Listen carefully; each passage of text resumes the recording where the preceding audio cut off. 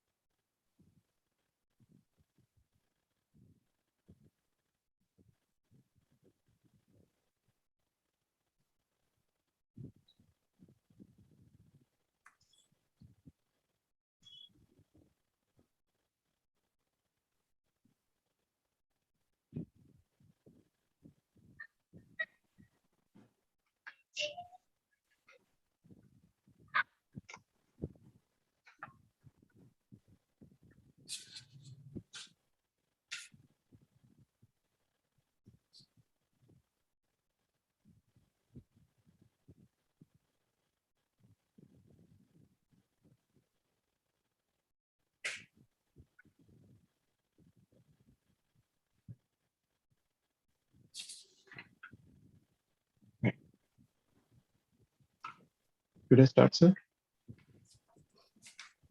Yeah, I think let's start. Respected faculty members, office bearers of Indian Association of Social Psychiatry, dear students and viewers watching us live on YouTube, I, Dr. Gagan Hans, Assistant Professor, Department of Psychiatry, AIMS New Delhi, welcome you to this IESP CME on medical students' wellness, challenges and initiatives on both Zoom and YouTube platforms. We shall now proceed to the inauguration session of the CME. And at the outset, I would like to request Professor Rakesh Chadha, Professor and Head, Department of Psychiatry, AIMS New Delhi, and Chief National Drug Dependence Treatment Center to deliver the welcome address. Sir is Professor and Head at the Department of Psychiatry and Chief National Drug Dependence Treatment Center, All India Institute of Medical Sciences, New Delhi. Sir is a Fellow of the Royal College of Psychiatrists of UK. He's an International Distinguished Fellow at the American Psychiatric Association, Honorary Fellow at the World Association of Social Psychiatry, Fellow at the National Academy of Medical Sciences of India, Secretary General of the World Association of Social Psychiatry, from 2019 till 2022. He's a member of the editorial board of the British Journal of Psychiatry. He's a recipient of 15 national awards in psychiatry, including a Journal of Oration Award of the National Academy of Medical Sciences, Tilak Venkoba Rao Award of Indian Council of Medical Research, among a couple of other awards. Sir has more than 270 publications to his credit, including 10 books and monographs, and his works have been published in many international journals of repute, including British Journal of Psychiatry, American Journal of Psychiatry, Lancet, Extra Psychiatry. Sir, we welcome you to this CME. Over to you, sir. Thank you, Dr. Gagan. Honorable Professor Randeep Guleria, Director, All India Institute of Medical Sciences, New Delhi. Professor Sharon, President, Indian Association of Social Psychiatry, and also the Organizing Secretary for today's program. Dr. Solanki, Dr. Kunuz Varghese, EC members of Indian Association for Social Psychiatry, faculty for today's CME, delegates, and my faculty colleagues.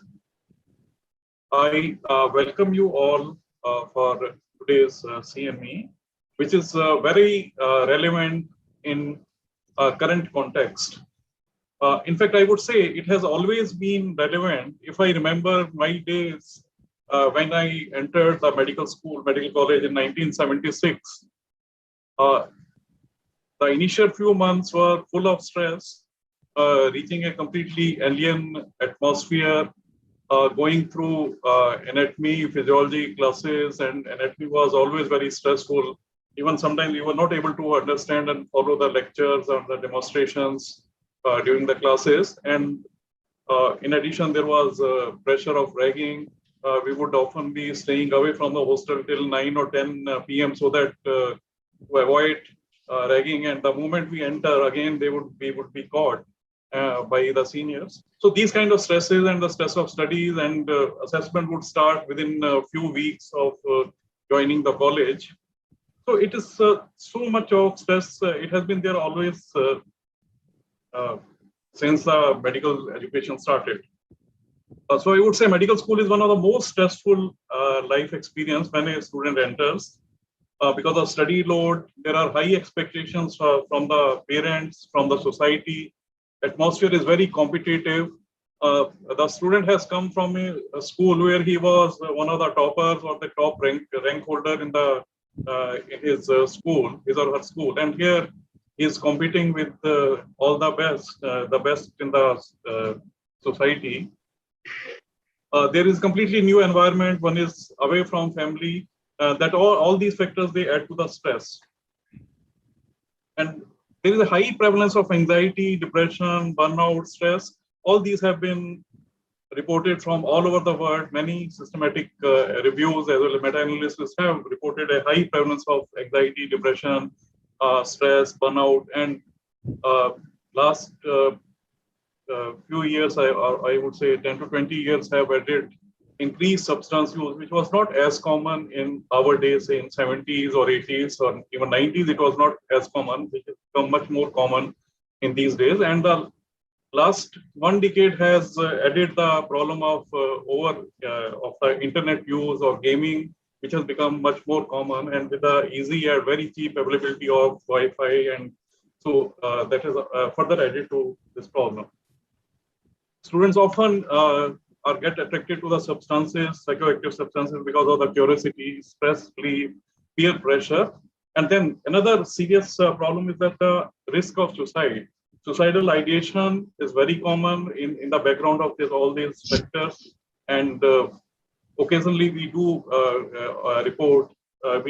come across suicidal attempts, and which is much more stressful to the students, to fellow students, to parents, society, and teachers, and all of us feel stressed because of that. And in this background, there is a need of student wellness programs. Now, there has never been any formal structure of student wellness programs built in the medical schools, which has been very unfortunate. In last few years, or maybe I think it's about 10 years or so, 10 to 15 years that we started having active efforts at developing a student wellness program, in which Dr. Sharan took a very strong initiative. And in the last few years, we have been able to have a structured student wellness program at AIIMS New Delhi. We'll be discussing about that, because there are often problems at the level of administration, requirement of space, requirement of manpower, because there has not been any built up any staff requirements, or these things have been kept within the infrastructure of a medical school, especially in India. I think maybe in the Western in colleges in the high-income countries, definitely they have student wellness programs, even in the universities also. But in our country, there has always been focus only on the studies, and student wellness is not taken that seriously. And there is also lack of awareness on part of students, parents, and societies about the mental health issues. Stigma also interferes in accessing help. So there are so many impediments, so many challenges to develop a student wellness program. So in today's CMA, which is being organized by the Department of Psychiatry and National Drug Dependence Treatment Center at All India Institute of Medical Sciences, New Delhi, we'll look into all these factors and we'll share our experiences of student wellness programs. We have this program has drawn faculty from leading medical schools from all over the country, and there has been a large number of registrations, and the students as well as the faculty, I hope they would definitely benefit from this program. And I compliment the Indian Association of for Social Psychiatry. Dr. Pratap Sharan happens to be the president of ISP, and office bearers of ISP, executive council members of ISP, and my faculty colleagues and the delegates. I welcome all of you to the today's program, and I hope this definitely should serve its purpose of sensitizing the students, sensitizing the faculty, and all the delegates in with the principles of student wellness, challenges, initiatives which are required at the individual level. And today's students are going to be faculty in the later years in different medical schools. So that serves the purpose. This sensitizes the would-be doctors, would-be faculty members, or would-be, and they would be taking this message to the society. So I welcome you all, and thank you. Thank you, sir. And proceeding with our inauguration session, now I would like to request Professor Randeep Guleria, Director, All India Institute of Medical Sciences, New Delhi, to deliver Director's address. Sir is a well-known name throughout India. Sir is Professor and Director AIIMS and Professor and Head at the Department of Pulmonary Medicine and Sleep Disorders at All India Institute of Medical Sciences, New Delhi. Sir is the first Indian to get Doctor of Medicine in Pulmonary and Critical Care Medicine. The Department of Pulmonary Medicine and Sleep Disorders has been created under his dynamic leadership in 2011 and has been ranked Best Department in Pulmonary Medicine in 2014, 15, 2016 by the Nielsen survey published in Week. He was instrumental in started DM courses in discipline of pulmonary critical care and sleep medicine at AIIMS in 2011. Sir has been conferred with the prestigious Padma Shri Award in 2015 by the President of India, and recently with Dr. B.C. Roy Award in the category of eminent medical persons for the year 2014. He's a member of many key committees for the Government of India, and he's a well-known and popular face on almost all news channels. And he has been spearheading the Indian campaign in fight against COVID, and we see him from time to time on news media. We welcome you, sir, and over to you, sir.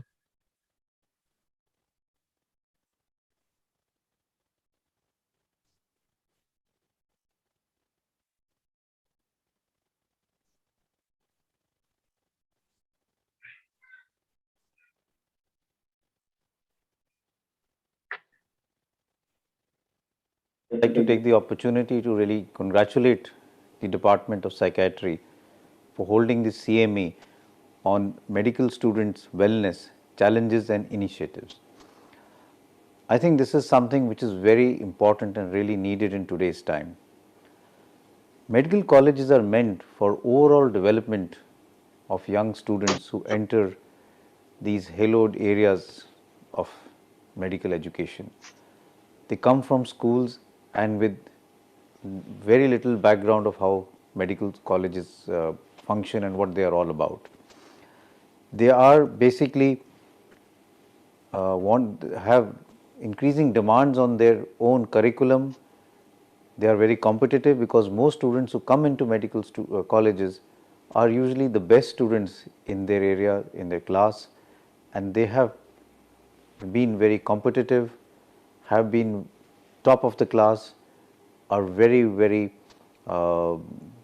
therefore stressed out to some extent, and that is why they have high expectations not only from themselves, but society also puts a lot of pressure on them as far as their parents or peers are concerned.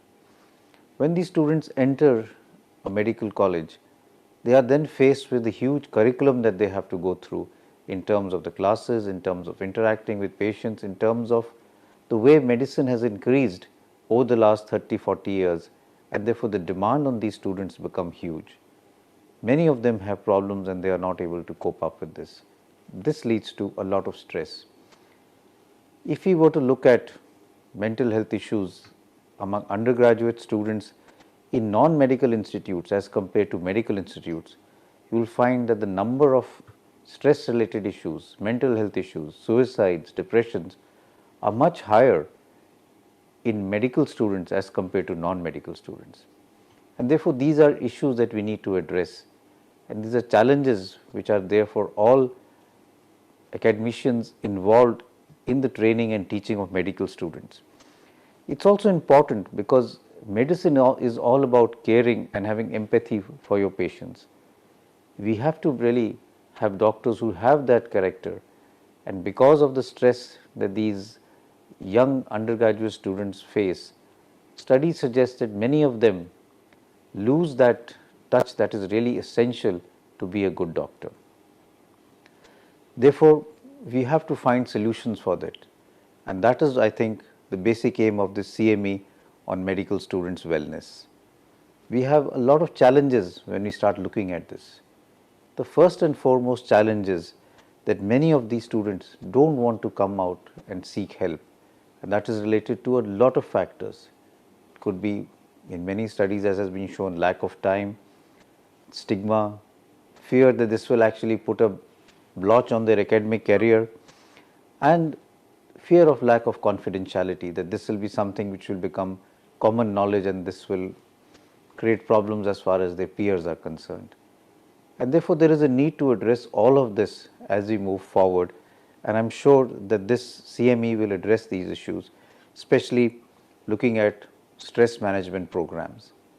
There is now a lot of data which suggests that stress management programs helps a lot as far as undergraduate students are concerned, both in their overall development, in decreasing the degree of mental health, in improving their immunological function, and making them better human beings.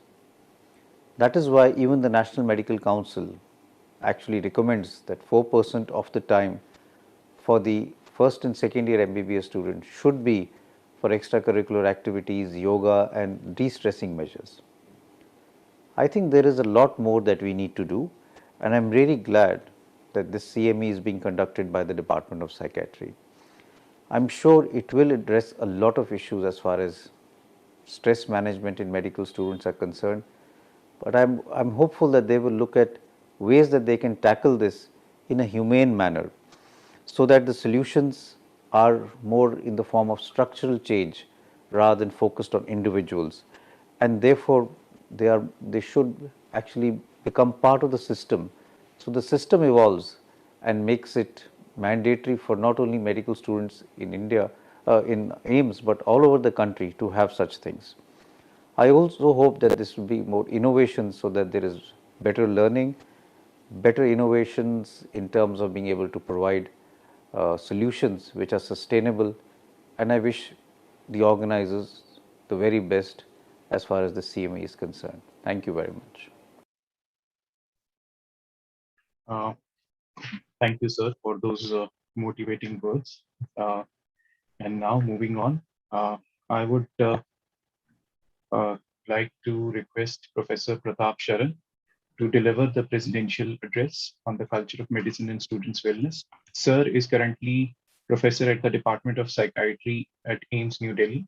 He has 26 years experience as a PhD teacher. He is a recipient of the Valiant Award of the IASP and Marfatia and Pune Psychiatric Association Awards of the Indian Psychiatric Society. Sir has more than 250 publications to his credit.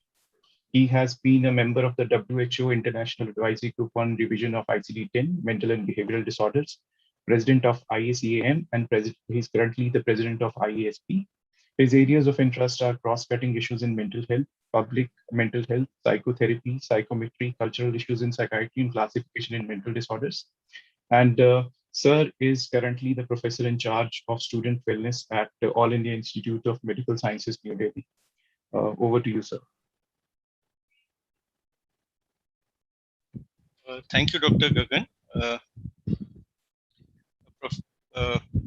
Professor Guleria, Professor Solanki, Professor Unuz Varghese, other members of the Executive Committee of IASP, Professor Chadda, faculty of the CME, departmental faculty colleagues, delegates. I'm very happy to be presenting this lecture on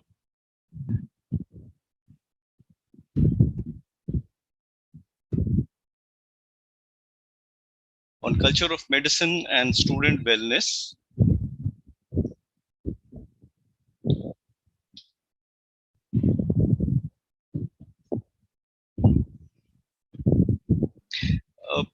Professor Chadda as well as Professor Guleria have talked about various issues related to stress in medical students, as well as certain solutions which can be offered to them.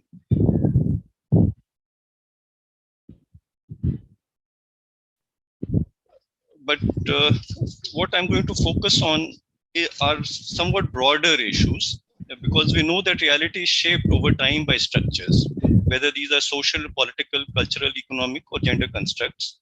And social reality is mediated through discourses that regulate what can or cannot be said, who has the authority to speak, and who must listen and obey. Whose social constructions and experiences are valid or invalid. And here I'm trying to say that if we want to bring about changes for certain, for medical students in general, or as well as certain groups within these trainees, it will be important to be able to highlight their voices and to bring it into decision making. So these truths sometimes need to be challenged.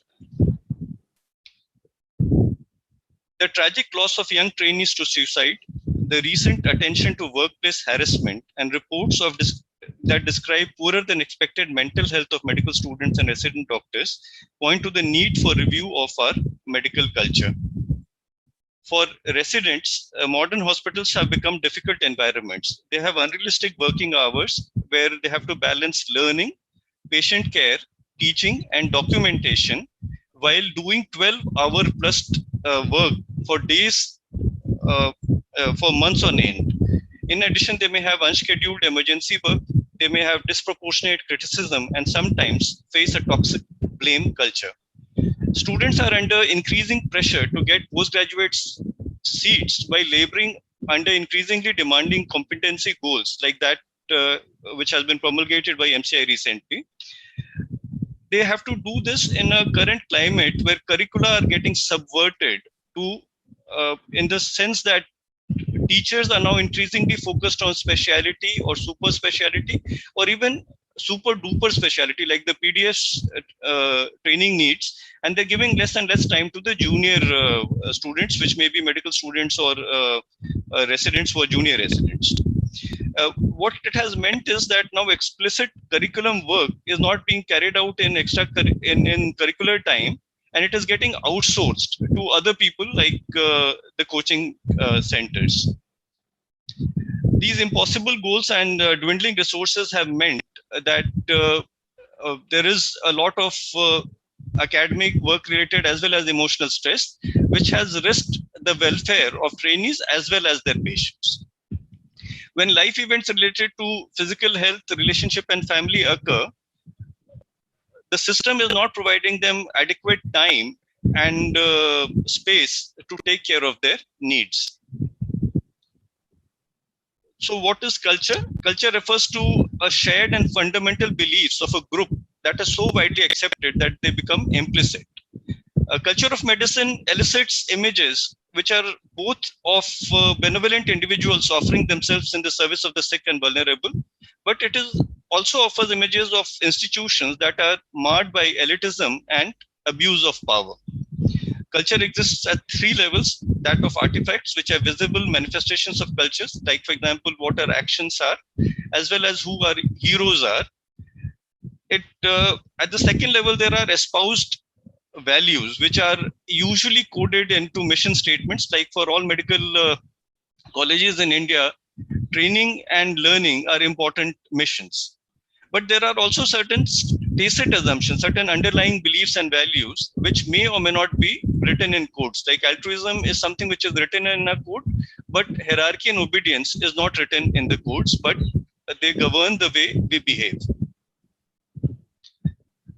Cultural problems sometimes occur within subcomponents, and so even if the overall culture is doing well, there may be problems in the way subcomponents are behaving.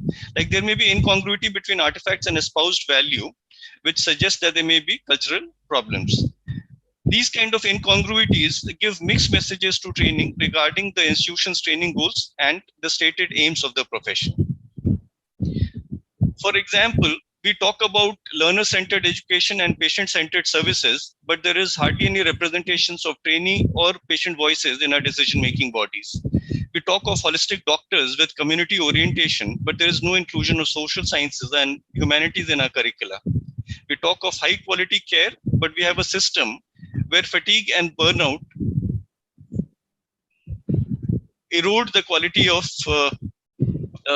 care, because the bulk of care is provided by juniors who, if they are not functioning well, cannot be as empathic and cannot be working to the same degree of efficiency that we would want them to, and what they would want themselves also.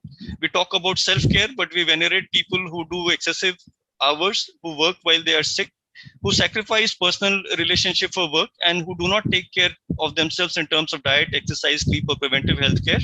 We talk of self-compassion, but we have a profession where invulnerability is revered, and it's looked down upon to seek care for oneself if one is not feeling well.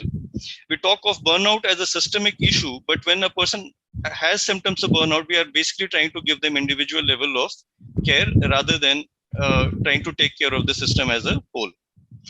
I will now turn your attention to some of the problems of a toxic medical culture. The first thing that I want to highlight is the acts of commission. Fnaiz et al. Did a meta-analysis on medical trainees from various countries. These were students, interns, as well as residents of various years, as well as various disciplines. And they reported a wide range of behaviors that they perceived as humiliating, hostile, or abusive. 60% reported at least one form of harassment. Verbal harassment obviously was the commonest, but physical harassment was by no means rare. Gender discrimination and sexual harassment were common, particularly amongst women. Academic as well as racial and cultural harassment were reported, the latter more amongst the non-whites. Importantly, harassment and discrimination is not decreasing over the decades. And even when victims of sexual harassment report that it impairs their performance, ability to learn, and that it affects their mentorship relationship, only about a quarter are reported at the world level. In India, probably the rates may be even lower. If we turn our attention to bullying, which is something which is done repeatedly. Harassment may occur once, but bullying is something which occurs repeatedly. It is meant to gain power and dominance over the other person by causing fear and as well as distress. So there must be evidence that for bullying to be labeled, there must be evidence that those involved either intended that there should be fear or the victim should feel fear. So fear is an important issue of bullying, and repetition is the other thing which is important to this concept. Rates of workplace bullying in medical training globally is very high. The rates range from 30 to 89% in a review done by Lizzie and Ahmed. Interestingly, the highest rates were reported in an Indian study. It may be that one center is an exception, but the rates are high even in India. Understandably, the perpetrators are mostly professionals in position of power. Residents often do not report bullying because they do not know what qualifies as abuse. They do not know how to or to whom they should report, and they fear retaliation. Moving now to issues about omission, lack of diversity and inclusion. Diversity is a multifaceted issue encompassing gender, race, ethnicity, age, religion, socioeconomic status, sexual orientation, as well as disability. Many people believe that diversity and inclusion is more about political correctness or about it's seen often as an issue of charity. But if we really look at the literature, it shows that diversity in health profession actually increases the access to care and quality of care received by vulnerable groups because of probably some amount of shared background. The overall quality of educational environment for all students improve because they get a diversity of experiences, and the patient's overall health outcomes improve. So diversity is not an issue of charity. It is something which actually improves the efficiency of the system. The long-standing male-dominated hierarchical culture of medicine poses challenges to the female trainees. And this is because gender discrimination originates from conscious as well as unconscious biases. For example, the cultural stereotype is that women are communal, that is, they're community-oriented, kind, dependent, nurturing, rather than agenetic, which means that they do not have agency. They are not able to take logical, independent, and strong decisions. This assumption, because of this, there is an assumption that women are less competent than men, and therefore women face struggle to be recognized and respected as doctors. Like commonly we will see that lady doctors will be called sisters rather than doctors. This has impact on their choices. Like medical students, they interact with residents as well as observe training environments, which are not conducive to women in certain specialties like surgery. Women trainees there in surgical departments, for example, have to work harder to gain respect, and therefore they work longer hours. They experience more burnout, depression, and sometimes they are not able to manage it and may have to leave also. Overwhelming majority of female medical students view surgery as unfavorable because of these experiences, while male students do not. These sentiments are continuing till now, and they are perpetuated by faculty. And this is anachronistic because women are now going into space. They are becoming fighter pilots. So there is no reason why they should not be able to do surgery per se.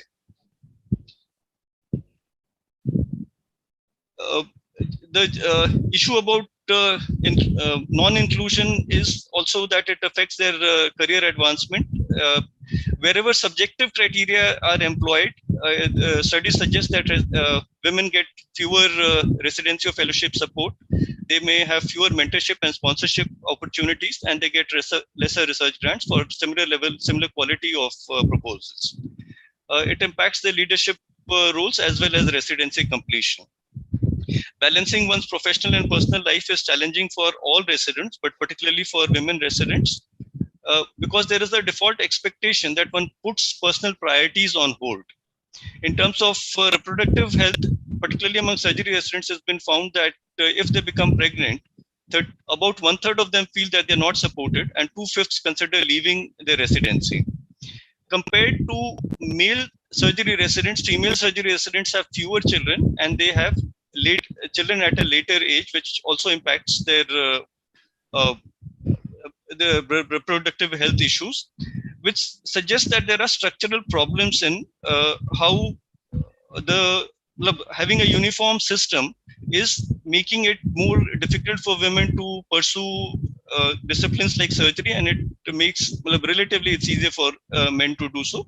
And that means that there has to be structural changes to be able to accommodate women's needs. Beyond reproductive health, women are also involved in more caregiving at a family level, and this leads to perception that women lack commitment or that they're disinterested in leadership, and this affects their recruitment as well as their promotions.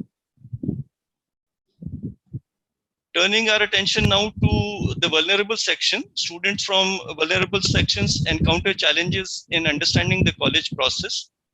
They may have difficulty in financing college. They may find a difficulty in finding a community within the college, balancing family obligations with college requirements, and navigating college while lacking cultural capital.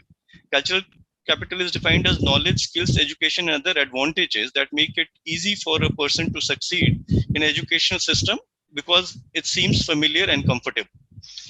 In India, a major issue in this regard will be that of language, because there are many people who come from non-English medium schools, and they come into medical systems where training is almost exclusively in English. And so what we have to understand is medical curriculum itself is very heavy, and when a person has to make up for 12 years of language education within a few months, they are actually carrying a double burden. A survey of second-year medical students at all 133 US medical schools showed that the first-generation medical students have increased level of stress, fatigue, and financial worries, and they have lower quality of life and social support. Here, first generation was defined as students whose parents had not earned an associate degree, which is they did not have a college degree or a technical education of any kind. First generation medical students in another study also was seen to have lower scores for environmental quality of life and self-care, and lower levels of faculty role models engaging in self-care. They also had lower level of medical school support for family and personal responsibilities, which they disproportionately face. It is quite understandable that a disproportionately greater percentage of first generation UGs come from vulnerable sections. Now, let's turn our attention to what can be done. The first question may be that why is there a need for changing culture rather than taking care of individuals or taking care of certain systemic issues? It's known that there are distress is high amongst medical trainees, and that it impacts both their personal and professional lives.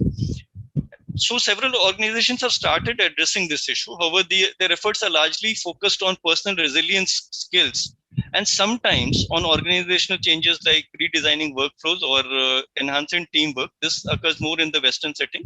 But is that these efforts are not adequate to address some of the fundamental cultural issues that we had raised in the previous part of this talk. Like a study by the National Academies of Sciences, Engineering, and Medicine reported that there are 5 factors which are associated with sexual harassment in medicine. These are perceived tolerance of sexual harassment, a male-dominated work setting, hierarchical power structures, symbolic compliance with policies and procedures rather than real compliance with these policies, and uninformed leadership. The strategies like mentorship, which is at an individual level, or workflow alteration, which is at a system level, cannot mitigate these issues that are related to institutional and training cultures. Therefore, there is a need to change the culture of medicine itself. A new culture needs to be facilitated that promotes a nurturing and supportive approach to teaching and supervision, and a medical practice that facilitates well-being, quality of life, and sustainable medical careers.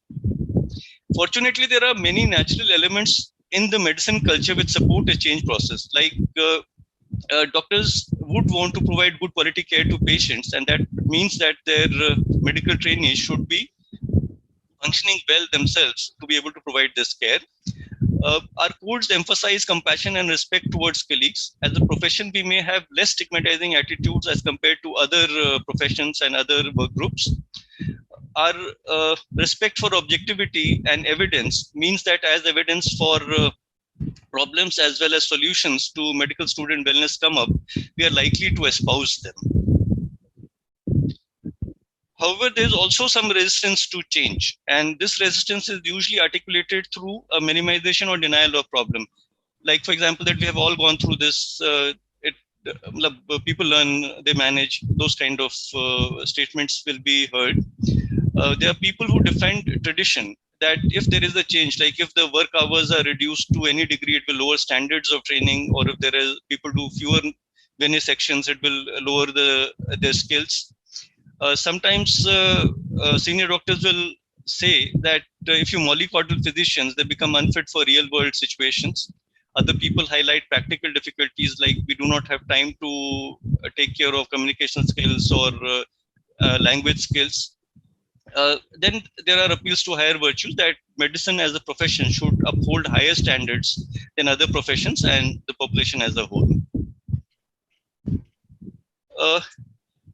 Therefore, to bring about cultural change, it is important that we involve the leaders. Unless leaders are convinced, cultural change is not possible. It is also important to involve all stakeholders, because it's a broad spectrum change that we are trying to bring about. Similarly, to facilitate new learning, there will be a need to show evidence that cultural change is possible and that it is useful. Much work has not been done in this area in terms of evidence, but experience is now accruing that such work is possible. And the process that is followed usually is that first there is a definition of goals at an individual level as well as at an organizational level. Then the target groups are defined, and they are trained for it. They are involved in decision making, and they are often offered a menu of choices, because different solutions will work for different individuals and groups. But beyond the target groups, there is a need for targeting also the training teams, the teams which are going to bring about this culture change. And so there is a training of trainers. Positive role models are offered. These learning organizations are provided with support groups, and system controls and structures are inbuilt so that they are consistent with the desired changes. In conclusion, we must recognize the cultural dimensions of challenges facing our medical training system to address the high prevalence of mental ill health amongst our trainees. This requires an honest appraisal as well as a new dialogue at the level of our entire profession, as well as educational institutions and healthcare delivery systems. We call upon all medical professionals to reflect more deeply on cultural values of medicine to facilitate the propagation of values we wish the medical profession to embody. So, thank you.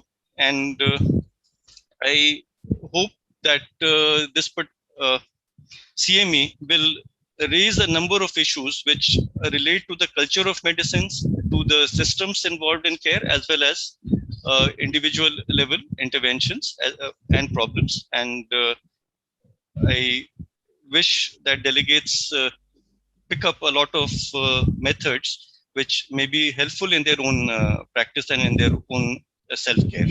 Thanks a lot. Thank you, sir. And now I would like to request Professor Dr. Kaushik Sinha to deliver the vote of thanks.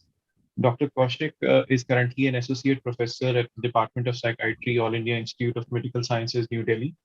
He is a recipient of Dr. G.C. Boral Award for Eminence in the area of social psychiatry and allied sciences, Treble Fellowship from Department of Science and Technology, Government of India, Global Mental Health Fellowship at McGill University, Montreal, Canada. He has been the chair of the website committee of the Indian Psychiatric Society for the term 2018 to 2020. He's the Assistant General Secretary of the Indian Association of Social Psychiatry from the term 2016 to 2019. His areas of interest include consultation, license psychiatry, and psychosomatic medicine, and technological implementation in the field of psychiatry. He has published around 52 articles and 10 book chapters, and he's currently working on a number of extramural and intramural projects. Over to you, sir.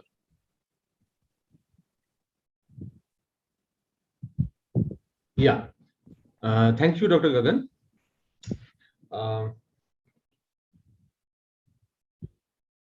Okay. Good morning, everyone.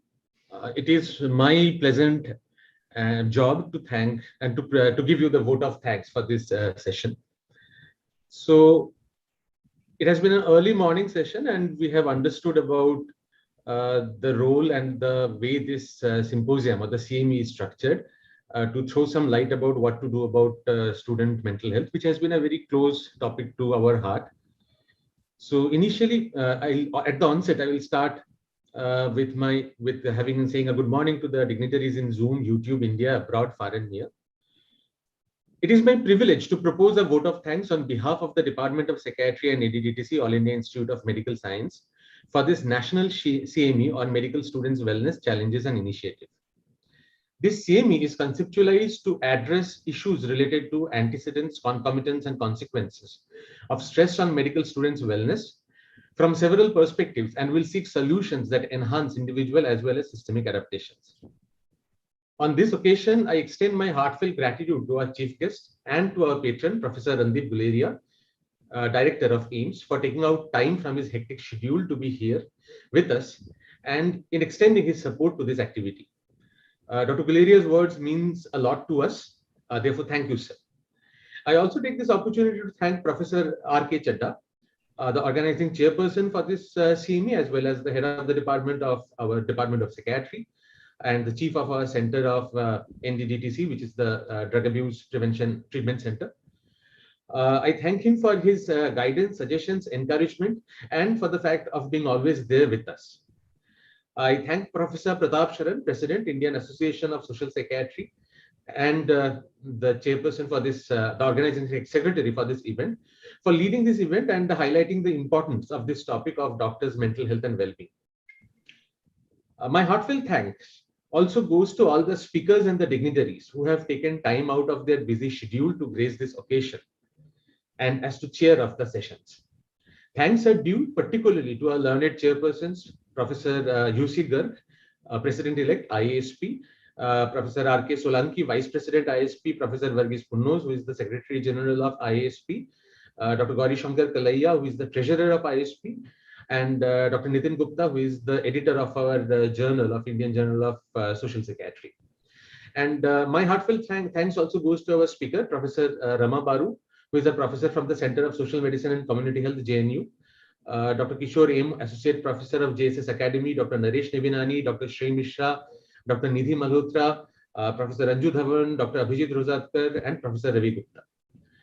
So I really wish to thank all the participants also for their overwhelming response to this workshop. It started up as a small workshop, but as of yesterday night, there were 969 registrations. So there were more than 1,000 people who are interested in devoting their time to this topic. And that's a very welcoming and heartening signs for us. And the participant registration analysis shows that a significant proportion of the participants are from all over the country. And many of them are from non-psychiatry department, faculties from other department, and faculty to undergraduate students from other colleges. So what I'm hoping is that this conference do make an impact and help in building up a network of student wellness centers across the country. The vital link in pushing such scientific program is always the organizing committee. And in our department, we have the luxury and the privilege that the organizing committee is our whole departmental faculty. I therefore thank the entire faculty of the department for their untiring help for organizing the CME at various levels and various positions. Finally, my heartfelt thanks also goes to the junior and the senior residents, the PhD scholars of the department, and the clinical psychologists who have been working untiringly at our Students Wellness Center, who have been actually doing these programs over the last several years. All the residents and the scholars and every one of us has been instrumental and perhaps even essential in execution of the program, from creating the conference website to managing logistics at various levels to being the main anchor of the ceremony. So all of you have my heartfelt thanks. Thank you. With that, I end my vote of thanks, and I will hand over to our anchor, Dr. Gagan Hans, who is a colleague of mine. I think our next session will be at 10. Thank you. Thank you, sir. And With that, we conclude our inauguration session, and we'll be proceeding straight away to our session 1, which is the societal change affecting wellness among medical students.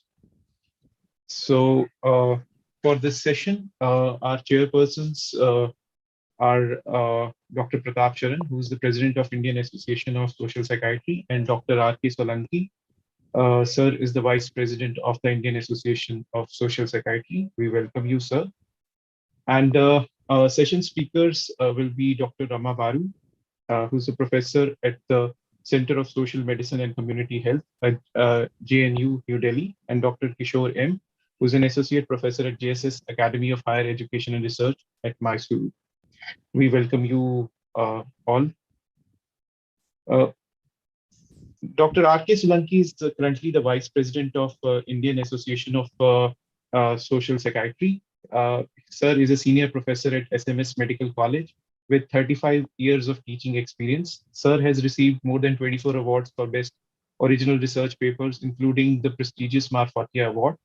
And other awards are Shanti Niketan, PPA1, and IAGMS from INTAS. And Sir has served at the Indian Psychiatric Society as representative of the North Zone to Indian Psychiatric Society, president of the Indian Psychiatric Society North Zone, executive council member of the Indian Association of Social Psychiatry, and chairman of the CME of the IPS North Zone, and published more than 83 research papers.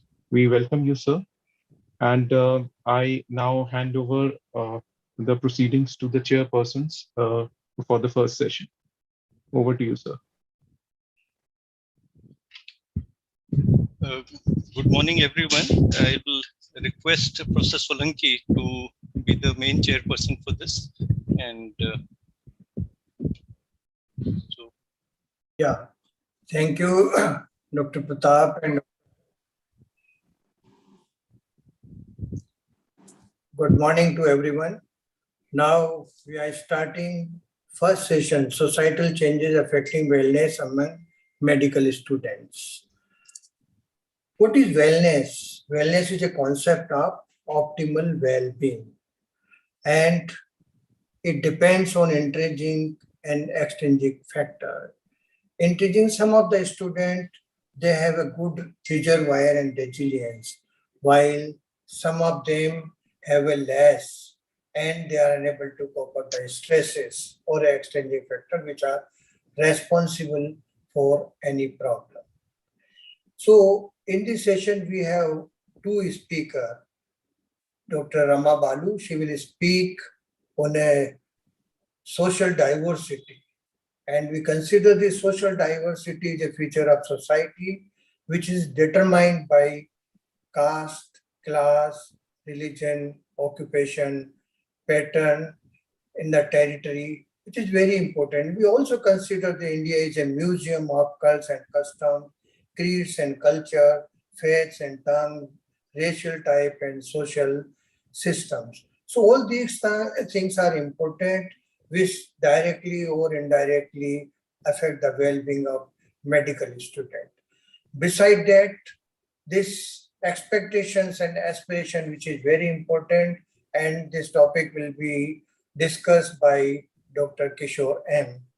As we know, there is a lot of stress due to curriculum and hectic work schedule and high self-expectation. All these things lead to problem in medical student.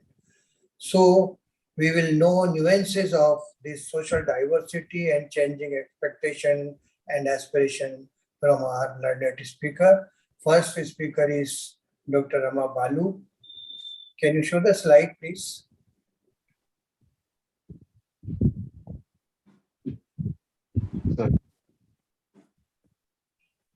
She is a professor, Center of Social Medicine and Community Health, Jawaharlal Nehru University, New Delhi. She is having experience more than 30 years. She has been awarded many prestigious awards, including Indo-Shastri Fellowship, that is Canadian government, Belgian Fellowship, UCL, UK, and Yusuf Hamid Fellowship, Columbia University of New York. Then she has written and published many books and journals. She is honorary fellow of Institute of Chinese Studies, New Delhi, then honorary professor, Central China Normal University, Wuhan, China.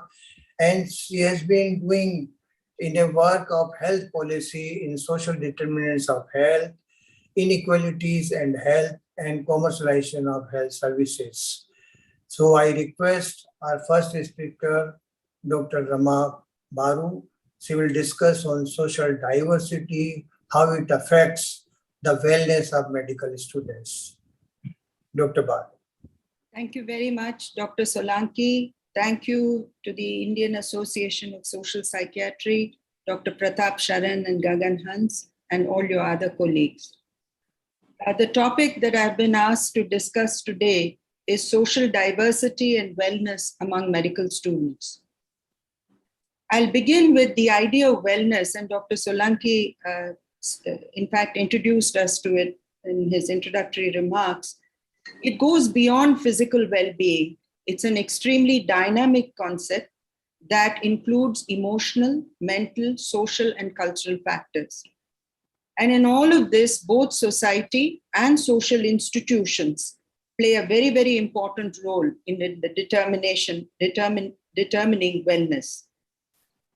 We've heard Dr. Guleria this morning, and in the inaugural address, several eminent speakers who have looked at wellness from an individual point of view, which is to say that there is, and it's very well recognized, and Dr. Sharan's lecture also showed us evidence of how there is a great deal of stress. The rates of suicides are much higher in the case of medical students. And all this is really being looked at the individual level. What I'm trying to do today is to say that these individual experiences, which of course are specific to medical students, given the pressures and the rigor of the academic demands, there is also a very important aspect of how there are social factors that determine wellness, even as individuals become part of an elite institution like a medical college. I think one of the important points that Dr. Solanki also raised, in a very large and diverse country like ours, there is great cultural diversity, which is also complicated by socioeconomic diversities. So there is considerable variation in how social groups, in fact, experience the concept of wellness, which is both based on perception of wellness. What is a good life? What is it that I expect? And this, I think, ties to the next lecture that Dr. Kishore will give on what are the aspirations and the expectations that are placed on us as individuals and also from our families and the social class to which we belong, and the experience of wellness, which is very often institutionally determined. But one thing I want to unpackage today is the concept of diversity actually gives an impression that there are differences, but it does not adequately address hierarchy. And I want to bring this in because differences can be in cultural practices, they can be in beliefs, they can be in attitudes. But what is very important to understand is there can be differences across age, sex, and also occupation in various other ways. But these are individual attributes. However, when you bring the question of hierarchy into this equation, we are talking about rank ordering. We are talking about layering of society. And also it highlights a very important issue of inequities in access to wealth, in social status, and in terms of power. In fact, Dr. Sharan had one slide where he showed us how important social inequities were in determining even the idea of wellness. And this I will elaborate a little bit later. So what I'm trying to say is diversity is not just an individual attribute. Actually, diversity has an attribute of collective experiences, especially in a hierarchical and an unequal society. So when you come from different social backgrounds into an institution that is blind to these hierarchies, then the treatment, that you cannot have a one size fits all for your students, that sensitivity to difference is very, very important. Very often we hear, and my own experience in being in a public university and have been interacting with AIMS through their faculty sensitization programs over the years, especially after Professor Thorat's recommendations, after the suicides of some Dalit students. One of the things I really understand is we all believe we celebrate differences, that we have no problems with differences. But at the same time, depending on our class, our caste, and our gender position, we've been socialized in particular ways. We may not be aware of it. We may not actually get cognizance of it. But it is extremely important for us to recognize that these are very much a part of our lived experience, as it is of the students and the faculty who come together to work in these public institutions. What I would like to really elaborate on is there are multiple axes of inequities in our society, and they intersect and interact with each other. So the socioeconomic inequalities that you see in society are also mirrored in our institutions. And this is very, very important for us to understand. While we may celebrate academic excellence, we cannot ignore or be blind to the dynamics of the larger society and the way it impacts in the institutions of higher learning. So as a sociologist, I think I will bring to you the concepts of caste, class, gender, religion, and ethnicity. And in fact, Dr. Sharan had shown data from the Western world where race is also shown to have a very important bearing. And these concepts are important for us to examine and to understand the dynamics of the intersection of these concepts and the social diversity that we are facing in these institutions of higher learning. As I said before, institutions of higher learning, I'm not just talking about AIMS, I'm even talking about all our higher institutions of higher learning. They tend to be largely blind to the questions of gender and caste, which means that if you speak about caste, then it is as if you're saying, but I'm not casteist, I'm not discriminatory, I'm an educated person, I'm a modern person, and therefore all this caste and gender does not matter to me. But only merit is important, and I only look at the academic performance of the student. But unfortunately, in the social science writings, and there's very little in the question of higher education, we know there is discrimination. We know that we have our own biases and prejudices, which in a sense determine our interaction with each other as faculty and also between faculty and students. And this has come out very, very clearly in the kinds of proceedings that we see in questions of gender discrimination, caste discrimination, etc. And I think AIMS had its own experience of having a committee that looked into this and actually pointed out that there is casteism, but it is not recognized. It is not given its due place. Because if you don't recognize a problem, if you invisibilize a problem, then you cannot tackle the problem. And I think this is very well known in all our daily lives as well as institutional histories. However, this is not to blame anyone. This is not to say that, so-and-so is casteist, but I'm not casteist. The point really that I'm trying to make, and it's a very important concept in sociology, is the process of socialization. We are all socialized. Our primary social institution that gives a very important role in socialization is our family, then our community, our extended networks of kinship, our schools, and then finally, when you reach your higher centers of learning, you are already have deep recordings.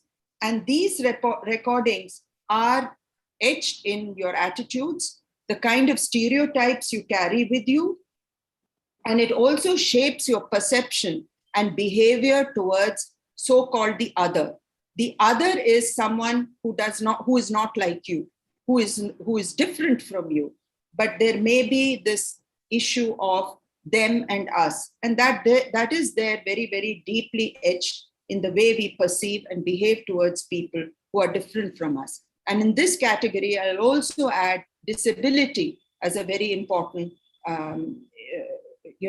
a category in itself. So when we enter medical college and are thrown together with people from very diverse backgrounds, there is a challenge here. There is a challenge of the social dynamics of the inequities and how they play themselves out, and how the students from very diverse social backgrounds interact with each other, how the faculty from very diverse backgrounds interact with each other, and then, of course, the more complicated dynamics between faculty and students. And I particularly like what Dr. Sharan said, and I think this is a very important issue when you look at institutions of higher learning, that the language issue complicates and actually interacts with these inequities. So you not only have a caste, class, gender divide, but language itself can be a divisive factor. And this divisive factor of language actually leads to further exclusion. So the upper caste, upper class, second and third generation articulate student versus the first generation, maybe OBC, SC, ST, and not having command over the language.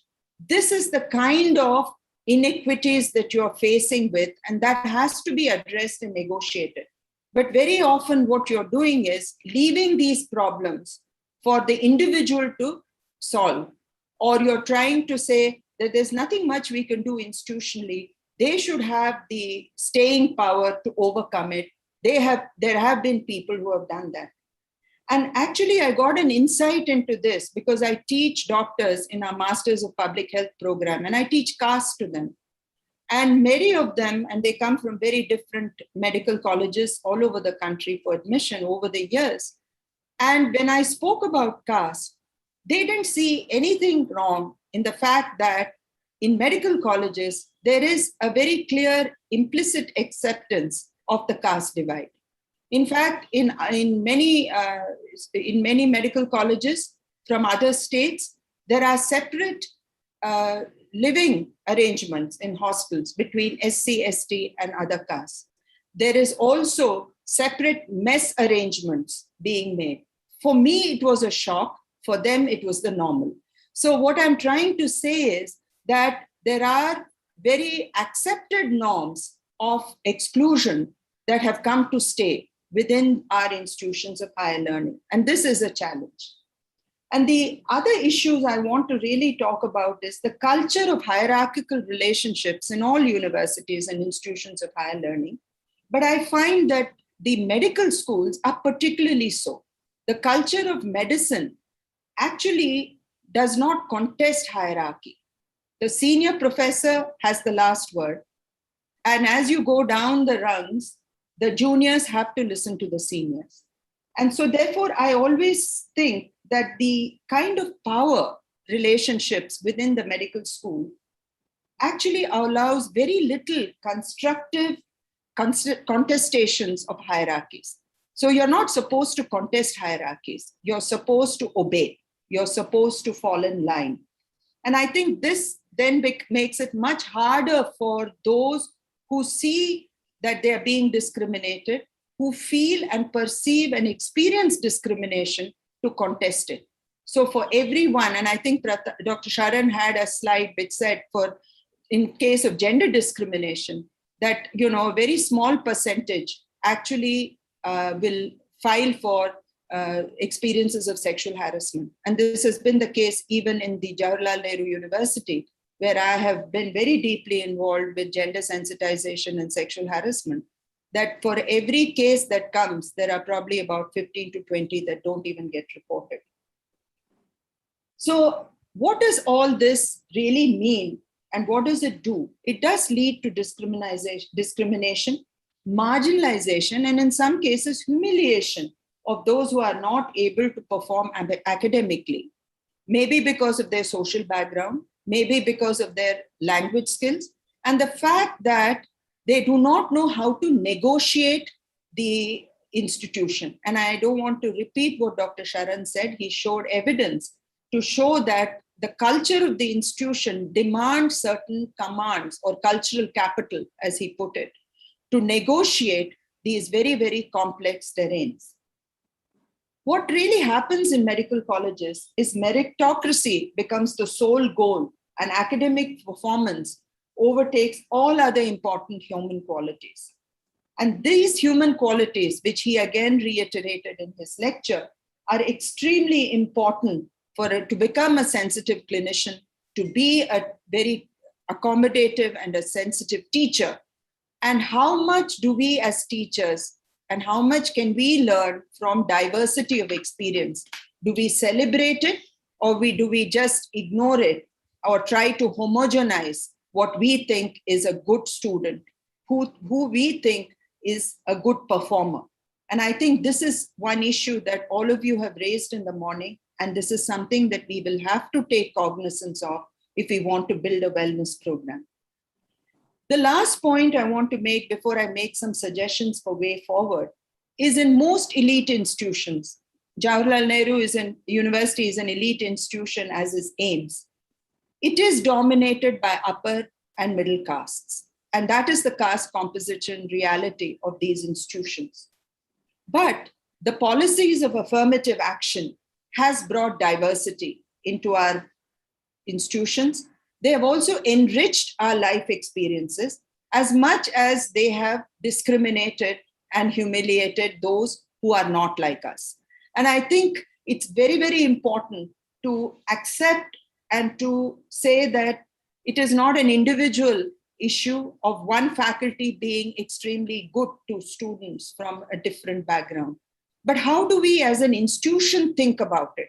What is the culture of that institution that we want to build, which will allow us to celebrate diversity, to learn, and to also support those who come from very diverse backgrounds? So some of the ideas that I have for ways forward is, firstly, I think, to recognize that there is a very, very important role for social determinants of wellness, that there is socioeconomic variation in the background of our students, as there is in our faculty, and the importance of recognizing this at the higher levels of the institution. Which is why, I think it's very important. You cannot have a CME which will talk to your students and say, we are sensitizing you. No, I think the director of the institute, the senior professors of the institute have to sort of sit together and say, yes, we have to think about how we think about caste, how we think about gender, what are our attitudes? Because we cannot become, just say that, oh, we are very educated, we are very modern, we are not casteist. I'm sorry. I have been in this institution in JNU, and I can tell you, we are supposed to be a very progressive university, but we can be very casteist in the way we think about students, about gender issues. We've had several cases of sexual harassment that have come up against professors. So the issue of power is very, very important for us to recognize. And there is need for a platform at your higher levels to discuss some of these issues freely and frankly. The other thing, I think, is the acceptance of differences and building a culture of empathy, respect, and inclusion of differences has to be built into this program. And there has to be a very conscious program. And I hope the wellness symposium will take this will take this forward. There is also a need to set up institutional mechanisms for sensitization and redressal of discrimination, of exclusion, and that there should be a destigmatization of this. Just because I go to complain against sexual harassment, and we've seen this repeatedly in JNU, where the victim who goes there is actually then discriminated. They're stigmatized. So just the fear of stigma itself doesn't make people really reproach and approach these kinds of institutions. CME is a very, very important intervention, and I'm very, very glad that you have taken this initiative. But going beyond this, and this is something Dr. Sharan alluded to, that many of these concerns have to be integrated into the medical curriculum itself, both at the undergraduate and the postgraduate studies. And it's very interesting that in the medical education in the United States today, a lot of these concerns have been brought in through what they called humanist studies, philosophy, medical ethics. And I think it is an ethical issue as much as it is a social issue for institutions of higher learning. I think the idea of bringing some of these issues into institutional forms, into giving recognition, into finding platforms for greater inclusion and interactions between and celebrating diversity in that fashion, is to bring back humanism and into medical education and practice, to reassert the values of fairness, equity, and social justice, which are absolutely the pillars of good medical practice, good medical education, and good teachers. Thank you so much. Thank you, ma'am, for a very enlightening lecture. I think it's particularly important to have social scientists amongst us when we talk about social issues in psychiatry.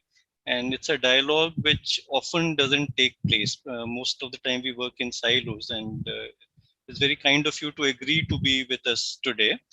There are a couple of questions that have been, the people have asked some questions. One question is, has there been any study on subjective happiness scales or well-being scales on medical students vis-a-vis other students from other streams?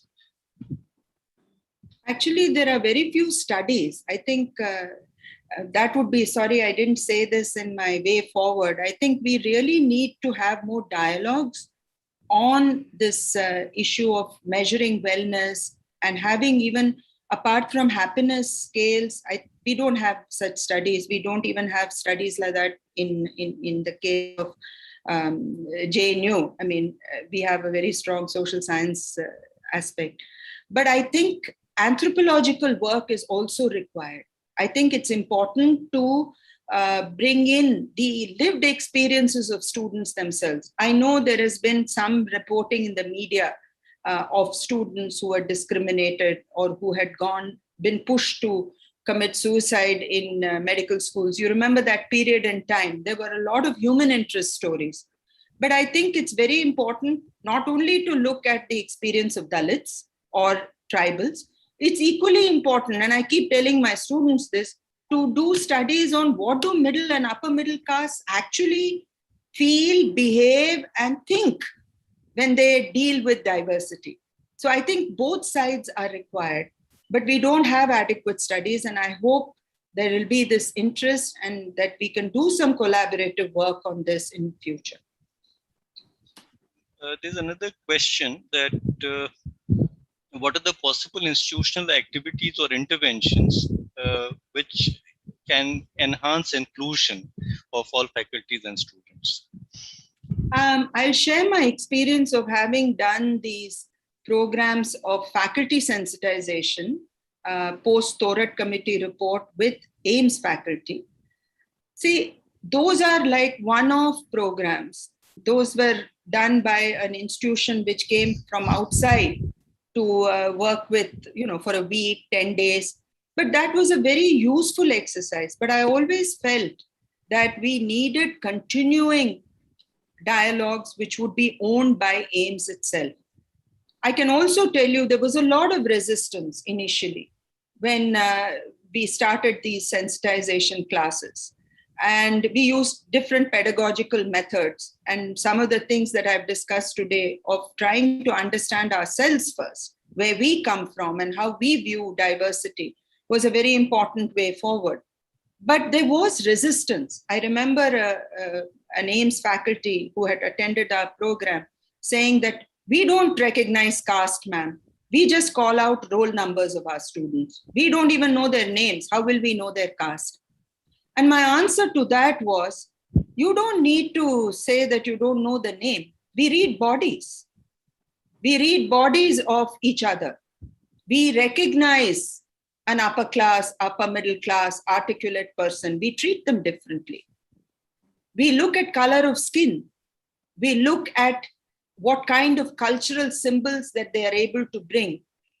Are they able to talk to you confidently, or do they remain silent? Do they speak to you in Hindi, or do they speak to you in English and in very articulate ways? So I told that particular faculty, we read bodies because we are socialized to read bodies. We know a poor body, we know a rich body. Our attitudes are different. We do treat people differently. So we don't have to know names of students, but we know from their bodies that there are markers of caste, of course, gender, and class, religion.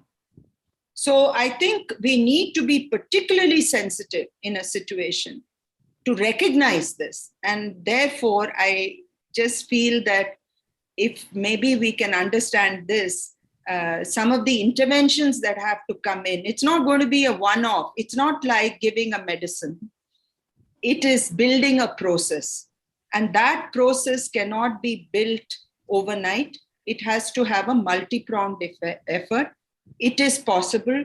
I think Dr. Sharan's lecture on that mentorship that you showed us, Dr. Sharan, a model of mentorship could be a way to start the process and to build on it, to adapt it to our particular needs of social diversity.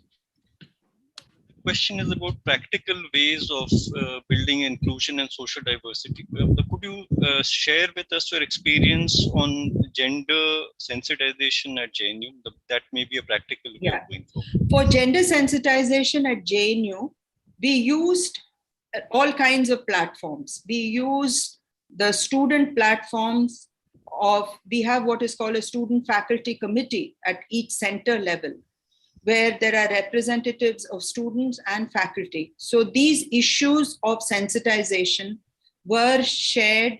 And of course, when we teach our courses on caste and gender, it naturally comes in because of social sciences being the mainstay. But more importantly, there were also awareness programs that were created that, you know, if somebody touches you in this way, if this is the kind of language that is being used, this amounts to objectionable behavior.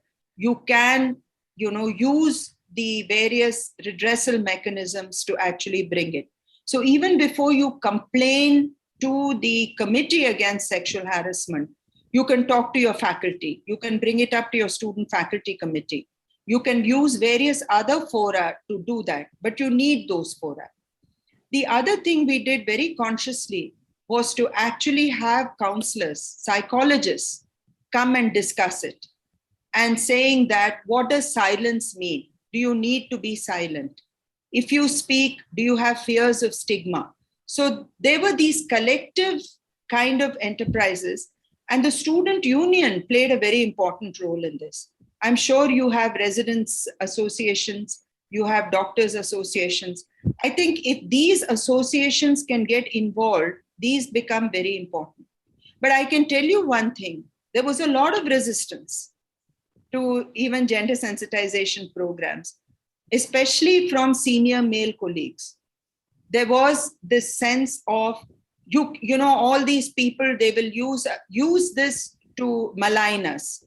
And therefore, when even cases went up to the sensitization committee and the redressal committee, we actually had situations where you would have senior faculty saying, it's okay, let's not punish him. Let's allow him to retire early.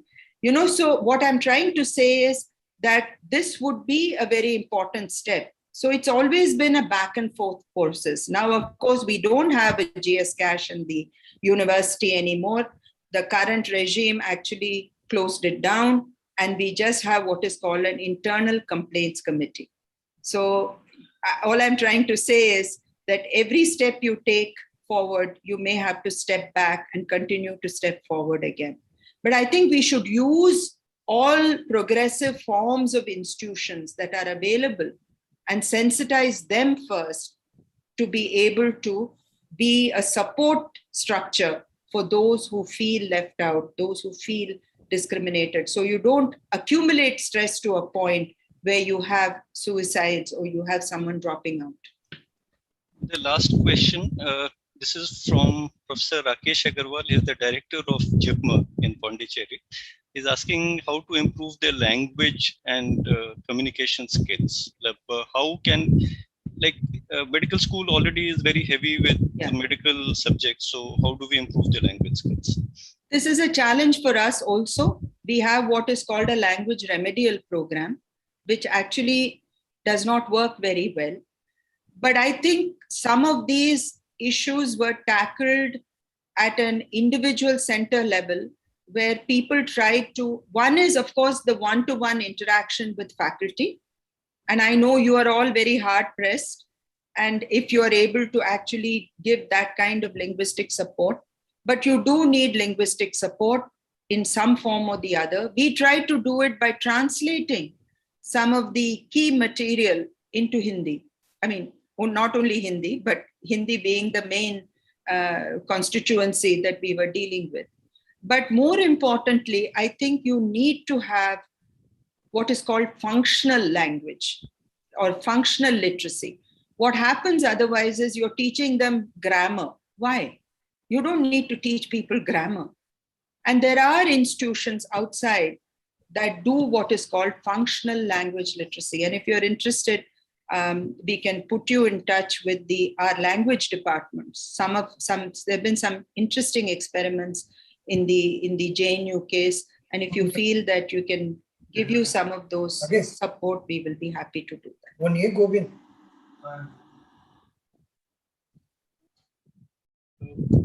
Professor Rakesh Agarwal wants to ask a question directly. So, sir, please go ahead. Okay. So the issue, what I was referring to in language is, in science, it's important for my students to understand a drug may be used, should be used, must be used, etc. And when they read English text, they need to understand that. And if they are using the language which is incorrect, I need to point this out to them. Now, when I point out this, it is taken as if I'm making fun of their language. How do we get over this? And our teaching has to be in small groups. So there will be mixed people. I'm trying to actually work towards improving his science. And if this is taken that I'm making fun of his caste or class, that is a really challenging thing. And that's the worry. Over. Yeah, it is a challenge, Dr. Agarwal. And I think over the years, we have tried very many different ways. One is to encourage them to speak in Hindi. It's okay. If there is in fact, in all my classes, I say that if you feel more comfortable in expressing yourself in Hindi, so be it, please do it. I think in all of this, what I have learned, and I'm with all humility, I'm saying this, is that I have learned to be much more sensitive in how I say what I say. And I think, it's not easy because it is a challenge. How do you accommodate those who have and who may perceive your comment as being not fair to them? But at the same time, when I ask a student who does not have command over the English language to express in Hindi, I think those who are entitled and who articulate in English, maybe they also learn to respect that, they have to now understand a language in which they are not articulating. So I don't know how it actually, it doesn't always work well, but at least you have to keep trying. And even term papers, which they submit, I keep telling them that even if you write in bad English, it doesn't matter, but don't copy paste. And if you're not comfortable in writing in English, write it in Hindi. Of course, JNU allows us that flexibility. In fact, it allows us flexibility for other languages also. But most often, we are only dealing with the Hindi belt issue. So we do encourage students to write in Hindi. And if I can't read Hindi well, I ask my colleague who is better at the language to read, and therefore then we do this evaluation. But I think there is no either or. I agree with you that one of the ways which I deal with poor language skills is that I actually give very detailed comments on their term paper and help them to improve it. But it requires a lot of hand-holding of an order, which you may say puts strain on us, but that's our duty. And I think if we respect diversity, we have to take that additional issue on. I don't know if that answers your question, Dr. Agarwal, but I'm just sharing with you, yes, there are frustrations in this, but there is also a lot of learning in this. And in a diverse class, there is a lot of cross-learning among students. But we set the tone for that culture of mutual respect. And the way we present the case is the way our students also take away from us. Thank you. Thank you. We'll take the last question from Professor Mamta Sood. She was the Secretary General of ISB in the last session. And Dr. Mamta Sood, please. Morning, sir. So, to Professor Agarwal's question, so generally what I do for this is that I note the points in my mind and I tell the student individually, the resident or the student. I never tell in the group the mistakes or whatever, supposing pronunciation is not right or the way they are articulating their answers, that I never tell in the group. So that helps. That is what I use as a technique. Thank you. Thank you, ma'am. I think thank you, Uh, Professor Baru. We are running out of time I for know, this I'm so sorry. session.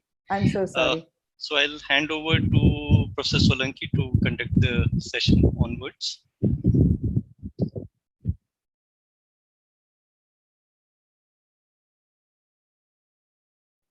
Yeah, thank you, Pratap Saran. First, I must congratulate Dr. Rama for nicely covered all the societal factors which are responsible for wellness of medical student, including caste, culture, religion, language. And she has shared her own experience and also given some of the suggestions which can be planned collectively and some of them at individual level in each institution. Thank you very much. Now we proceed on a next session, that is changing aspiration and expectation. What family members thinks about a medical student? What aspiration, expectations of medical student who is just entering? Why he has chosen this subject? What is aim in the life? And how it affects his with this wellness. That is very important. We have Dr. Kishore Baru. He will speak about, Sir, Dr. Kishore could not join, so his colleague Dr. Vinay has joined, sir. All right. So we have Vinay. He is talking about changing aspiration and expectation. His current designation is Assistant Professor AIMS Adi Chunchanagiri University, Karnataka.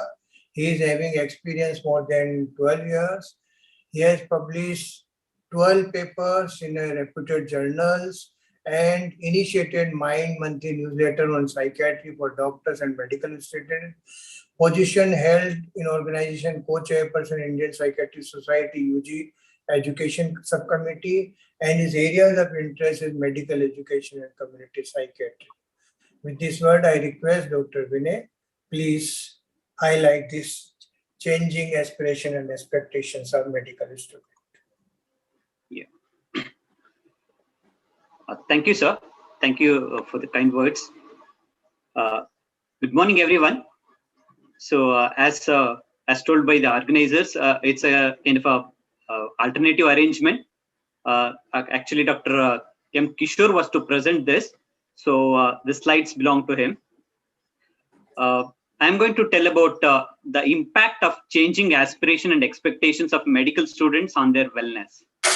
So before starting, let me pay my regards to both the chairperson, Dr. Pratap Sharan sir and Dr. Solanki sir.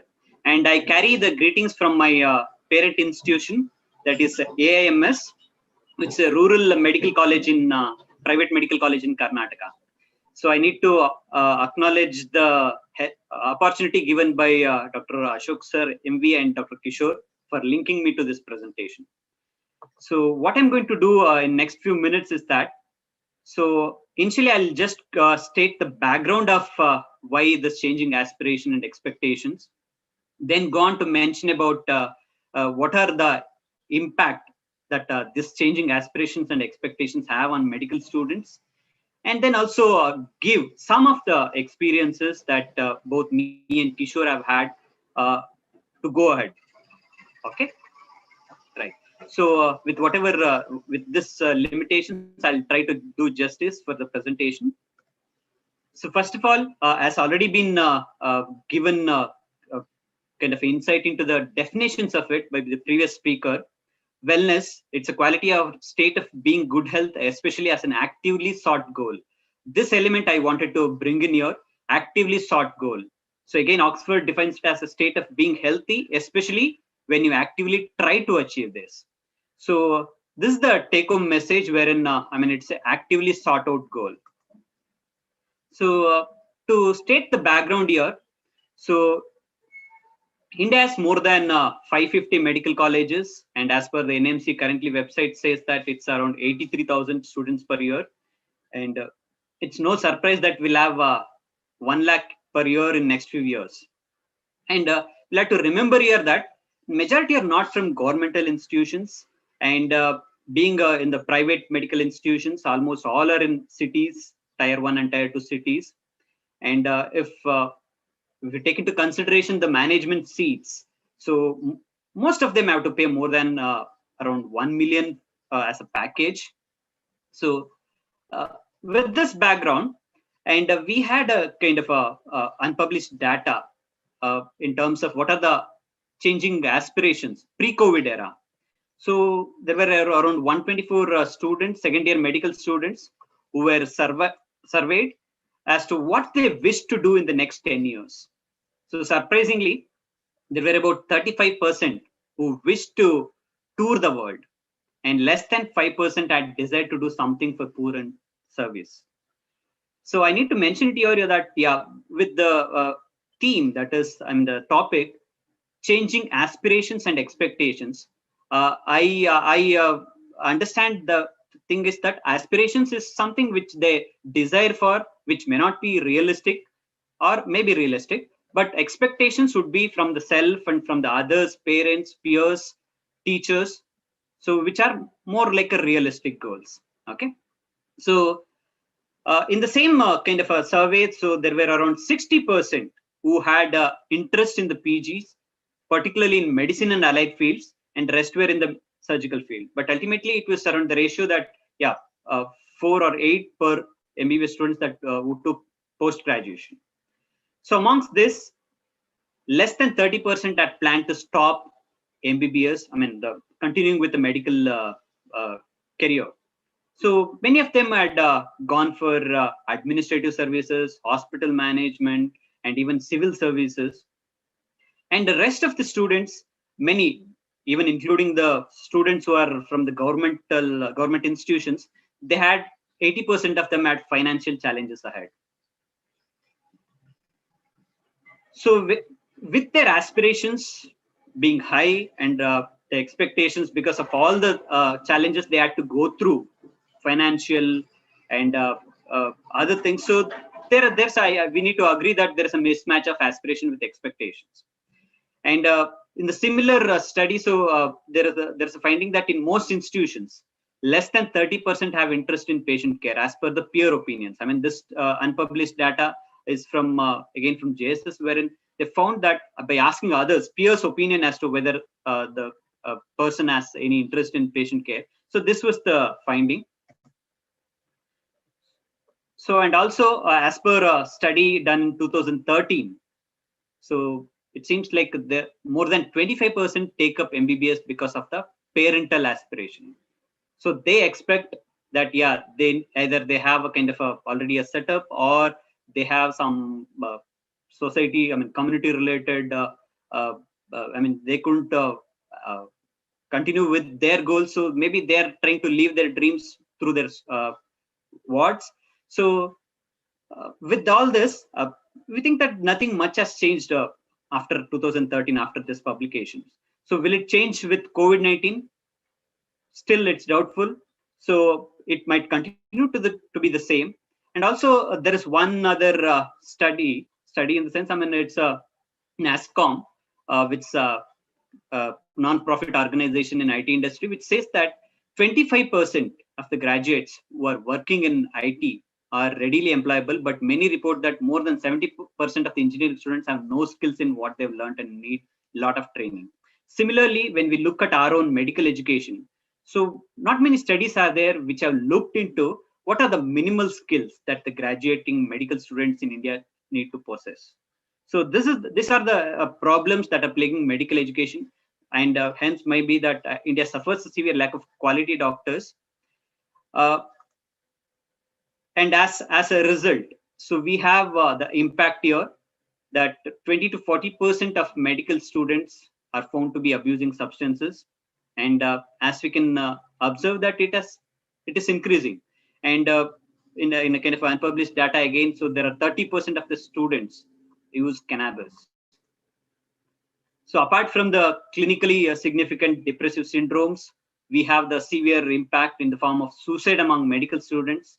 One of the study we published, wherein MBBS students constituted about 20 to 30% amongst all the doctors in terms of suicide in the medical field. So, and one other aspect that I want to mention it here is that already as per publication, so the average time spent by a medical graduate sitting was about 7 hours per day, and 20% have low physical activity. So now that this is the study in 2013, so now that we have a forthcoming era wherein post-COVID and mobile phone era, wherein this statistics might go up as well, okay, in terms of physical activity and the time spent sitting idle or sitting at a single place. So these are the impact. Now coming to the way ahead. So can they handle this impact of changing aspirations and expectations, and whether this impact can be avoided? So this is a photograph of adopted group therapy approach, which was done at JSS Medical College to handle sadness among medical students. As we can see, there's a group of medical students who are self-motivated and but facilitated by faculty, not just from psychiatry and also from other specialties as well, wherein they kind of adopted an approach wherein how to cope with the sadness or the challenges that lies ahead of them. So this has worked wonders for them. And there is one other instance that even Dr. Kishore wanted to mention was that, so this is one article which was written by our undergraduate, so in a Kannada magazine. So he has mentioned about when is the end for the suicide that we see in the medical fraternity. Okay, so by allowing them, the students, to express themselves, to channelize their challenge, whatever conflicts that they have. So that's a one way to go ahead. And this is one other slide wherein there is a mention that, so about all the approaches that JSS has followed. There is a kind of a approaches wherein students along with faculty, they have formed a group or a clubs, like for example M+ club, that is medical plus club, wherein other than the academics, so there are various other issues, maybe in terms of book reading, other literary activities, drama, arts, literary clubs, and there is a website, Doctors for Doctors, and also a kind of a cycle club, which actually looks into kind of a physical activity that I was mentioning earlier. So these are the various activities that they had so that the students are given the responsibility of their own to shape their career and also to discuss the conflicts or the changes that the societal or parental expectations that they go through across the phases of their MBBS, so that there is a kind of a normalization. I mean, it's not that as in a medical education, so we need to just isolate ourselves to just academic things and end up having a kind of a not knowing knowledge of what's going on around. And also, these are the other issues. I mean, many times that once MBBS is done, so they think that post-graduation is the only way out. So wherein currently we have a larger pool of MBBS students who are appearing for PG entrance examinations, and with whatever limited number of postgraduate seats, so they kind of end up having nowhere. So this is the stage wherein we need to look into the other career paths as well. And before concluding, so I want to also mention about my own experiences with regard to this changing aspirations and expectations and the way ahead here. So we have now this competency-based medical education, which has come into existence since 2019, though because of the pandemic, so there have been a lot of difficulties in carrying out, but initial part at least. So there is some hope. So one of the things that the CBME has is a foundation course.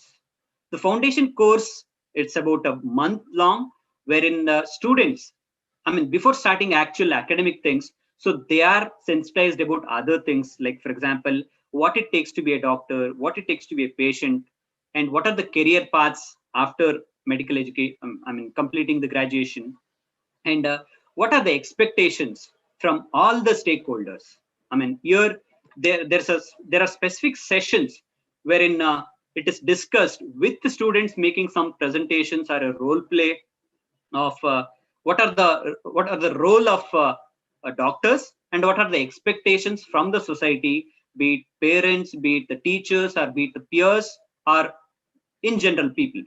So once they're sensitized about this, and also if we happen to have some or the other kind of educational programs which actually takes into consideration looking at the broader things, like, for example, we have had our alumni association having some kind of awareness sensitization programs from the alumni students who are into different fields, for example, civil services, or even business model, hospital management, and some into kind of NGOs.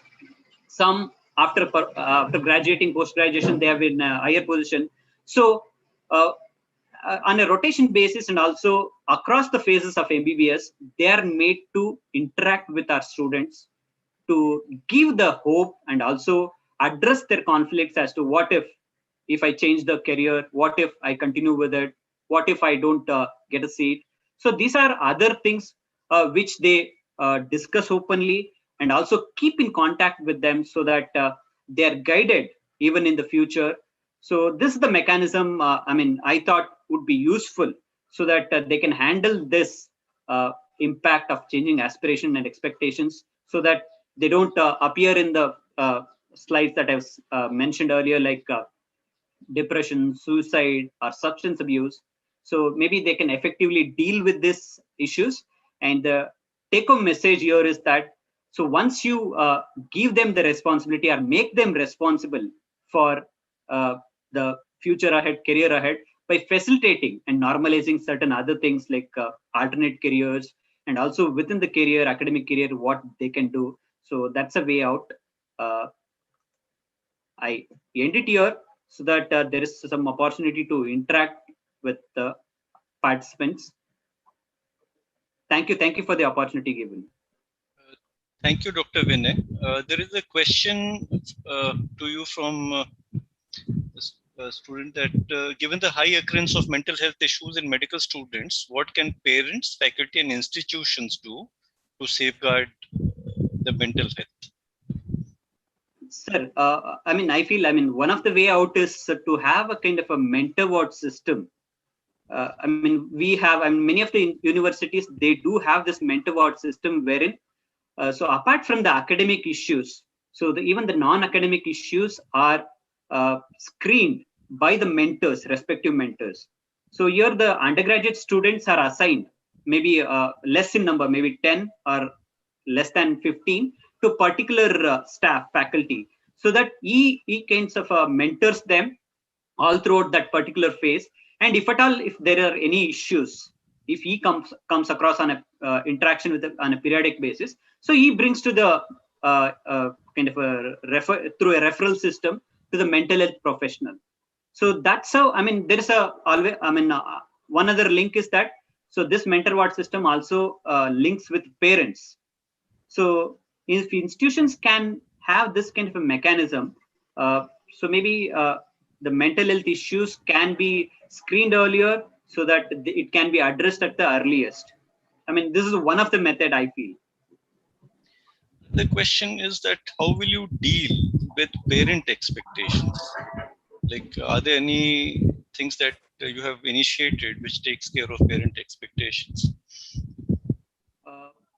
Sir, during the foundation course and also immediately after that, so there's a system in place wherein parents are called to address if there are any issues, and even on periodic basis through this mentor ward system, that parents are also asked about, are there any issues in particular? I mean, there can be individual issues or there can be general issues, which will be discussed in a kind of a college council meetings. And also, I mean, there is one other cell that we have, student support cell, which actually makes it a point that this issue is brought in the college council so that the institution knows about it and tries to address it. So if it is something individual, so it will be addressed in a confidential way. While if it is a kind of a general issue, like for example, hostel or other issues, so examinations, so it will be addressed in general. Right. There are a couple of questions which could be addressed by either of the speakers. One is how do you deal with ragging? And the second one was about if a medical student witnesses batchmates act differently with students admitted in reserved seats, how do I intervene at a personal level? So what can be the institutional mechanism against ragging? And the second question is about what individuals can do to deal with social discrimination when they see it at their personal level. So maybe the first question could be dealt by Dr. Vinay, and the second maybe by Professor Baru. Okay, sir. When it comes to institutional ragging, so there is always the statutory committee that is formed in every other institution. That is one thing. That's a formal way of handling the things, wherein the notices and the announcements or the display of the things which will make sure that it is prohibited here. The other way is what I feel is that, I mean, make some provisions wherein the seniors and juniors can interact kind of constructively. For example, we have at least twice in an annual calendar of events that has some cultural activities, literary activities, which are arranged by student council. So wherein students, I mean, they group in the sense, I mean, for the competitions that are held. So that's a one way of allowing them to mingle, interact, rather than, I mean, that's a kind of a way out rather than segregating them. Because I've seen many institutes wherein they segregate the juniors from seniors so that, I mean, this kind of instances do not happen. But instead, I mean, this is a better way wherein they try to understand each other and help each other. I mean, we have seen that many junior students who happen to have some or the other issues, stress or mental health issues, would have already been dealt by the senior students. So maybe one of the ways to make some provisions of that kind, and also formal way of handling ragging menace. Professor Baru, would you want to chip in? Yeah, I think the question that was asked about if I see discrimination happening in front of me, what, how can I handle it? It fires both ways. I mean, you should, if you should say that this is not right. And I think it takes a lot of courage to say it, because you yourself may then get at the receiving end. But I can tell you that you have to expect resistance from the group that is actually making those comments, or who are actively socially discriminating a particular individual because of his caste or class background. But having said that, I think if there are other forums, like we've heard from just now, where such issues which are very sensitive can be brought up, it would be useful. But I know from my experience that the role of faculty and the mentors is very important in this. If the mentors and faculty themselves are condoning or even encouraging caste-based remarks, then you as an individual, your effectiveness is much reduced. And I do know that faculty can sometimes be extremely casteist in the way, either directly or indirectly. And we've seen both in the years that I have taught in JNU. So, it's very important to recognize this. It's very important to speak up and say, this is not fair, this is not correct.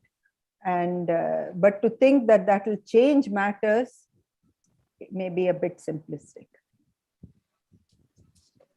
Okay, I think we'll kind of close the session here. I'll just like to make a couple of comments. One is that when we deal with 12 hours plus working, and as well as some of these issues, we have to be clear that things will not change overnight. So these are social system related issues, and the first step is to be sensitive about it, and then to start thinking, discussing, sometimes even agitating about certain things, so that systems begin to change. One issue which has been asked is about whether screening is a good idea. Generally, studies suggest that screening should only be done if it doesn't lead to stigma, and screening should be done if you are going to provide care. So you have to balance these issues before screening is taken up, except probably at the point of entry, where it is often done with the idea that if you have very vulnerable students, you should take care of them. With this set of comments, I will now hand over the session to Professor Solanki for his concluding remarks.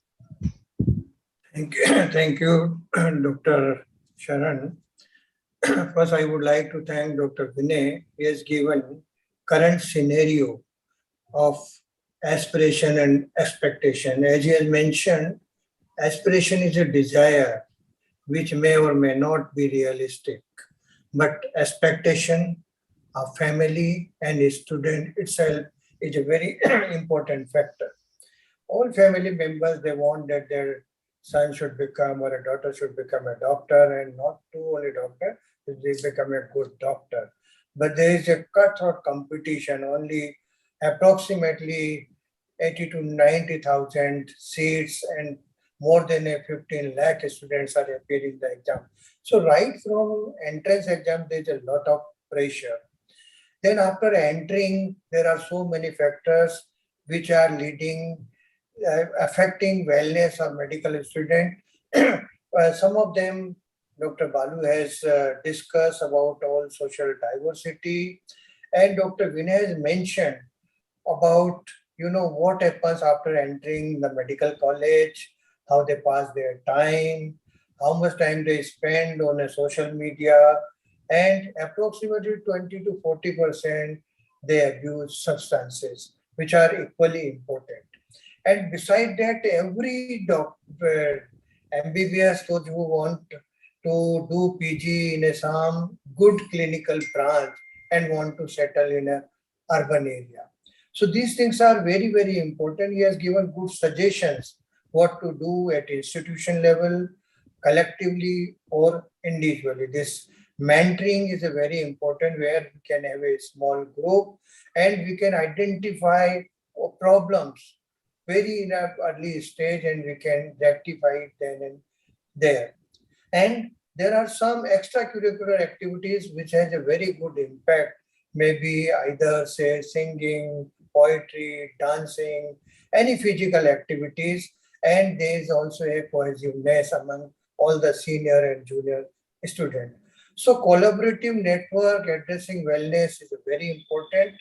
And all these things, as Dr. Sharan has rightly pointed out, we ourselves should be first sensitive, perceive it, and have an aim to change it. Though it is a very long process, it may take time, but sensitization of yourself and your group will definitely give some impact.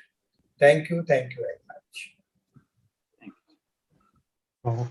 Thank you, sir, for those kind remarks. And with this, we end our first session. I would like to thank both the chairpersons and both the speakers for their deliberations. Now we proceed on to the session 2.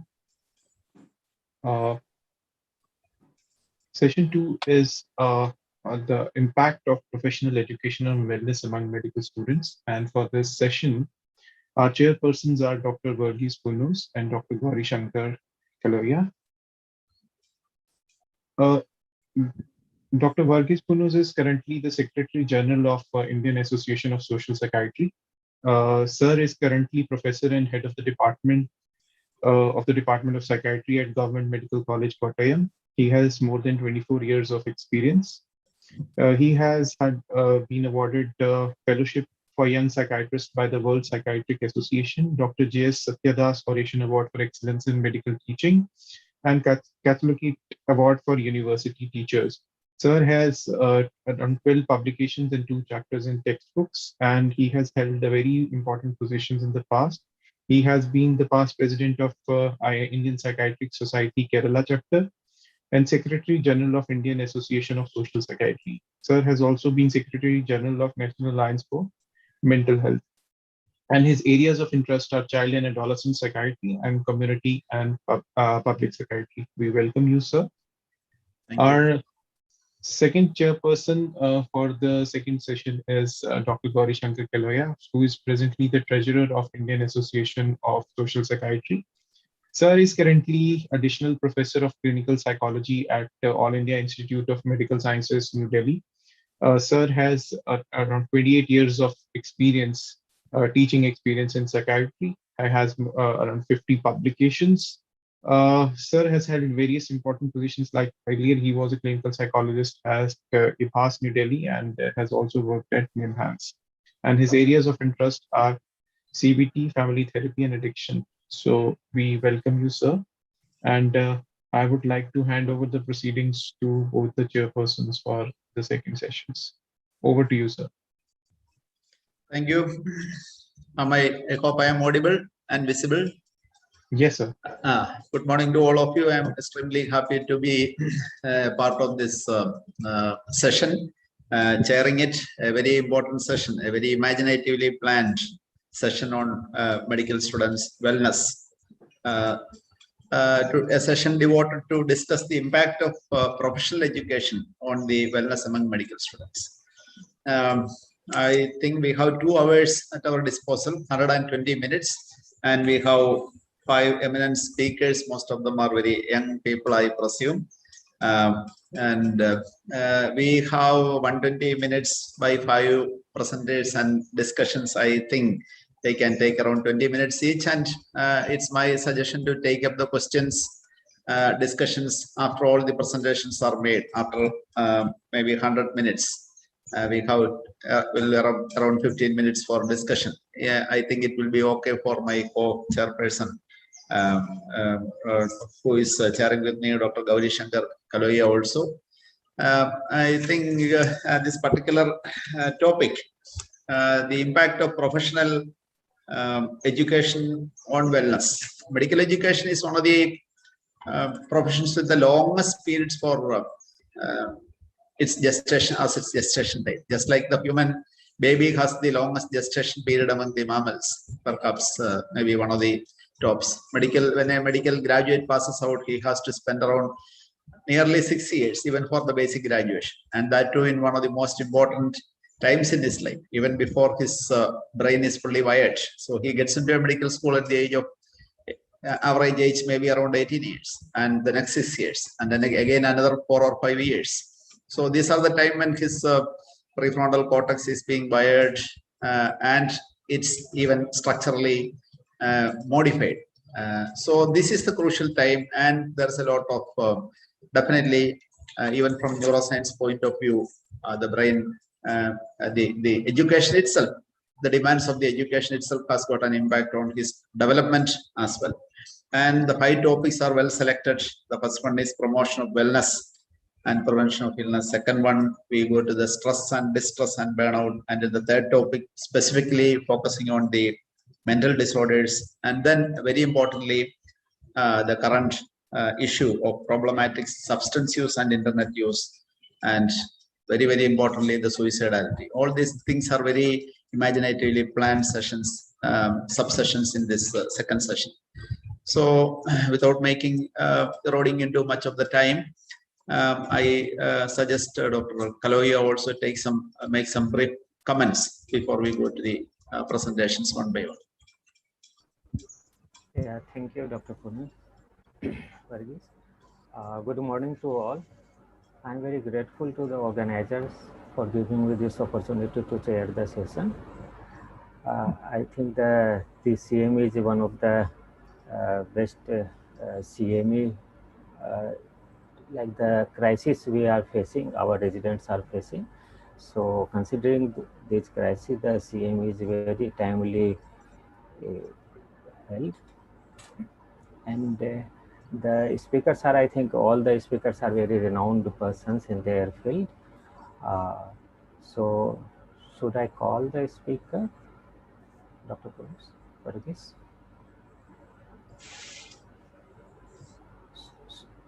Should I invite the speaker to deliver the talk?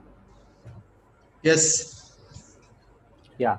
So you can introduce. So let me invite Dr. Anish Son. He is Assistant Professor, Department of Psychiatry, AIMS, Jodhpur, and he has 7 years of experience in this field. He has like many awards and honors, like 3rd prize at IAGMH INTAS Award for Jeron, Imphal 2018, and 3rd prize at Annual CMA of Indian Psychiatric Society, North Zone at Ludhiana 2019. And he has more than 20 publications, and he's like life ordinary member of IPS and the life member of Indian Association of Geriatric Mental Health. His area of interest is clozapine, schizophrenia, and community psychiatry. I invite Dr. Anish to start his presentation. Okay, good morning to all. Thank you, sir, for the nice introduction. I'll just share my slides, just 1 second.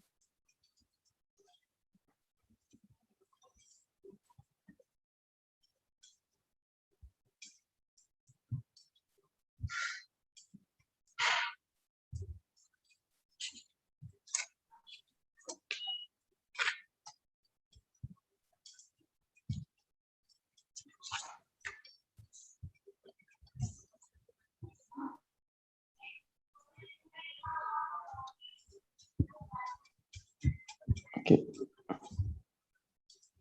Are my slides visible, sir? No, Not yet. no, Dr. Not yet. Anish. Okay, just 1 second, sir.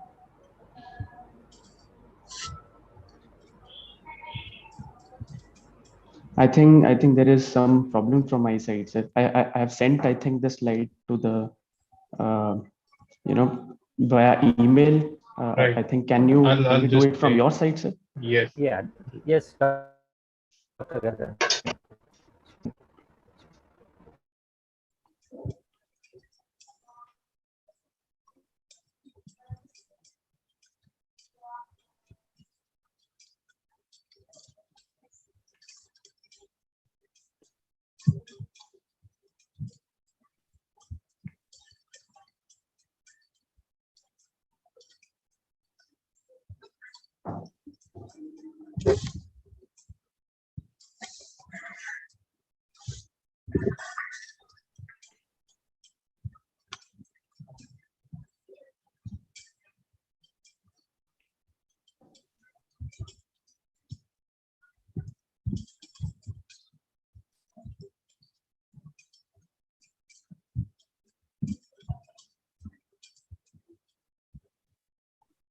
Okay.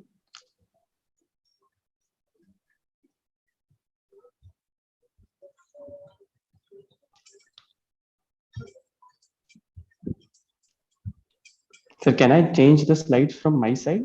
Currently, I'm not able to. You won't be able to. Okay. Okay. Okay. Thank you, sir. Okay. Good morning to all. My name is Dr. Anish, and I am currently working as a assistant professor in Department of Psychiatry in AIIMS, Jodhpur.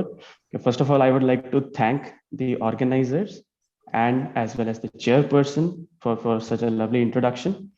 Okay. So first of all, warm greetings from AIIMS, Jodhpur, with no pun intended here.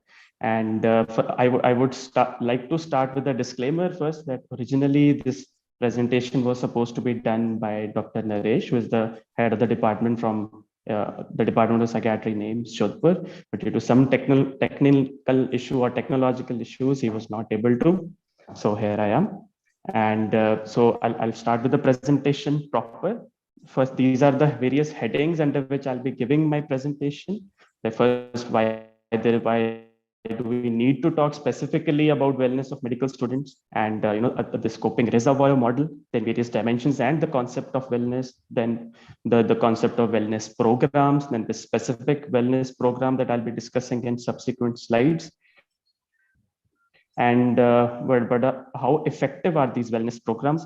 And then after that, what we can do right now, in our medical colleges. And then finally, I'll be concluding the presentation.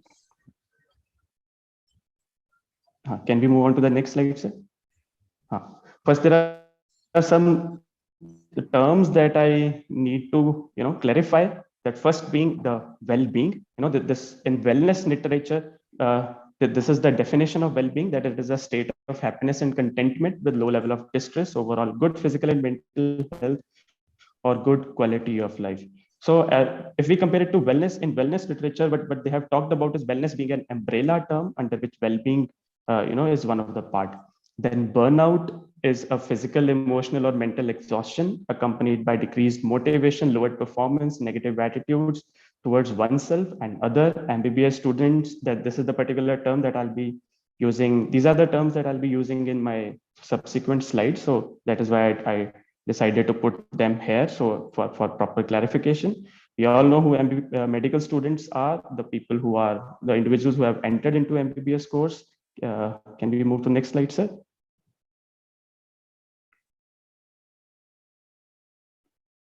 Then the resilience, it is the process and outcome of successfully adapting to different or challenging life experiences, it especially through mental, emotional, and behavioral flexibility and adjustment to external and internal demands. Wellness, as I've already told, is a dynamic state of physical, mental, and social well-being. And wellness program is kind of a health program that emphasizes on the wellness concept. Okay. So why do we need to talk about the specific about the mental health or the wellness of medical students in particular? So we need to talk about this because medical education has been seen to be, it is perceived to be more stressful than other branches of education. We all know that because we all have underwent this thing, 5.5 years of medical education, right? With multiple examinations, right? For both physical and practical, and we know that there are the people who are there in the medical college, they are all kind of we can say the cream of their respective state, right? Most of them are the topper of the respective schools, and there is a lot of competition which can lead to stress and leading to psychiatric problems. And we can see that 3/4 of all the lifetime psychiatric disorders evolve at the age of 20, before the age of 24 years, which is kind of the the period during which the person is in the medical college. Then this particular study done in 2019 showed that medical students were at increased risk of psychiatric morbidity, which was 21% as compared to 8 to 15% in other graduate students. And out of these 21%, only 7% came for a proper psychiatric treatment. So which is a very less number as far as the number of people who who are affected and are seeking. Medical students are at greater risk of burnout, suicidal risk, and lower quality of life. And next slide. Can you move further, sir? Yes. So this is a recent systematic review and meta-analysis done in 2016. This was published in JAMA, which included data from medical students from 43 countries. And it was seen that 27.2% of all these were screened positive for depression, 11.1 had suicidal ideations, and only those who screened positive and sought treatment, their percentage was only 15.7%. And the possible reasons for that may be stigma or poor mental health literacy of these among the medical students. So we can all in all tell from the last two slides, we can say that there is a need to talk in specific about mental health and wellness of medical students. Next slide, sir. Yeah. So now coming on to that, how can we, what about the well-being of medical students? Now, we need to, know about or know the concept about the coping reserve model so as to have a good understanding about the wellness of the medical student. This coping reserve model says that this coping reserve is a finite resource that is used so as to cope with the stressful situation. It is filled by certain factors, depleted by certain factors. These factors are intrinsic or can be extrinsic. Can we move to the next slide, sir? So if we take a look at this picture, we can see that in the coping reserve, those intrinsic factors like personality and temperament factors, they are more or less constant, right? They can be changed as far as individual psychotherapy is concerned, but more or less it is constant. More genetic link is there, and not much can be done from environmental point of view. But the other extrinsic factors, there can be some replenishing factors. For example, if a person is having good psychosocial support, is indulging in good social and healthy activities, having good mentorship, and is intellectually stimulated with the type of work that he does. So all of these are positive inputs, which leads to an outcome of a resilient medical student. Okay, as compared to if you take a look at the other side, a person who is having increased amount of stress in his life, is dealing with an internal conflict, and is having high increased time and energy demands, maybe due to curriculum or interpersonal issues. So if these negative inputs are put into the cognitive reserve, this leads to an outcome of a burnout. Okay, so this is how coping reserve tank model explains this concept. Next.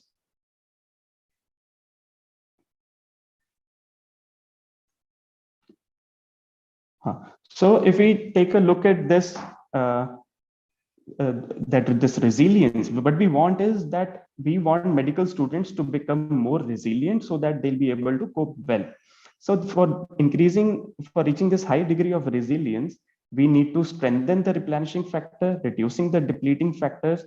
And if a person is coming under high risk, then we need to focus on the internal structure that is maybe focusing on personality traits or temperament of a particular individual. Next.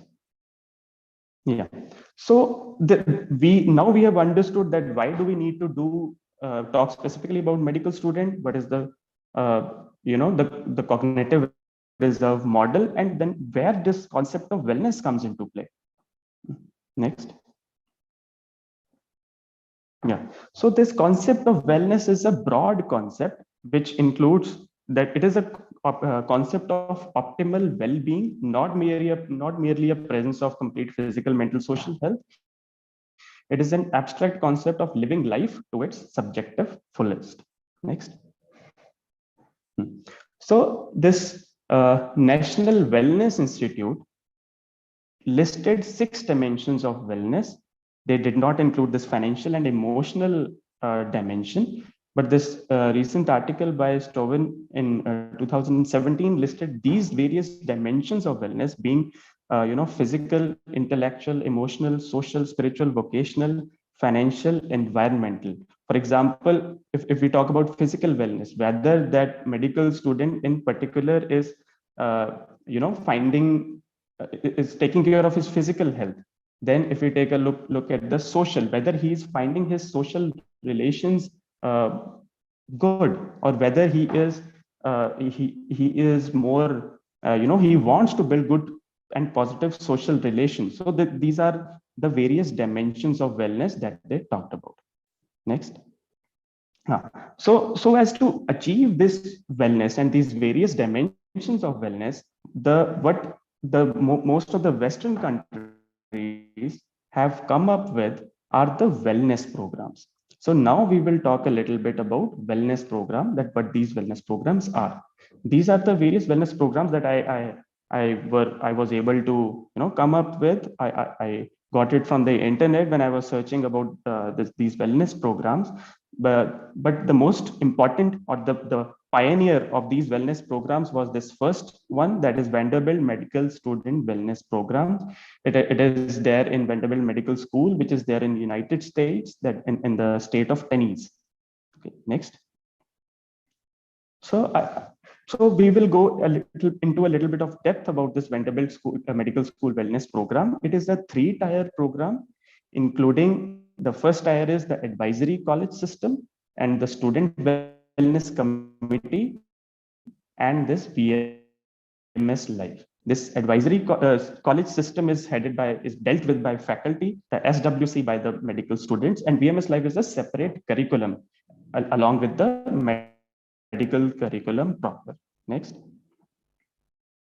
Okay, so this AC program, right? What it does is it pairs the faculty members with the student so that there is more equality in advising and or providing support to the students. And then senior students are also supposed to mentor the junior students. Okay, so this AC program mainly focuses on the mentorship part. And then SWC, or Student Wellness Committee, it is a student-operated organization to deal with pinpoint specific problems of the medical students. Here they considered 5 areas of wellness, that is intellectual, environmental, physical, interpersonal, and emotional, spiritual wellness. Okay, next. So, next, sir. So here, as I just told, that they dealt with concrete activities. For example, if a person wants to increase the physical wellness, join a running club. For emotional wellness, maybe spiritual wellness, join the yoga club. Right. So, and the VMS Life, this was a long-term alternate curriculum having specific themes for different years. Right, and there were 3. They divided into 4 specific themes. For example, teamwork, or maybe how to deal with your emotions better. And then in the 4th year, they were more into practical application of whatever they have learned in the first 3 years. So there were 3 objectives of VMS Life. First was to promote the concept of self-care and contemplating about values and direction of life as a physician, and promoting the open discussion about forming life-giving relations. Next, sir. Next. Yeah. So we have talked a little bit about Vanderbilt Medical School, this wellness program, and we have also enumerated a little bit, maybe the names of some programs. So the question that we need to ask is that, are these programs really helpful? Next. So here I'll be explaining, or I'll be sharing some of the research that has come up, regarding the effectiveness of these, or the outcome of these wellness programs. This first is Novak et al. 2020, where 279 and 247 2 groups were compared. Right, the control group with the participant group. Participant group underwent 9-week mind-body skill program, which included brief guided imagery, breathing exercises, mindfulness, autogenic relaxation. And they, after the stopping of this program, they saw that there was significant improvement in all these rating scales that they applied, and they came with the outcome that there was significant improvement in the indicators of well-being. And I'll put on a disclaimer first that all these studies were done in United States of America. I think 2 were in Ohio, 1 was in New York, and 2 were in Hawaii. So then this Nakashima 2020, right? They included 108 medical students, that is third-year medical students, and almost they did a 3-tier program, including education about the incident of burnout, then relaxation techniques were told, and then these parameters of wellness were told to the medical students. And they saw that there was small but significant improvement in 6 out of the 8 areas that they assessed, that is quality of life, mental well-being, physical well-being, emotional, social, and spiritual well-being. Next.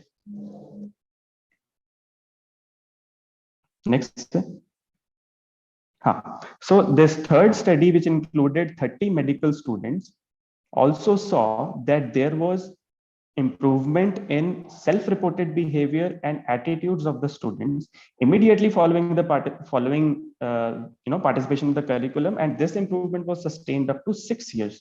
And so they also recommended that this 4-week wellness program can be put into the medical school. Again, what they did was 4 sessions, which was done once in a week, 60 minutes each, telling about teaching meditation, concept of journaling, personalized wellness, and classroom sessions were done to teach about the wellness.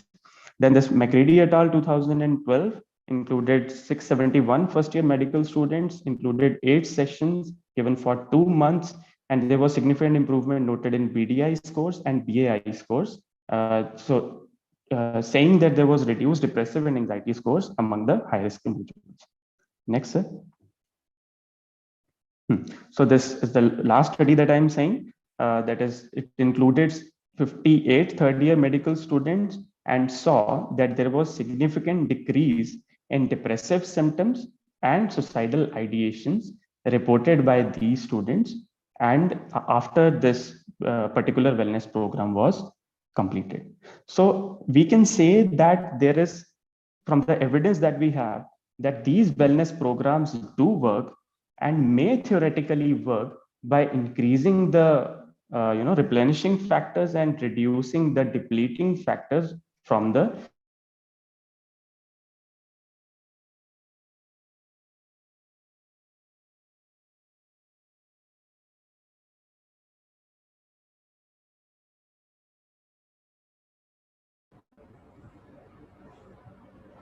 You are not audible, Dr. Anish.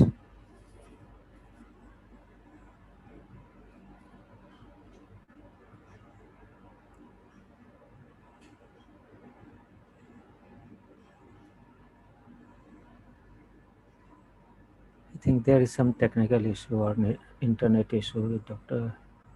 Anish.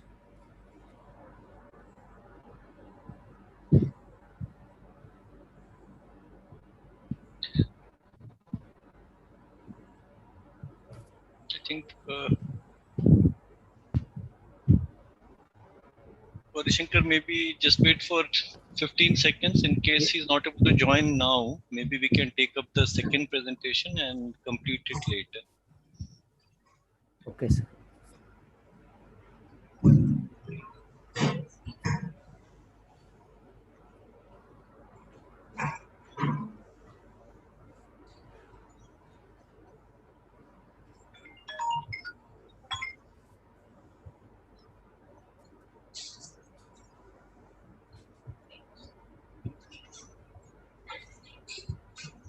Hello. Yes, sir, you are audible. Yeah, can we? I think we can move on to sessions and how the discussions, because all of these are related topics, and can we? I couldn't actually hear what Dr. Pradap was suggesting. Sir, we can move to the next presentation if. Yeah. We can go to the presentations, and because most of these topics are related, and we can save time also. Otherwise, we may not be able to stick to the time. We'll move on to the topics. Yeah, we will have question answer later on. Yeah. Yeah. Yeah. The speakers please remain. Speakers please remain till the session, at least till the sessions are over. Yeah. Because we will be having question answer session at the end of the session. Yeah. Thank you, Dr. Varghese. Now we have Dr. Shri Mishra. She will be talking about stress, distress, and burnout among medical students. And she is Assistant Professor, Department of Psychiatry, AIIMS Bhubaneswar. And she has more than 8 years of experience, and her publications are more than 20. She is Nodal Officer of student mental health, AIIMS Bhubaneswar, and her area of interests are youth mental health, women's mental health, and addiction psychiatry. So I invite Dr. Shri Mishra to go through with her presentation. Dr. Shri Mishra. Morning, one and everyone. First of all, I'm very fortunate to be invited in this platform with all my seniors and learned person to put my views forward with a very small experience. I could say 2.5 years of running the student counseling cell here, which is quite close to my heart. I would be talking about the topic of stress, distress, and burnout among the medical trainees, most of which is already covered by many speakers. So I would not be playing with the statistics or the numbers, but I would just give a framework of how stress and distress works. So just give me a second. I will try to share my screen. And please let me know if it is looking okay. Yeah, it's visible. Thank you. So sir, can I go ahead then? Sure. Right. Just give me a second. Okay. I will be taking you through the various issues of stress and how they convert or how they go down in the cascade of distress and then burnout among the medical trainees in the entire training period in their medical schools. So when we talk about stress, it is not a very new construct. It's there in any kind of higher profession. Even the students who are facing their first schooling itself, they experience stress. So it is a universal concept. So if we say that stress should not be there in a medical school, it is not done. It is, of course, a combination of intrinsic and extrinsic factor. Intrinsic factor, like some people can be more outgoing, more extrovert, more problem solving, but some people might be shy and introvert. And the extrinsic factor is how the environment around the medical school shapes their capacity to handle and moderate their stress and come out bright. And to some extent, it is productive, isn't it? If you remember the rabbit and the tortoise, of course, if the tortoise was not stressed to some good extent, he wouldn't have won the race. And that is what is taught from the beginning. And we all know the stress cycle. Remember, some degree of stress is always very important to make you perform your best. But however, if it continues beyond the point of relevance, then you topple down, the trainee topples down to distress and then to burnout. And there are many studies, in the last 2 decades, there have been enough evidence where the medical trainees are much more stressed and burnt out compared to their non-medical counterparts. So I will not be taking you to the statistics per se, but let's try to understand what happens. So whenever we enter a medical school, I remember as a trainee, it was painted a picture either very rosy or very stressful. The professor can be very carouse, it's a very difficult time. You will not get to sleep, forget about any other kind of extracurricular activities. You have to study 20 hours a day. God knows how 20 hours come in a day. We have only 24 hours. But then there are people who can, there are trainees who can see this perceived stress mindset in a lens of how they're appraising the threat. Some people might be very happy-go-lucky and say that it's okay, we will see, ho jayega. And some people might take it very seriously.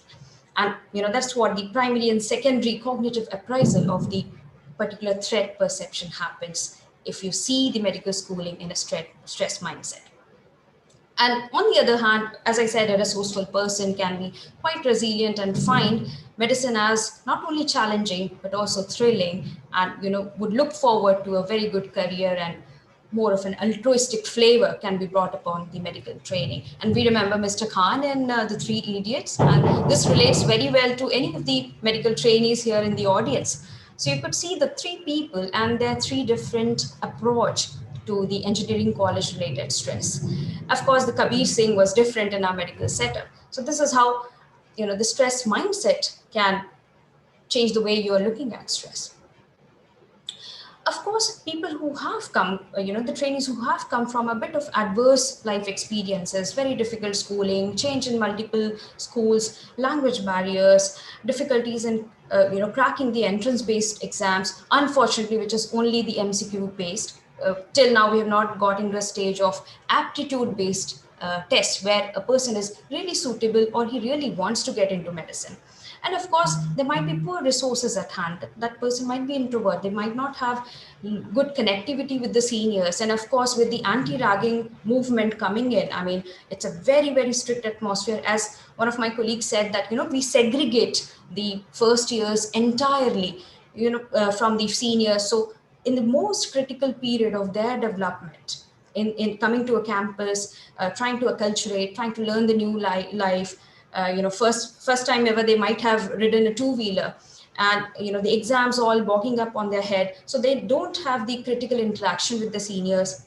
Unfortunately, some interactions will be extremely punitive in nature, so they don't have resources at hand. So they are more vulnerable for a negative or distorted appraisal of any event. And these small events, which happen in day-to-day life in a medical school, can build up to a huge amount of stress, and which can, propel them into a very, I would say they can cascade them down in a stress mindset. Now, what is so interesting about medical training? If we correlate it to any kind of hardcore training, if you remember the ashrama stages in our Hindu system, where one person enters into the brahmacharya and he's a student who's totally focused on their curriculum. They're very disciplined. There are no other distractions in their life up to 24 years. And similarly, our medical students, medical trainees who enter the medical training into their late teens, be there till 24, 23, 24, go into super specialty and then super specialty. Because having said that, a medical student is always a medical student. So the Gurukul culture previously as well was very focused, and there was an amount of discipline. So stress was there. So there was a kind of formal curriculum which the medical education system all over the world, and especially in India, has been very active of late and trying to make the curriculum much more, in the cognitive domain, in the affective domain, and trying to groom the person in a holistic professional. But when does the adequate learning happens? So I have tried to extrapolate the childhood learning into this stage of learning now. So learnings can be of many types. One is the experience expectant. For example, all trainees are new to dissection and anatomy. Nobody has learned dissection before they came to the medical school. Exceptions might be there. And another one is the experience dependent. So in experience expectant learning, everybody is given the similar kind of inputs. But unfortunately, the other inputs, for example, the non-curriculum inputs, how to manage your food, how to manage your schedule, how to reach to a class on time, how to maintain your physical health, how to maintain peer relationship, how to participate in, the annual college fest, which is very important for their self-esteem, how to keep a good physique, that is very important for them. So those experience dependent learning can be very, very different in many individuals. Some people might be blessed to have parents who are medicos, so they know how a medical system can be. Some people might be very articulate in their language. They might be knowing, very good presentation skills. Their PowerPoints are very excellent. And mind it, I'm saying because this is the ground reality. Many students learn how to make a PowerPoint when they enter their training as well. But the combination of both kind of learning is very important to start the coping reserve in that individual. So we cannot just sit quiet with the formal curriculum. And an enriched environment of the combination of both experiences is equally important. And now let's talk about the hidden curriculum in medical training. And I think Dr. Sharan had extensively covered it. So there are a lot of things which our students learn without telling us, and we teach them without teaching them. For example, how we are treating our colleagues, how we treat our patients, what are the barriers we try to navigate through, how we deal with a stressful life event, and how we talk about mental health in the campus. And I remember 2.5 years back, people would be a little worried to go to these psychiatric departments. And now, people don't mind coming into us, and, we are probably the best friends of the students. So that is the amount of change we brought in. So isn't that easy? It looks all easy. You're integrated and the medical system moves very flawless. But don't forget that this is a time where people have moved from the adolescence to the adulthood, the early adulthood, where typical milestones of the youth are also happening. They're falling in love, they're departing from their love, they're moving from a new state to another state, they're maintaining long distance relationship. They're also worried about their exams because they have just given their 12th standard, so they're not polished enough to handle an exam without getting fearful. They also have worries about the time management because the time flies away. They have issues with your friends and their peers, which we often neglect that, in the medical school, you have not come for making friends, but it is very important in that developmental milestones. Of course, there will be issues about exploring their intimacy, expressing sexuality, relationship issues, which can, on a chronic basis, lead to a chronic adjustment problem, which is nothing but an accumulation of stress which has not been handled on the correct time. Well, let's talk about things beyond the curriculum. So if somebody says the medical curriculum has to be changed only because it is causing stress, only because it is vast, no, we cannot. Yes, we can change the way we are teaching. We can teach them more competency-based learning, more real-world medicine practice. But there are a lot of things beyond the curriculum. So what services want from these trainees?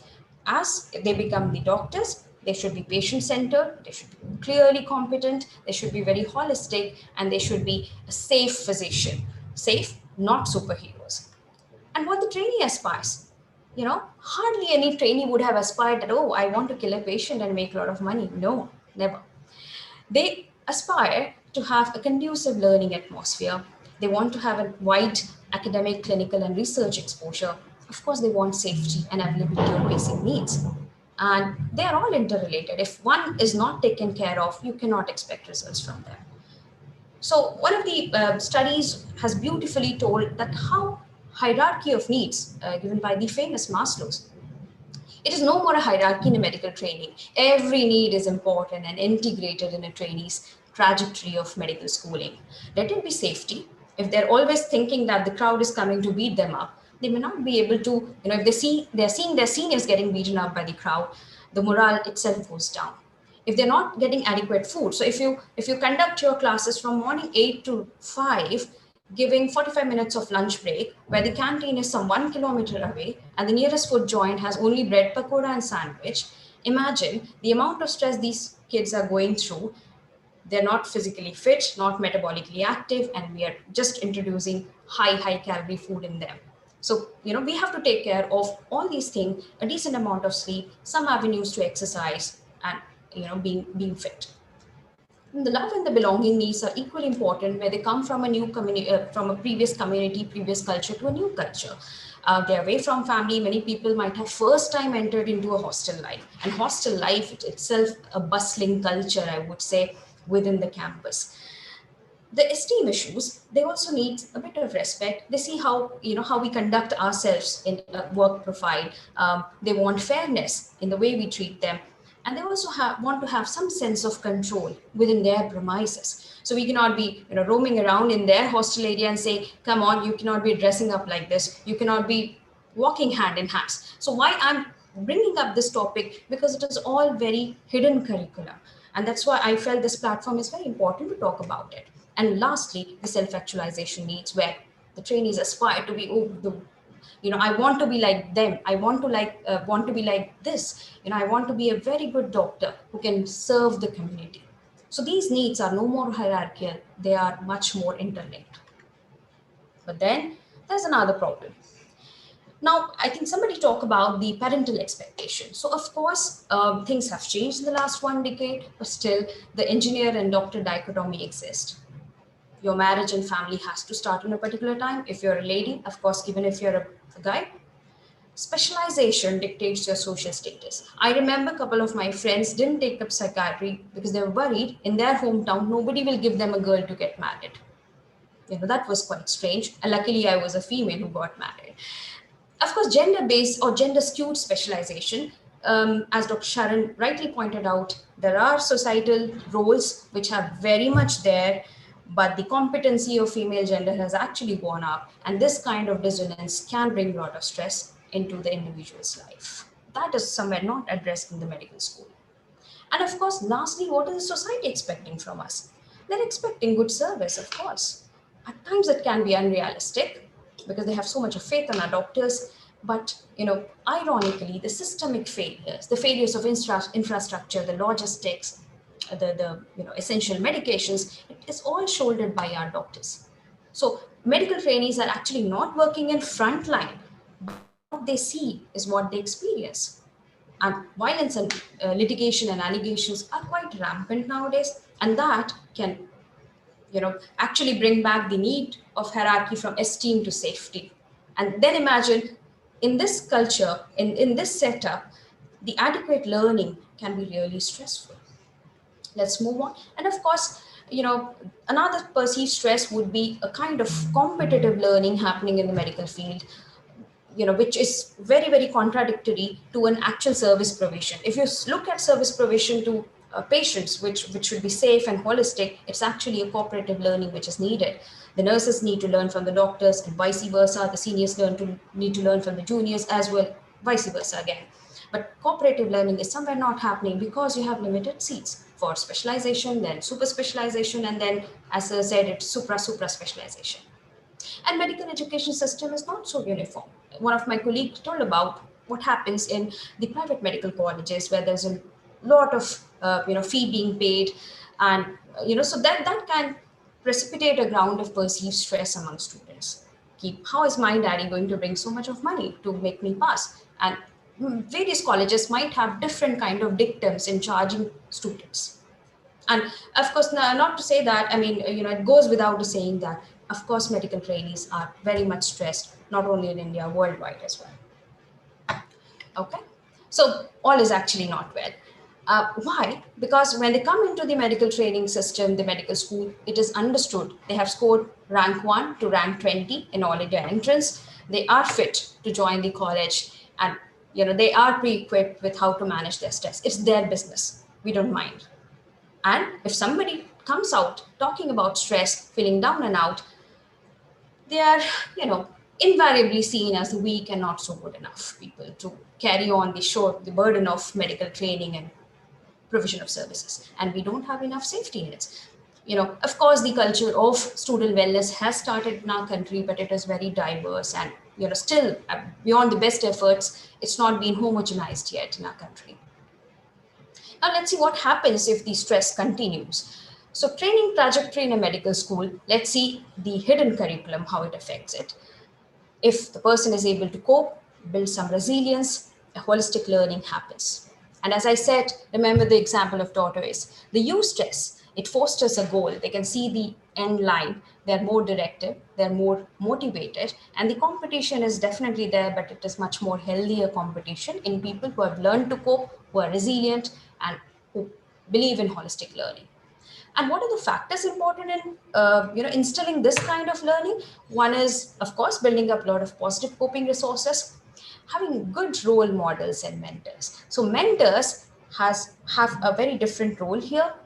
Role models is somewhere which we psychologically mirror. I want to be like him. I want to be like him. He sees his patients excellently. He has excellent communication skills. So that is one which has to be there in the college. Of course, you need to have peer and family support.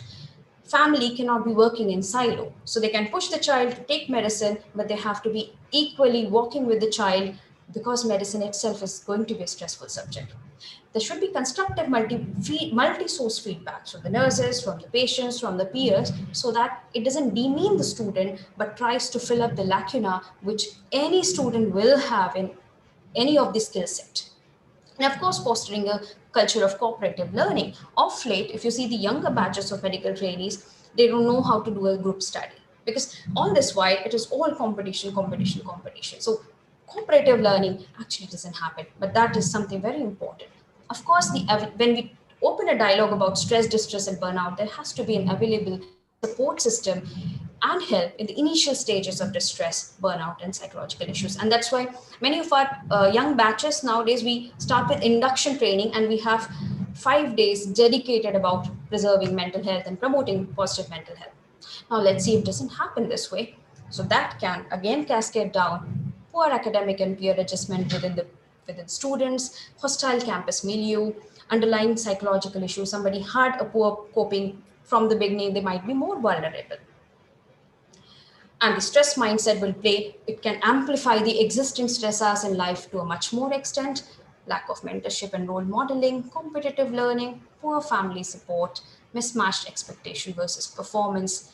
And if you see in hostel, the most common coping mechanism is substance use. And those who are vulnerable, it can really do much more damages. But the problem is not that. The problem Dr. Sri, you have to little speed up. Sure, sir. The stigma for help seeking is definitely there, and the available support system is also lacking here. Let's talk about the burnout. I have just a couple of slides left. The burnout was an old construct where people were, this was felt in more working population, but it's definitely seen in medical students as well in a quite a huge number. It can lead to emotional exhaustion where the students can become detached from their patient, they lack the skill of empathy. And depersonalization can lead to lacking of the learning stimulation, and they can be detached away from the medical training per se. And last but not the least, reduction in the personal fulfillment. If not handled in the proper time, there might be dropouts. So what we can do is to promote self-care, promote student-centric services, which is run by the student. Of course, giving them suitable breaks, or strengthening our workforce, providing more lectures in a more flexible time of the students, okay, and integrate various needs of the trainees, mutual respect and appreciation, and provision of basic amenities in the campus, and of course, guiding them for the jobs and the future this thing. And last is the coping skills. As we said, some people are born with good coping, some people may not, but this is a time where we have to actually actively work on them, avoid the negative ones, promote the positive ones, so that the sudden transition from academics to real world clinic is smooth. The lack of experience and difficulty in team-based care for the younger physician should not be an issue, should not be a problem which can lead to stress later. And the current changing patient-doctor dynamics has to be inculcated very, very early in their training. And that is why the holistic grooming is very important. And overwhelmed physical and mental health has to be taken care. So these are the couple of resources I have used. And yes, at the end, I would say medicine cures disease, but only doctors can cure patient. Thank you for the patient listening, and sorry for overshooting my time. No. Okay, thank you, Dr. Shri. I think it was a very nice presentation, but we have to maintain time also. And I think Dr. Anish has joined back. So I request Dr. Anish to complete his presentation. Then we move on to next presentation. Dr. Anish. Okay, thank you. Thank you, sir. Thanks a lot. Yeah. Actually, it was some problem in the network. Okay, I'll start with the presentation. Okay, I think they'll have to. Can you share the slide again? Ji.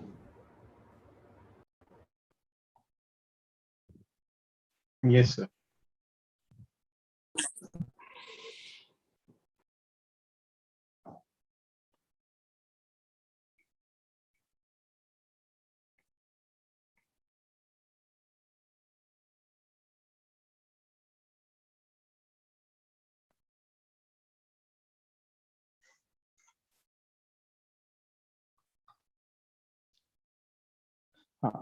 Can you straight away move to slide number 22, sir?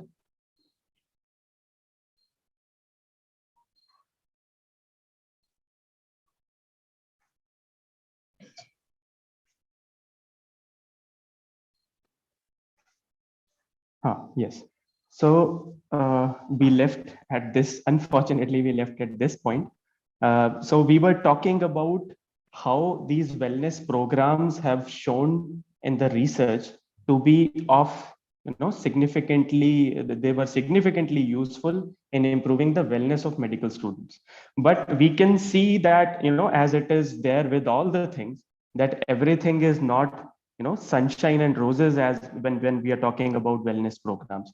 There are some critiques also. For example, most of the wellness programs do not have a proper set goals, and goals are usually unclear, and there are very broad targets, like on the basis of stress management, that may lead to confusion in the trainers regarding what they need to do properly.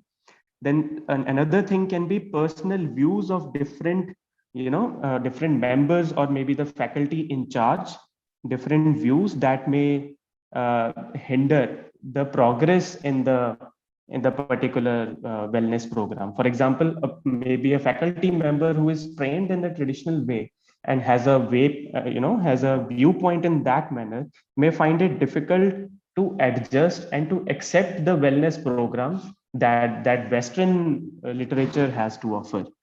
Then the students, the medical students, may find it difficult to open up, regarding their personal issues. That may become a big problem. And then one of the problem that has been identified is the mandatory participation. As we have seen that there is always a dilemma that whether we should do a mandatory part, we should keep a mandatory participation or not. But in the literature, it has been said that mandatory participation can do more harm rather than good.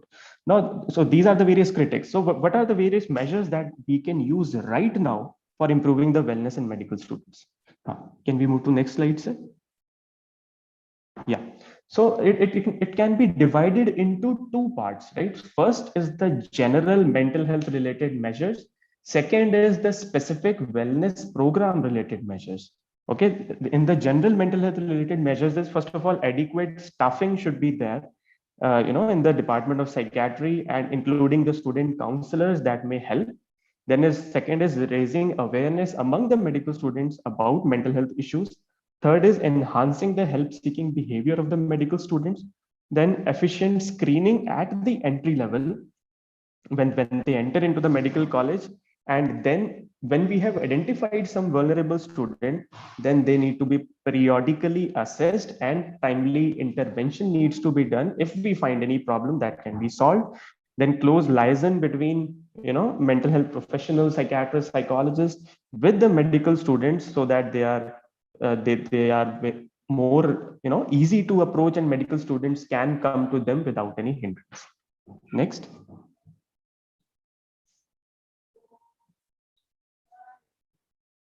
Okay, then faculty and student mentors can be assigned to a particular to a particular medical student. Like this, we are doing here in AIIMS Jodhpur, that all the MBBS students till third year, they are given a faculty mentor and a peer mentor, so that they can deal with their problems in a better way, and ensuring that adequate monitoring is done of the mentoring experience. That is really important.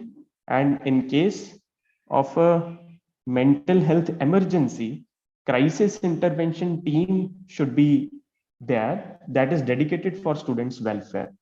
And need-based monitoring, need-based modification need to be done in the medical curriculum, and establishment of focused learning communities for the people with common interest. For example, maybe some people want to learn a new local language, right? So they're the people with common interest forming a proper focused learning community, it may promote wellness. Then coming on to specific wellness program related measures, that it is high time that the wellness programs should be developed in every medical college to promote a healthy lifestyle, right, of a medical student. Then training of staff should be done as far as the topic of well-being is concerned. Then regular stress and time management sessions need to be done, right, so as to update their skills. Then thorough information about the wellness programs needs to be given to the students and the stakeholders. Then program needs to be integrated into the medical curriculum, and proper information needs to be given about the person to contact or the contact person in case of a crisis, and peer-to-peer monitoring needs to be emphasized, and active participation need to be encouraged without any coercion, right? And suicide prevention initiatives needs to be strengthened. So as to conclude, that wellness programs, as we can see, that are more readily available in Western institutions, but not in Indian institutions. They are proven to be effective in promoting wellness, and it is high time to sensitize and plan to set up these wellness programs. And we need to be more proactive so as to implement these wellness initiatives. So in the end, I would like to thank Dr. Naresh, who has given me this opportunity, and Dr. Swati, who has helped me in making this presentation. Thank you. Thank you, Dr. Anish, for a very nice presentation. Now I request Dr. Nidhi Malhotra to talk on mental disorders among medical students. She is Associate Professor and Head Department of Psychiatry, Dr. B.R. Ambedkar State Institute of Medical Sciences, Mohali. She has more than 9 years of experiences, and she awarded South Asia Fellowship Award in 2020 and Implementation Research in Mental Health. She has more than 35 publications. Her area of interest are SMI, occupational stress. So I request Dr. Nidhi to start with her presentation. Thank you, sir. Dr. Nidhi, please. Yes.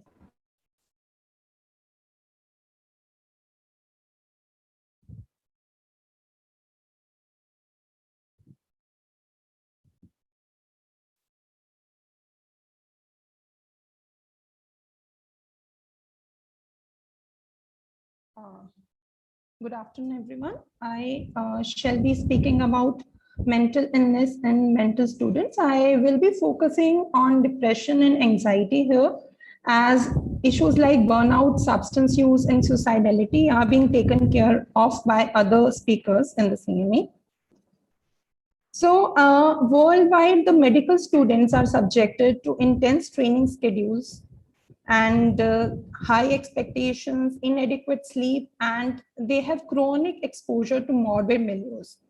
So unfortunately, the mental ill health is highly prevalent in this group, much more than it should be. And despite that, only 11 to 15% of those who are suffering from some kind of mental health issue seek treatment.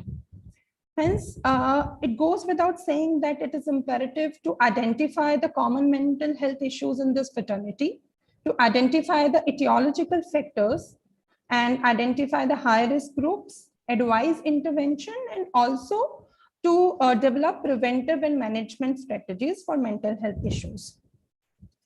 So starting with depression. Depression is the most commonly reported and most commonly studied disorder in this group, and the prevalence of depression has ranged from 1.4 to 73% across various studies in various regions. Now, since there are many studies, I would just like to quote the findings of two meta-analyses. First is the meta-analysis by Puthran et al., which was published in 2016. It included the findings of 77 studies, and the pooled prevalence reported was 28%. As clear from this table, the prevalence was highest in the medical schools of Middle East and lowest in those of Europe, which was 20%, and Asia lied in between. Another meta-analysis by Ronstein in 2016 only reported the findings of 167 cross-sectional studies, 16 longitudinal studies, and findings of more than 12 lakh medical students, and the prevalence that was reported by this meta-analysis was 27%. However, these findings of 28 and 27% should be taken with a pinch of salt, because most of the studies that have tried to look at the estimate of depression have used either self-reporting or screening instruments like BDI, patient health questionnaire, journal health questionnaire, hospital anxiety and depression scale, and Hamilton depression rating scale.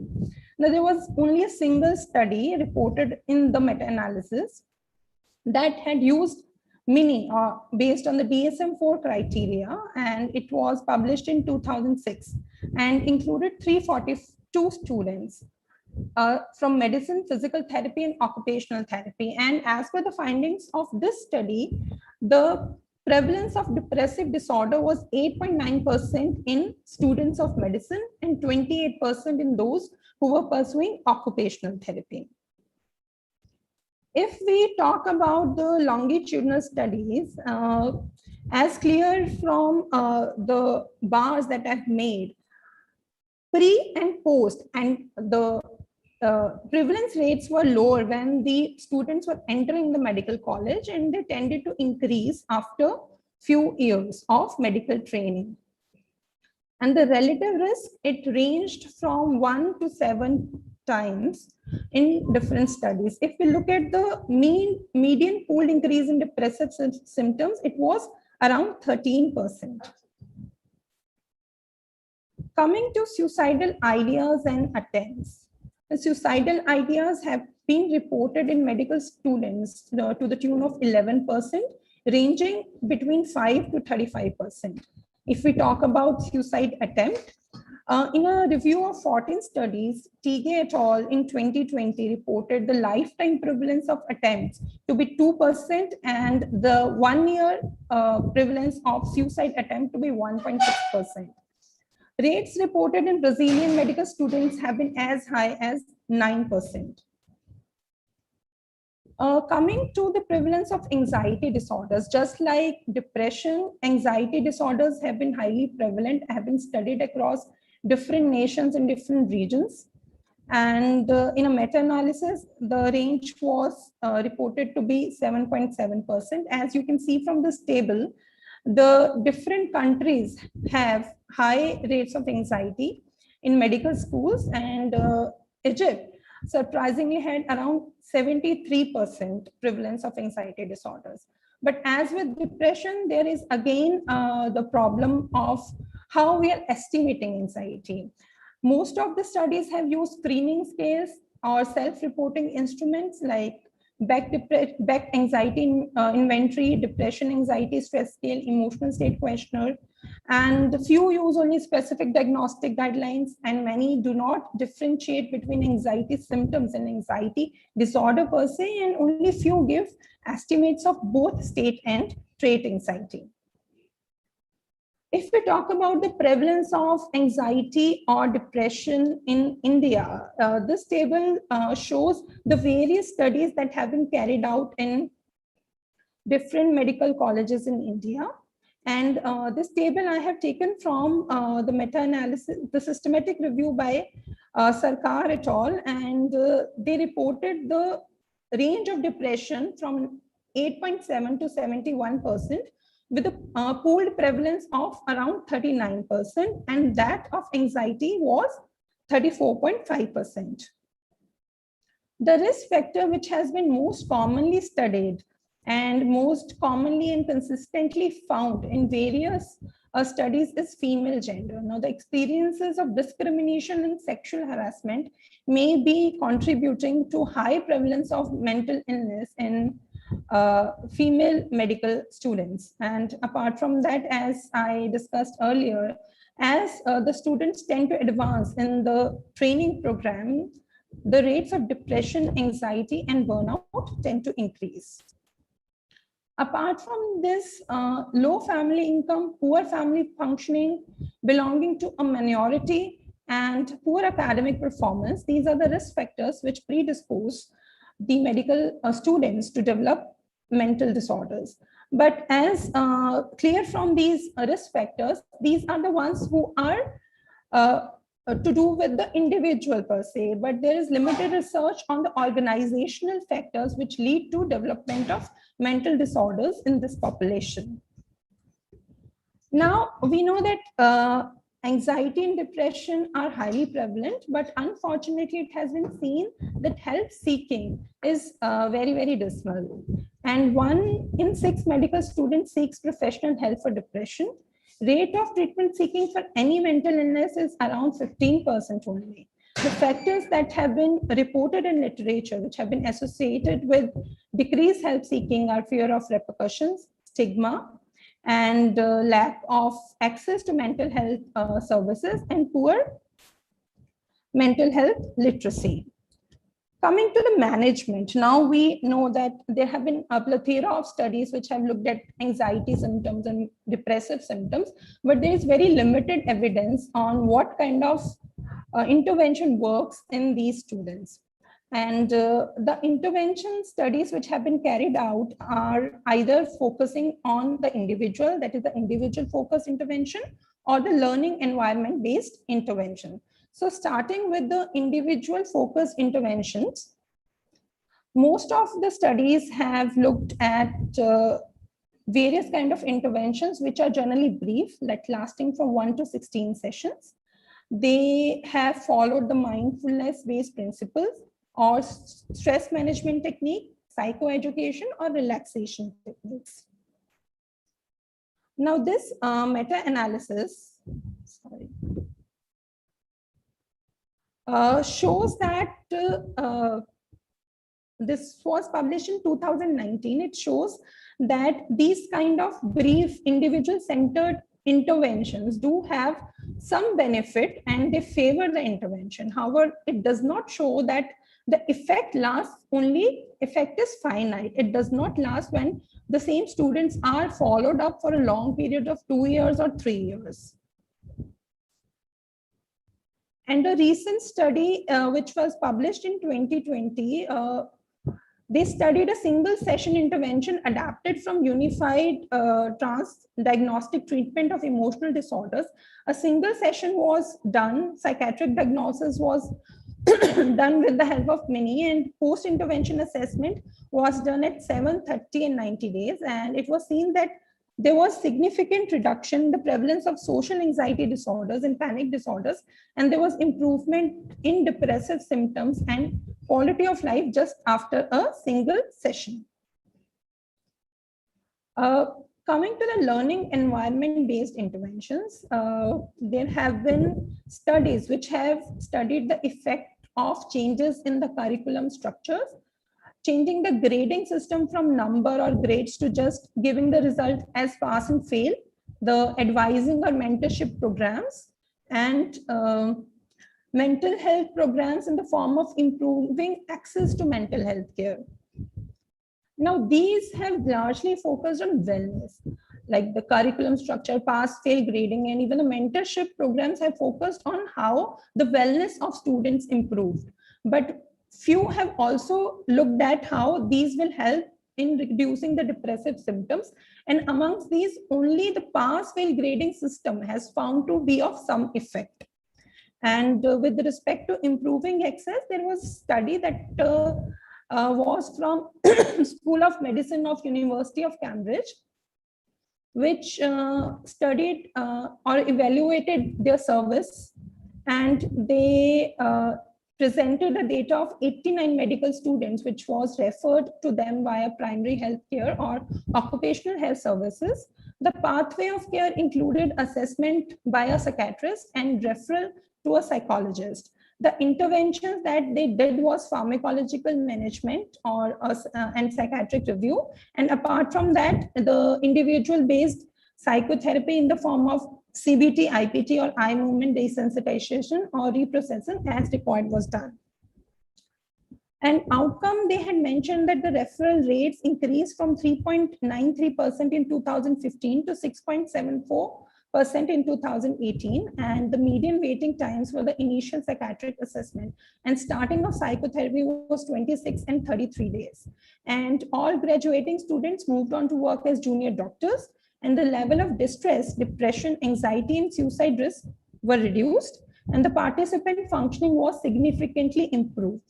And feedback which was taken from the students indicated that they had high satisfaction with the rapid access and flexibility of the services and the team clinician. Now, these kind of services, I'm sure, are being done in many centers in India also. Like just now, Dr. Anish told that it is being done in AIIMS Jodhpur, in AIIMS Delhi. And when I was working in GNCH, we were running a trainee drop-in center there, ethically studied and published.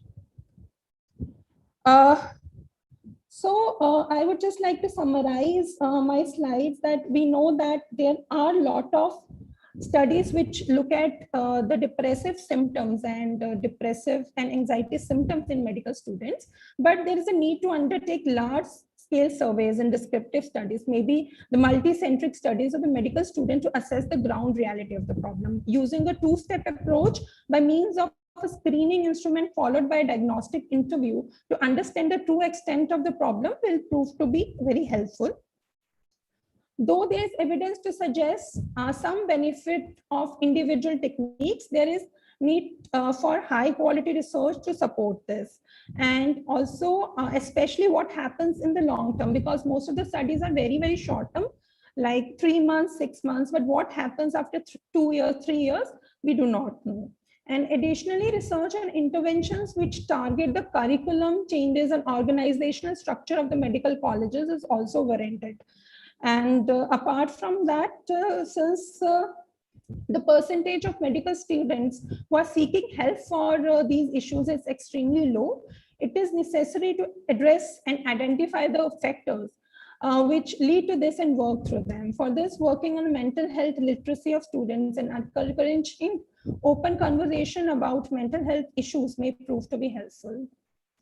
Lastly, it is advisable to mobilize the available psychiatry department and units in attached hospital and set up services specifically for students so that they have free access to them. And this will foster a sense of support and solidarity apart from bringing the ready availability of the mental health services. Thank you. Thank you, Dr. Nidhi, for providing very valuable data related to prevalence and management of anxiety, depression, which is very commonly present in medical students. Thank you. Thank you, May I request next speaker, Dr. Anju Dhawan. She will be talking on problematic substance and internet use among medical students. Ma'am is professor in National Drug Dependence Treatment Center and Department of Psychiatry at AIIMS, New Delhi. And she has more than 28 years of experience, and she has 130 publications in her name. And she is holding different positions in different organizations, like she is a member Academic and Training Committee, ICM, earlier member WHO Expert Committee on Abuse Liability Assessment. Her area of interests are adolescent substance use in school and healthcare and community setting, meditation research. And she has like different projects related to her areas of interest, like multi-center UN ODC funded studies on buprenorphine and methadone maintenance that spearheaded the initiation of this treatment in India. Actually, methadone clinic started with her efforts only, and a nationwide study on substance use among children funded by NCPCR. She is coordinator of DM Addiction Psychiatry program at NDDTC, and she coordinated WHO biennial activities at NDDTC. So, so I request Professor Dhawan to please go through her presentation. So before her presentation, there is a breathing exercise she will be demonstrating. Ma'am, please. Thank you, Dr. Garishankar. So I think we are all a little tired after being very attentive and listening to the interesting lectures. So maybe we can do some breathing exercises. So basically, breathing processes are or pranayams are known to increase the level of energy of prana, what we call, and they are a prelude to going into meditation. But right now, we'll just focus on the breathing processes. So what we'll do is, I have 2 minutes. So we can just do a yogic breathing, which is close your eyes and breathe in deep, bloat your abdomen, feel the chest expanding and breathe out slowly. It has to be done to the nose with the mouth closed. We can continue this. So attention to the breath helps to calm the mind. Deep breathing, bloat the abdomen, expand the chest, and breathe out slowly. We'll do 2 more breaths of the same.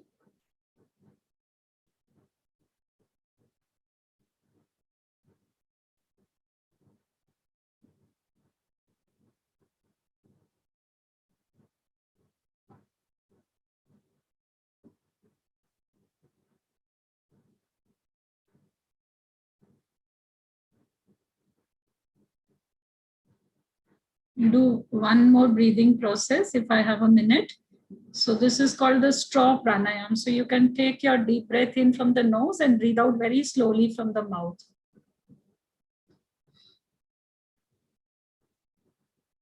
Slow exhalation from the mouth after breathing in from the nose. It's like blowing a candle very slowly. Repeat.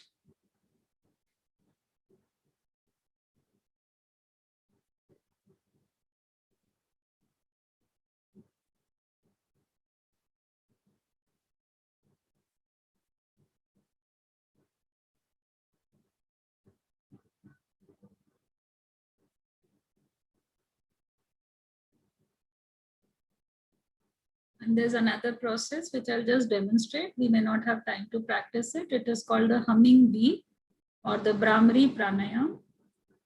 You can take a breath in from the nose and breathing out, do the hum sound like a bee. This is very good for the emotions. And move the tragus of the ear in and out.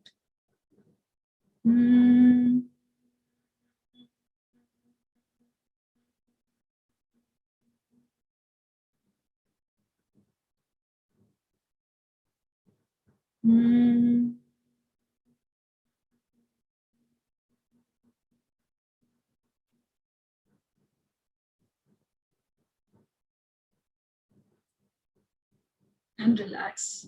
Thank you. Dr. Gauri-Shankar, should I start with the presentation? Sure, ma'am.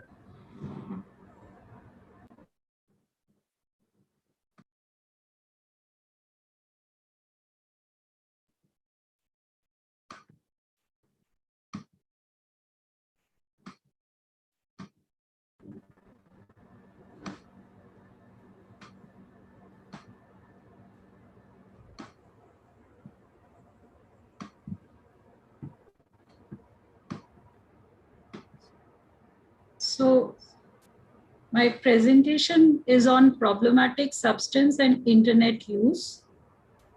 Of course, amongst medical students, that's what we are talking about today. And this is a very important component of student wellness. We know that substance use starts early in life, adolescence or youth, early youth. And the medical students are in this particular vulnerable age group. Many of them are going to the hostel for the first time. And this is also the age group which is vulnerable to problematic internet use, because of interest in gaming or other available aspects on the internet.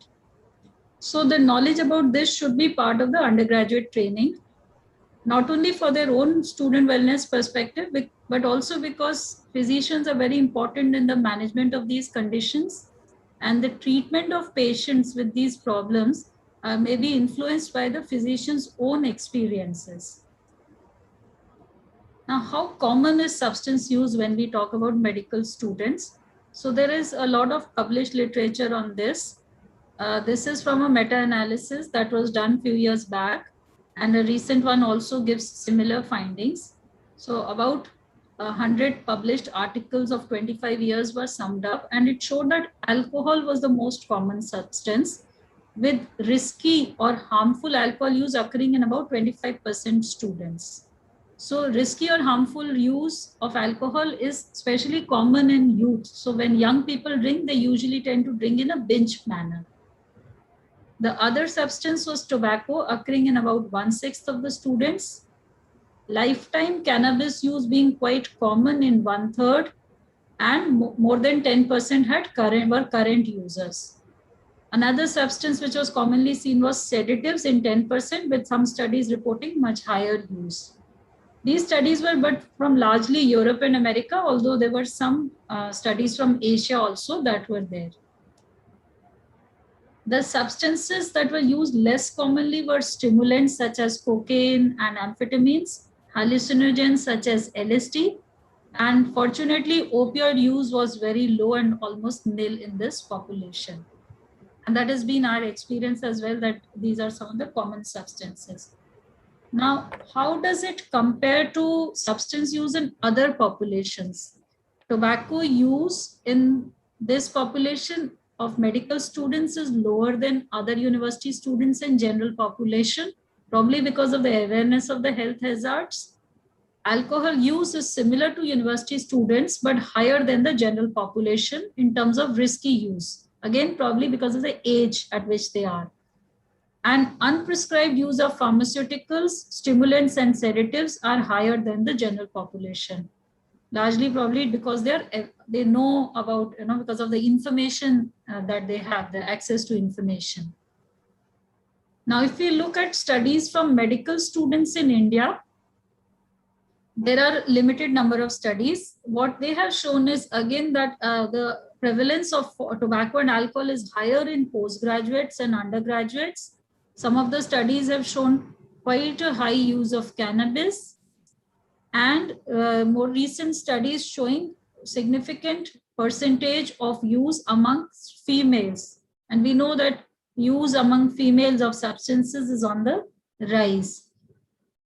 Now, what are the risk and protective factors when we talk about medical students? Most of them start out of curiosity, like in other populations, but we have been talking about stress in the medical students since morning. And to deal with stress, more than 70% said that this was their reason for starting, whether it was academic stress, relationships, family issues. And sometimes they also use it for occasional celebration. Use is more in males than females, except use of sedatives, and it increases across studies. I gave one example, but across studies, it has been seen that it increases with the number of years in college. Prior substance use, of course, is a risk factor. And the peer pressure that we see these days with social media being used so often, that results to the amplification of peer pressure. And as seen in other studies on substance use, spirituality, religiosity, pro-social involvement, etc., work as protective factors. Now, the impact of substance use on the student wellness. Of course, there is an academic impact. Many times they start missing classes, the academic performance reduces, and it becomes like a vicious circle because they miss academics and they are in the hostel rooms. And then there is more interaction with other peers who are also having academic difficulties, withdrawal from routine activities, and increased possibility of course dropout. There is progression to substance use disorder in the form of harmful use or other negative consequences, or development of the syndrome of dependence. Medical complications may occur which are specific to the substance that they are using. The psychiatric comorbidities in terms of depression, anxiety, and risk of psychosis. Sometimes we see students coming in with psychosis due to use of cannabis usually, but it may of course occur due to other substances like stimulants, which are used less commonly. And then there are the acute complications which have often been reported amongst youth, also seen in this medical student population as reviewed in this article. So fights, injuries, risk of overdose. We have seen some students presenting with this. Risk of self-harm, often a very important presenting symptom. And risky behaviors such as driving under influence, unsafe or unwanted sexual behavior, which can also sometimes land them into serious legal issues. Affects relationships with family, peers, and also with significant other person in their life. The chronic long-term complications might emerge, but they may emerge later and not during the training years. Sometimes they may land up with legal problems, as shown in a study on university students from UK, where almost 10% of those who had used substances were involved in substance-related crime, and they have studied the risk factors. Another phenomena that has been described is innocent bystanders, the peers who may be affected because of unintended injuries or other problems, although they themselves may not be using the substance. Now I'll come to the phenomena of problematic internet use before talking about management or solutions. We know that the category of the entity of behavioral addiction is getting more and more recognized. And there's a lot of interest in this area in the last decade or so. And gaming disorder is now recognized in our classificatory system also. So if we look at from a disorder perspective, the criteria that it needs to meet are very similar to what we talk of when we talk of substance use disorder or substance dependence, in terms of impaired control, increasing priority, that is the use of internet taking precedence over other interests or daily activities, continuation or escalation despite occurrence of negative consequences, and the severity is sufficient to lead to significant impairment in their various areas of functioning for a sustained period of time. There have been quite a few studies in this area as well. Of course, not as many as in the field of substance use. So these studies have shown variable prevalence. Some of them have shown males having higher, some showing females as higher. And this is a meta-analysis that showed global pooled prevalence of internet addiction among medical students to be almost about 30%. The studies from India are also there that have looked at this. For instance, this particular study, it basically shows that severe problematic internet use is very less common, moderate use occurring in about 10%, and mild use being very common and affecting almost more than 1/3 of the students. So just like when we talk of use of illicit substances, here too we talk about use that is problematic and use that is not problematic. So in internet addiction, we may see problematic internet use, and then where the features of actual addiction as a syndrome have set in. And this is where we need to intervene, preferably when they are in the orange zone, or where we can pick up the red flag signs. The internet may be used for various purposes. Like I said earlier, online gaming as a diagnostic entity is now recognized, but it may also be used for excessive social networking, online shopping, gambling, blogging, and watching internet videos and pornography. The etiological models for problematic internet use talk about the cognitive behavioral model, which hypothesize that impaired cognitive processes lead to poor coping, and this in turn leads to addictive internet use. So person can't handle the issues in day-to-day life, so it's a kind of escapism, and there may also be a sense of achievement, especially when we talk about gaming. And the other hypothesis is also about the social skills deficit theory. Because of lack of social skills, difficulty in social interactions, they are going into this virtual world where they can spend time and be recognized and interact with people. So to understand that is the network use problematic, one can look at screening questions. These are some of the kind of questions that are asked. That do you take the mobile to bed, the bathroom, or even the shower? Do you check it several times in an hour to make sure it's working? Feeling helpless, preoccupation, lying about it, or spending excessively on online shopping. There are two internet addiction scales that have been widely used. One is the Young's internet addiction scale, which you saw some of the studies. It has been used in a lot of studies. It's a 20-item scale. And this is a shorter one by Chen, which has only 4 items and inquires questions about, these are the kind of questions. Feeling restless and irritable when it's not available, spending more and more time, making it a habit to sleep less, and going online having affected their functionality. The factors that may lead to excessive use, largely most studies say that it is young people, males, and we've already talked about the psychological characteristics. Academic difficulties may contribute, and comorbid depression, anxiety, and substance use as a two-way relationship. So it may be a predisposing factor, also a complication. And of course, availability of internet with medical students, since they are surfing internet, they need it for academic purpose. Everybody needs it, more so those who are in professional programs, it becomes a risk factor. There may be family variables that pose as risk, and difficulty with peers may also be contributing. The complications are very similar to what we talked about when we discussed substance use, but additionally, specifically in terms of physical problems, there may be neck ache, backache, bad posture, problems in sleep, poor appetite, eye strain, and sometimes even accidents when a person may be using it in situations which may be hazardous. Now, what are the solutions? I've largely talked about systemic solutions here. So this is an area that we have been working on at AIMS, Delhi. So we have formulated a campus policy and action plan on substance use prevention and intervention as a part of the student wellness, and that has been submitted to the dean. So the important part is designing a campus-based prevention and intervention, which is holistic and multimodal and involves participation of all key stakeholders.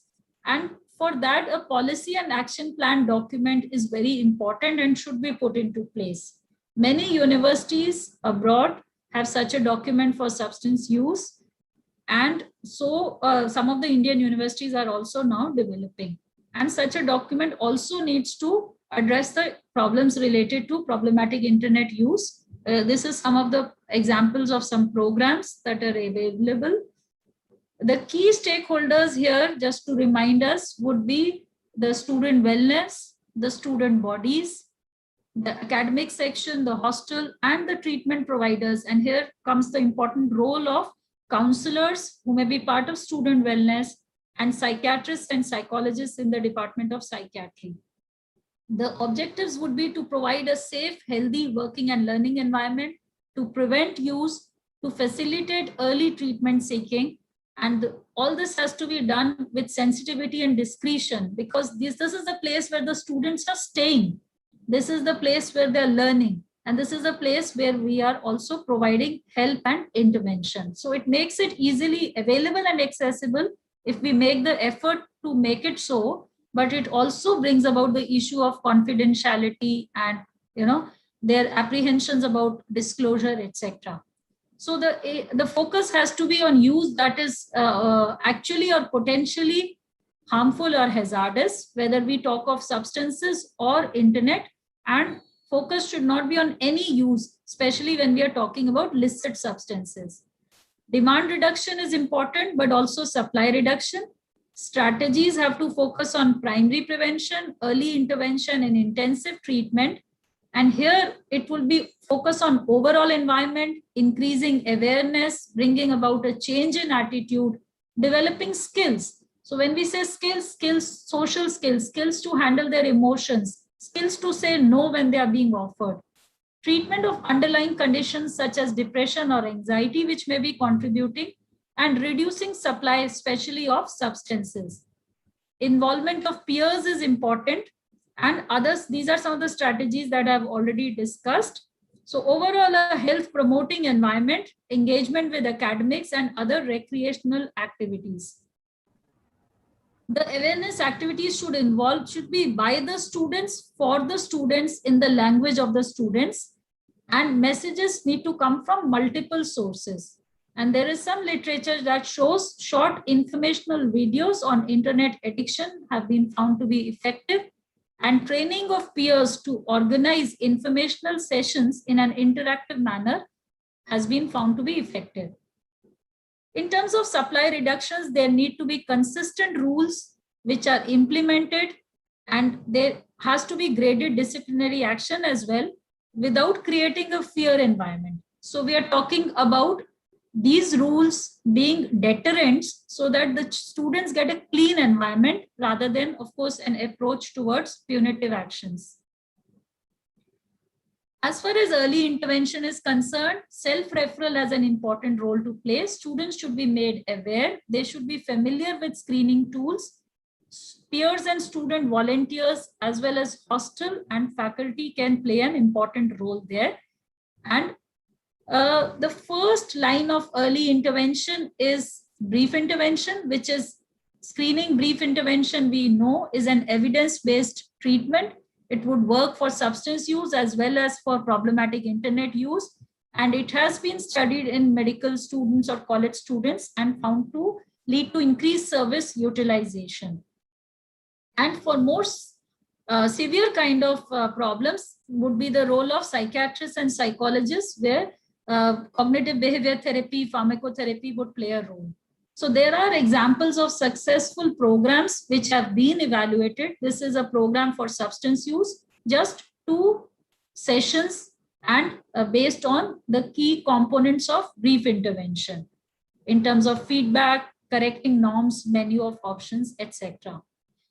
For problematic internet use, the simple kind of strategies which we know, behavioral as well as cognitive strategies, work quite well here as well.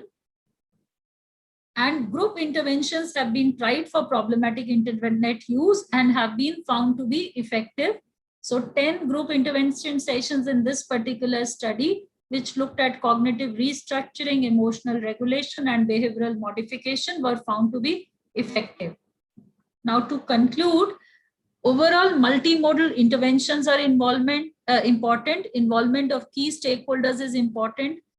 There are many evidence-based interventions for young people, but limited literature on evidence specific to medical students.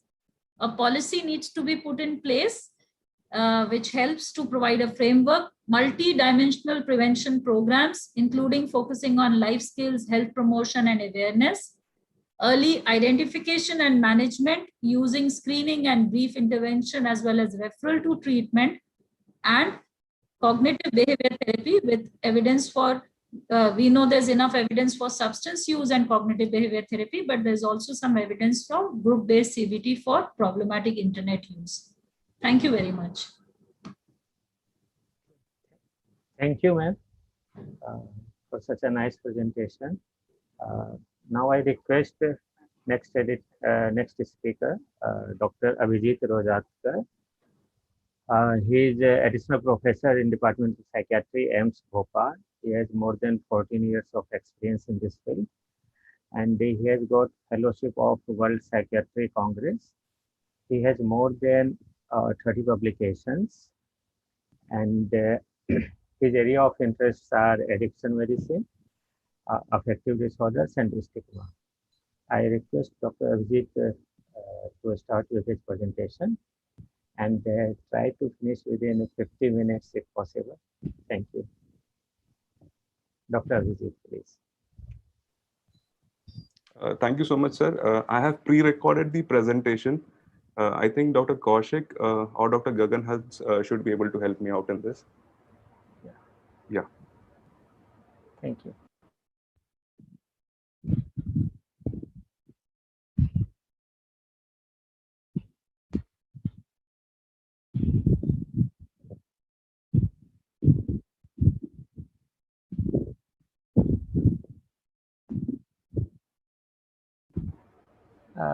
The voice is not clear, I think. Dr. Kaushik, please see. The voice is not coming. Audio is not.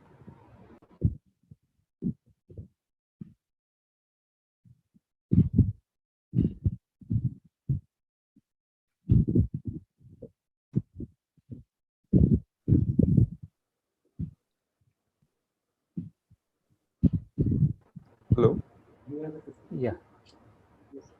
Yeah, I'm sorry. Dr. Gagan, can you help me out? The presentation isn't working. Doctor. Good afternoon. Firstly, Yeah, my it's started. apologies for pre-recording this presentation. Internet facilities in my campus tend to disrupt on occasions.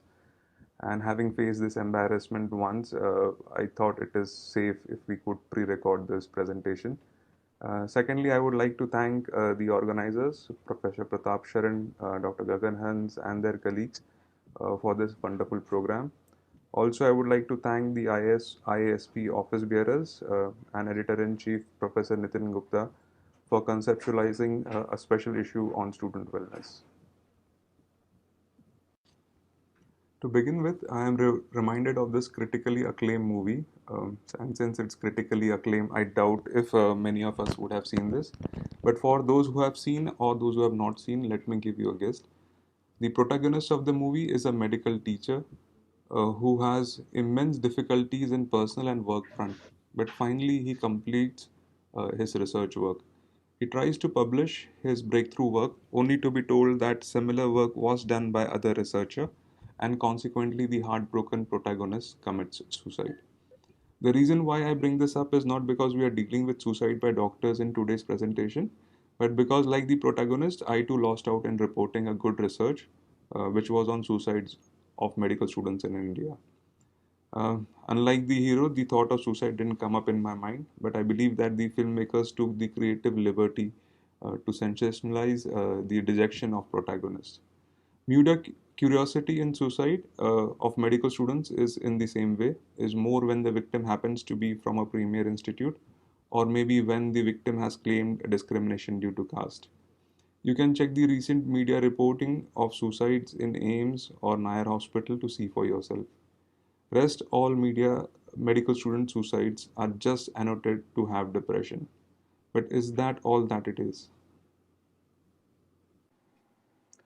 The National Crime Records Bureau maintains records of suicides and accidental deaths in India, although there have been many flaws reported in their methodology, but still this is the only database available. As per NCRB, suicide rate in India is 16 per 100,000 population, which is way above the global average. Neither the NCRB nor the Indian Medical Association, Medical Council of India, or National Medical Council publishes a separate database for medical student suicides. We have currently 554 medical colleges in India, admitting nearly 83,000 students per year. An MBBS only college can have anywhere between 400 to 800 students, while those with PG and super specialty can have 1000 plus students. Despite such large number of students, very few institutes have an internal mechanism to identify and address mental health issues in students. As you know, IASP recently released an issue with a dedicated section on student wellness. Invitations were sent out in February this year, and since I had to write on suicidality of medical students, I thought we could do a quick study of suicides by medical students in India. Me and my team were all set to catalog instances of suicide by medical students. As we were compiling the data from various sources, came this paper by Chahal et al. Ahead of print in April 2021. The authors, using the Google database, identified 358 suicide deaths among medical students, residents, and physicians between 2010 and 2019. Medical students constituted about 35% of suicides, residents another 30%, and physicians constituted the rest 35%. This is a seminal paper and should definitely be followed up by NMC or for that matter IASP. There is also a letter to editor by Pruthi et al. In 2015, but there is very little information other than 16 suicides that were reported in the 5-year period from 2010 to 2014. The authors have shown that male students and male physicians are more likely to commit suicide compared to females, with reversal of trend during residency. Also, nearly equal number of suicides were reported from government and private colleges. More than two-thirds of medical students committed suicide by hanging. 11 students died by poisoning, 15 jumped from height, while 7 jumped in front of a running train. During residency, hanging and poisoning are equally seen. Poisoning here includes drug overdose. This column here shows the reason for suicide in medical students. Academic stress tops the list in medical students, followed by mental health issues and troubled relationships.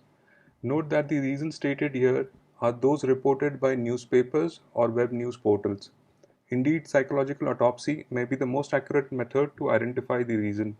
Unfortunately, I could not come across any psychological autopsy study in medical students.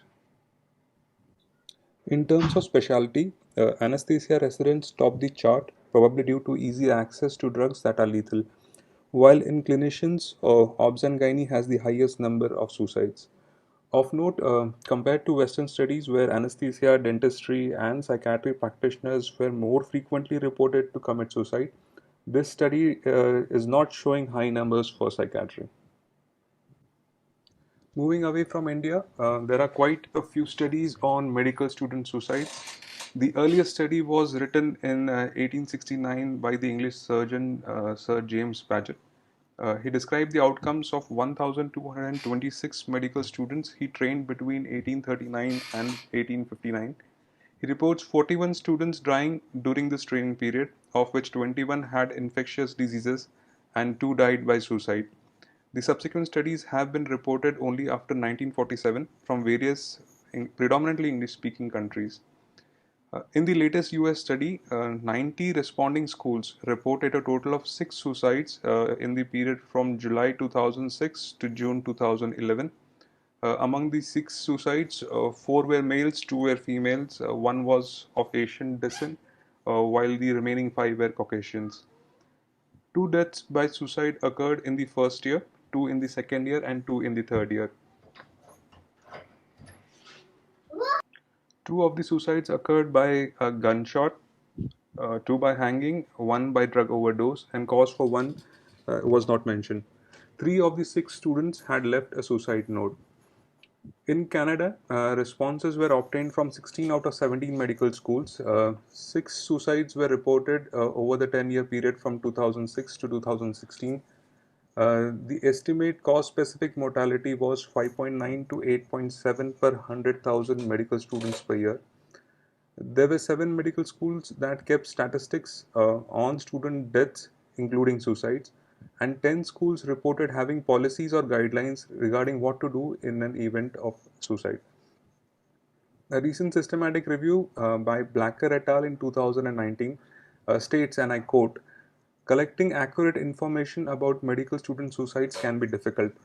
Not all administrators respond to surveys, possibly because of a lack of administrative resources, lack of motivation to respond, example, no or few suicides, fear of responding, example, anxiety about litigation, concern for the reputation of the school, compliance with federal laws regarding protected information, inadequate record keeping, or concerns for student privacy," unquote. Similar opinions were expressed in the IJP issue of last year by Watson, Ventriligo, and Bugra. Moving on to the next section on suicidal ideation and attempts in medical students. So there are many studies across the world, including India, on suicidal ideation among medical students. To quote a few, Goyal et al. In 2012 conducted a study on in medical colleges of Delhi using a survey instrument and reported about 2.5% of students have attempted suicide before. They also reported that suicidal ideation is highest in the first year and reduces by about 1/3 in the final year. In a recent study from South India, Arun et al. Reported nearly 1/5 of their sample to have suicidal ideation, and nearly 5% of them have attempted suicide. Higher depression and anxiety scores did correlate with higher scores on suicide behavior questionnaire. Note that the attempt suicide figures are nearly twice as that of Delhi study. In a large study of nearly 4,300 medical students in the US, the authors reported that 10% of their sample had suicidal ideation. Using the Matchlach burnout inventory, they concluded that higher scores of burnout correlated with increased likelihood of suicidal ideation. This was a longitudinal study, and they also showed that with the recovery from burnout, the likelihood of suicidal ideation also reduces. In another study on a large number of students conducted in Brazil and published in Acta Psychiatrica last year, about 9% of students reported attempted suicide. Increased risk was reported for female gender or homosexual orientation, low income resources, bullying by university peers or ragging, childhood or adult trauma, family history of suicide, and daily tobacco use. In the latest systematic review, the authors pooled data from 17 studies and reported a prevalence of suicidal ideation in the range of 1.8 to 53.6%. This wide variation is explained by the authors by two reasons: different methods or measures used by investigators for assessment of suicidal ideation, and the second being different time frames in which these studies were conducted. The author also report the most frequent factors associated with suicidal ideations as being depression, previous psychiatric diagnosis, a lower socioeconomic status, history of drug use, and feeling neglected by the parents. The study was inconclusive about relationship of suicidal ideation and the year of study. Since mental health issues, including substance use, has been covered by previous speakers, it would be useful if we could just summarize it. Depression, anxiety, academic stress, and burnout have been increasingly reported in medical students.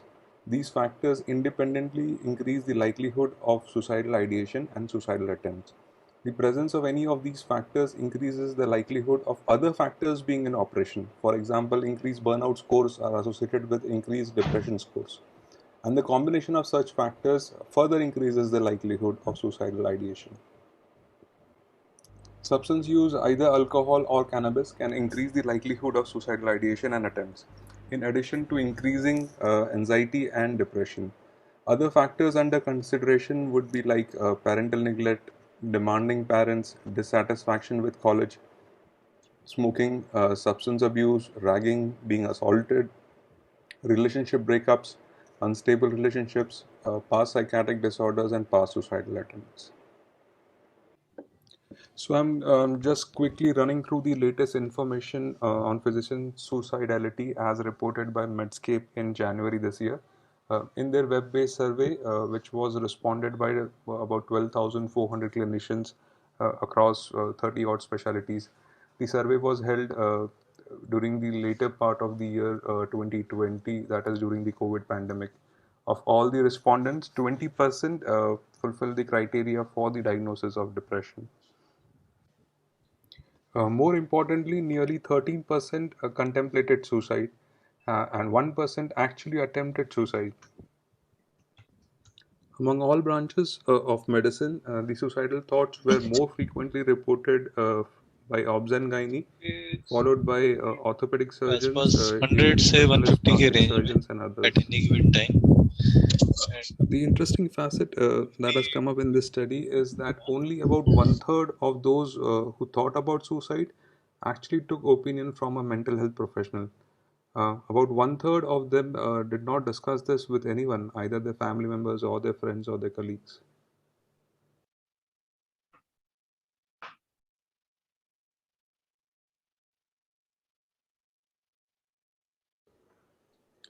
Suicide risk assessment in medical students remains more or less same for that similar age group. Sometimes students are directed to psychiatrists by their colleagues or faculty for assessment, which should indicate potential severity of their condition. Clinicians may occasionally feel handicapped due to inadequate collateral information or underreporting or overreporting of symptoms by students. After putting the student at ease, make sure that their confidentiality is protected. A detailed assessment should be carried out and documented. This includes identifying any recent, recurrent, or chronic stressors that could have precipitated the current situation. Clear questions related to financial, physical health, or relationship issues may be required. Issues related to identity, specifically sexual identity, may be approached in a subtle manner. Other assessments include presence of long-standing hopelessness, the nature of suicidal thinking like ideation frequency, intensity, and duration, assessment of previous suicidal behavior, assessment of impulsivity and self-control, and the assessment of protective factors. AIMS Bhopal recently inaugurated the Student Wellness Services on the occasion of World Mental Health Day 2020. Our services are modeled on AIMS Delhi SWC. Currently, we do not have dedicated resources, but we hope to add staff soon. We conceptualize that SWC should be there for students whenever they need us. The process starts right from their admission. Apart from getting familiar, we also ask certain questions like have they ever lived away from their parents? Are they sure they want to pursue the course at AIMS Bhopal? Are they comfortable with public speaking? For Hindi speaking individuals, we ask about their comfort level in Hindi. Apart from this, their general hobbies and coping skills are also inquired. The concluding remark invariably is that they should feel free to meet us at any time they require. Unfortunately, due to the COVID pandemic, we have not been able to progress to continuous evaluation, but we have plans for periodic stress assessment with the idea to identify how stressors are distributed across their student trainingship. For example, communication problems or relocation blues may be addressed in the initial years, while handling of interpersonal issues may be done in subsequent years. Such continuous evaluation can be done in groups or individual settings, or even through Google Forms. Feedback from medical education unit and HODs is also valuable, specifically in the first year of the course.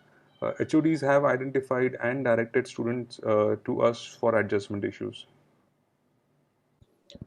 Um, I'm sure Professor Sharan has a lot to add to this particular slide in his presentation. But here at AIMS Bhopal, we intend to have communication training, time management, and stress management modules. We intend to have language training for English and Hindi, depending on the student needs. Over time, we expect senior students to help out their juniors. Um, in the unfortunate event that any student would decompensate to have significant mental health issues, inpatient admission may be the only good choice. Currently, web-based options available to students include information portals, self-assessment and self-management portals, anonymous counseling services, avatar programs, and others. Technology can also be used in clinical interaction and interventions. Recently, due to the COVID pandemic, the NIMH toolbox was adapted for remote neurocognitive testing. Smartphone apps are being developed, which, when combined with other devices, generate a digital phenotype of the individual. Information that can be useful include assessment of interaction patterns, social media content analysis by neuro-linguistic programs, facial emotion analysis, identification of anxious states by heart rate and perspiration, etc. Technology can thus be used to assist and augment clinical services, including student wellness services. One such support services program is called Talk Campus. Talk Campus is an app-based peer support platform where students come together from different parts of the world and give and get support. The membership is to be taken by the institution or university. Students can then interact with each other, and based on the interaction patterns and content, the artificial intelligence embedded in their program makes an assessment of your mental health needs. Pre-designated peers get involved to help the student, and if required, escalated to clinical psychologists who are available round the clock and or informing the institution or the university. The site claims to have research evidence for peer support mechanism. Last I checked, the annual cost was about 2 lakh for 800 subscribers. For more details, you can look up at their website.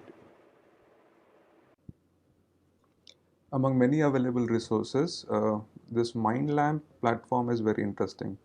It is an open source platform developed by researchers from Beth Israel Deaconess Medical Center at Boston, led by a team by John Torres. This platform can be used as a smartphone application. The acronym LAMP stands for Learn, Assess, Manage, and Prevent. AIMS Bhopal is currently part of a study wherein we have adapted this platform to help identify relapse in patients with schizophrenia. I believe this platform can be adapted for Student Wellness Center, where it can be used for assessment and services. So in the Learn tab, one can get tips for managing mood, sleep, stress, physical wellness, and other such issues. In the Assess tab, which has basic survey instruments, records can be made for mood state, sleep, anxiety, and also a DBT diary. Games similar to trail making tests are also included here. In the Manage tab, various audio and video tools are available for managing anxiety, restlessness, and mood issues. Additional information can be sourced in the Feed tab of the app. Graphical representation of all assessments can be seen in the Prevent tab. When combined with additional sensors, for example, smartwatch, various physiological variations over periods of days can be recorded, retrieved, and analyzed. So to conclude, suicidal behavior in medical students is multifactorial and needs to be monitored throughout the duration of their course. Early identification is the key in preventing suicides. National Medical Commission should encourage formation of student wellness centers in all medical colleges, which should serve as a venue to address psychosocial issues of students. NMC should also maintain records of all students and clinicians who have committed suicide, and also investigate such suicides by psychological autopsy. And technology can also be integrated into SWC functioning. Thank you.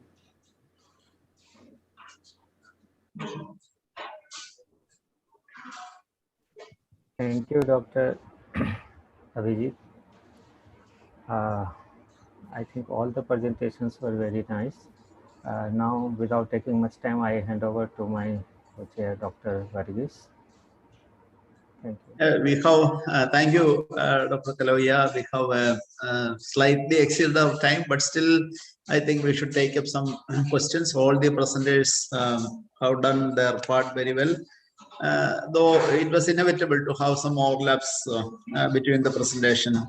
I have noted some questions. There were a lot of comments in the chat box. One of the comments I am choosing from my parts to save the time. Tasmeen Fatima, who identifies herself as a medical student, is asking whether free online therapy portals are available for medical students. Can any of these? So this is an open question which can be answered by any of the panelists. Online availability of online therapy portal for medical students. Free online therapy portals exclusively for medical students.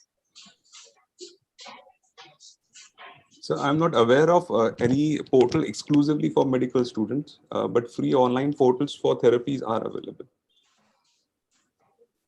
Okay. There is another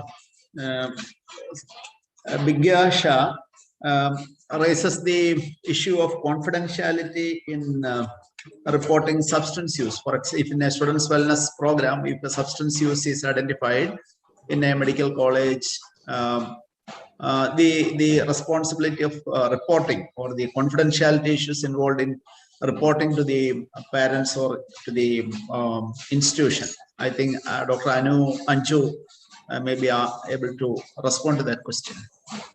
Thank you, Dr. So basically, the practice we have been following is that it is not necessary that every student who comes for help of substance use, it has to be the authorities have to be informed or the parents have to be informed, but wherever it is required for administrative reasons, we have had to do so.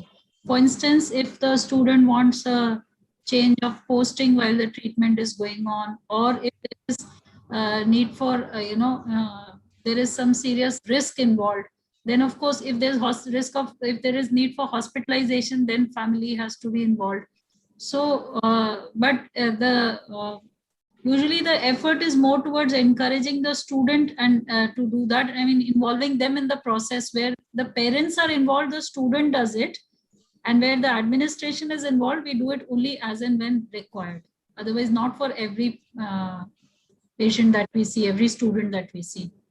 So the head of the student wellness is in the know-how. For instance, if I'm seeing the patient, then I would inform Dr. Pratap Sharan about it. And based on the general guidelines for student wellness, he would take a call on that as well. Thank you, Madam. Dr. Sri Mishra has responded that there are groups of IITians who made a platform called UDOTS. Could you please explain on that, Dr. Sri Mishra? Hello, sir. I'm not completely, aware of what exactly it is, but, recently they have approached our institute. So there are people from IIT all over India who have been making a platform which is called UDOST, which translates into your friend. And they have reached out the medical students as such, where probably the psychotherapy services are also available, but I'm not sure whether it is free or not. However, a lot of, following the COVID-19 pandemic, the telepsychiatry services, what we have seen in our center, so we have a counseling cell for the students. Their friends who are in other parts of the countries, they're availing help through the telepsychiatry services as well. Okay, thank you for that clarification. Yeah. There is one query from my side. Again, Dr. Anju, you have mentioned that the comorbidity or the predisposing factors for internet addiction, anxiety disorders, depressive disorders. I don't know, in our, not exclusively to medical students, in that age group, what we have a significant comorbidities with ADHD, whether detected or intervened or mostly unintervened and undetected ADHD, definitely predisposing factor. That's only clinical experience. It's not a documented study. Just to comment on that, please. ADHD has been reported as one of the predisposing factors, but specifically for medical students, I don't think that kind of information is available. So I'm not sure whether there are so many other queries which I have noted down, mostly from the chat boxes, but I think the time limit doesn't permit us to go ahead with all the queries. I have a suggestion from my side. Why don't we again may take an initiative in compiling all this presentation. Again, some of the participants have asked whether the slides can be shared. Whether the slides can be shared as such or whether we can compile it like a proceedings, and Dr. Pradap, Dr. Garg, all the leaders are here, whether we can, it would be a very useful documentation for all the medical teachers and medical schools all over India, just for the consideration of the presenters as well as the organizers. Over to you, Dr. Kaloya. Yeah, thank you. So I think the most difficult task for the chairperson is to maintain the time, because like it's like I don't feel very comfortable interrupting the speaker, but this is our duty to do. But all the speakers, I think they have finished their presentations within that time, so that's why I think we have managed. But I think on online platform there might be some issues. It takes little more time what we expect. So I think that's why we exceeded the time limit. I thank you all the presenters and my co-chair also and organizers for giving me this opportunity to chair this session. Thank you. Can we close the session and hand over to the Gagan? Yeah. Okay. Yeah. So Thank I you. think I So sorry for not Gagan. permitting the audience to ask questions live because we had it's almost 15 minutes late. Thank you. Thank you all. Thank you, sir. I think before Gagan takes over, I'll just like to mention a couple of things. One is all the questions that are there will be answered on the website later. The second is that Indian Journal of Social Psychiatry is coming up with the issue which has all the presentations, not as a presentation form, but as a paper form. So thank you. Thank you. Thank you, sir. And I would like to thank both the chairpersons and the speakers for the wonderful presentations that have been made. Now, since we are already running short of time, we'll straight away proceed to our third session, which is systemic solutions for enhancing wellness and preventing and remedying problems among medical students. I would like to welcome our chairpersons for this third session, Dr. UC Garg, who is the President-elect of Indian Association of Social Psychiatry, and Dr. Nitin Gupta, who is editor of Indian Journal of the Social Psychiatry. Professor Dr. UC Garg is presently the President-elect of Indian Association of Social Psychiatry. Sir is a consulting neuropsychiatrist in Agra with a 34-year experience.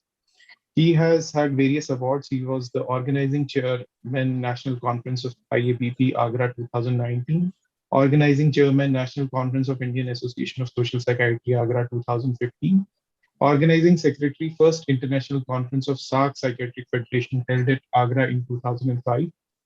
Sir has more than 25 publications to his credit. He is currently president-elect of Indian Association of Social Psychiatry, President, Indian Association of Biological Psychiatry. He has been co-chair of the WPA section for preventive psychiatry. His areas of interest are community psychiatry, geriatric psychiatry, and bipolar affective disorders. And he has chaired various scientific sessions in various congresses of World Psychiatric Association. We welcome you, sir. And our second chairperson is Dr. Nitin Gupta. He's currently editor of the Indian Journal of Social Psychiatry. Sir is a consultant psychiatrist at Gupta Mind Healing and Counseling Center, Chandigarh, with more than 25 years of experience. Sir is a gold medalist for Best Postgraduate from PGI MER Chandigarh, and has also received Brilliant Award of Indian Association of Social Psychiatry and Fellowship of World Psychiatric Association. Sir had more than 225 publications to his credit. He is the editor of the Indian Journal of Social Psychiatry, president-elect of Indian Psychiatric Society North Zone, and chairperson Research Committee and member NAB-IAPP, that is Indian Association of Private Psychiatrists. His areas of interest are community psychiatry and rehabilitation, psychotherapy, licensed psychiatry, and risk management. We welcome you, sir. So I would hand over the proceedings to our respected chairpersons. Over to you, sir. Thank you, Dr. Gagan. Thank you. I welcome all delegates in the third session. Along with my chairperson, along with my co-chair, Dr. Nitin Gupta, as in the previous sessions, we have discussed about the wellness of medical students, challenges and initiatives.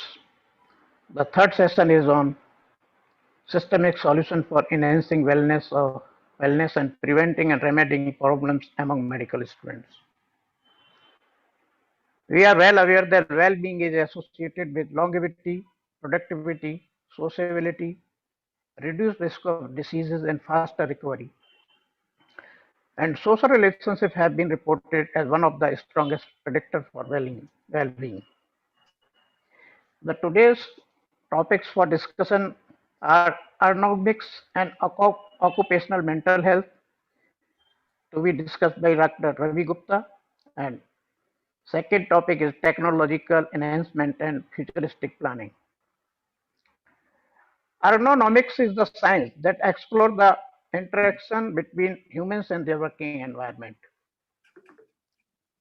Ergonomics is the scientific discipline concerned with the understanding of interaction among humans and other elements of system, and the profession to optimize human well-being and overall system performance. Ergonomics includes study and application related to several components that can broadly be divided into two categories: human-related factors and environmental factors. Therefore, these factors influences the motivation and learning of trainees and are therefore necessary for dexterity and quality of patient care. Thus, these factors are to be optimized to impart good quality training, reduce work-related injuries to the medical professionals, and provide the best possible care to the patient by reducing the chances of error. Therefore, during medical training, methods and means adopted for trainees must be robust on different parameters to achieve critical competencies. With these words, I would like to invite Dr. Ravi Gupta, and it is my pleasure duty to introduce him. Dr. Ravi Gupta is currently an additional professor, Department of Psychiatry, Division of Sleep Medicine, AIMS Rishikesh. He is having more than 20 years of experience and has been awarded Indian Psychiatric Society's Young Psychiatrist Award, Fellowship from World Psychiatric Association, and Fellowship from Japanese Society of Psychiatry and Neurology. He has been in credit more than 152 papers, 18 Indian and 8 international book chapters. He has written 3 books, and currently he is a member Guidelines Committee World Sleep Society USA, member College of Expert Reviewer European Science Foundation, and chairperson UG Education Subcommittee Indian Psychiatric Society. And his area of interest is, we all know, sleep medicine.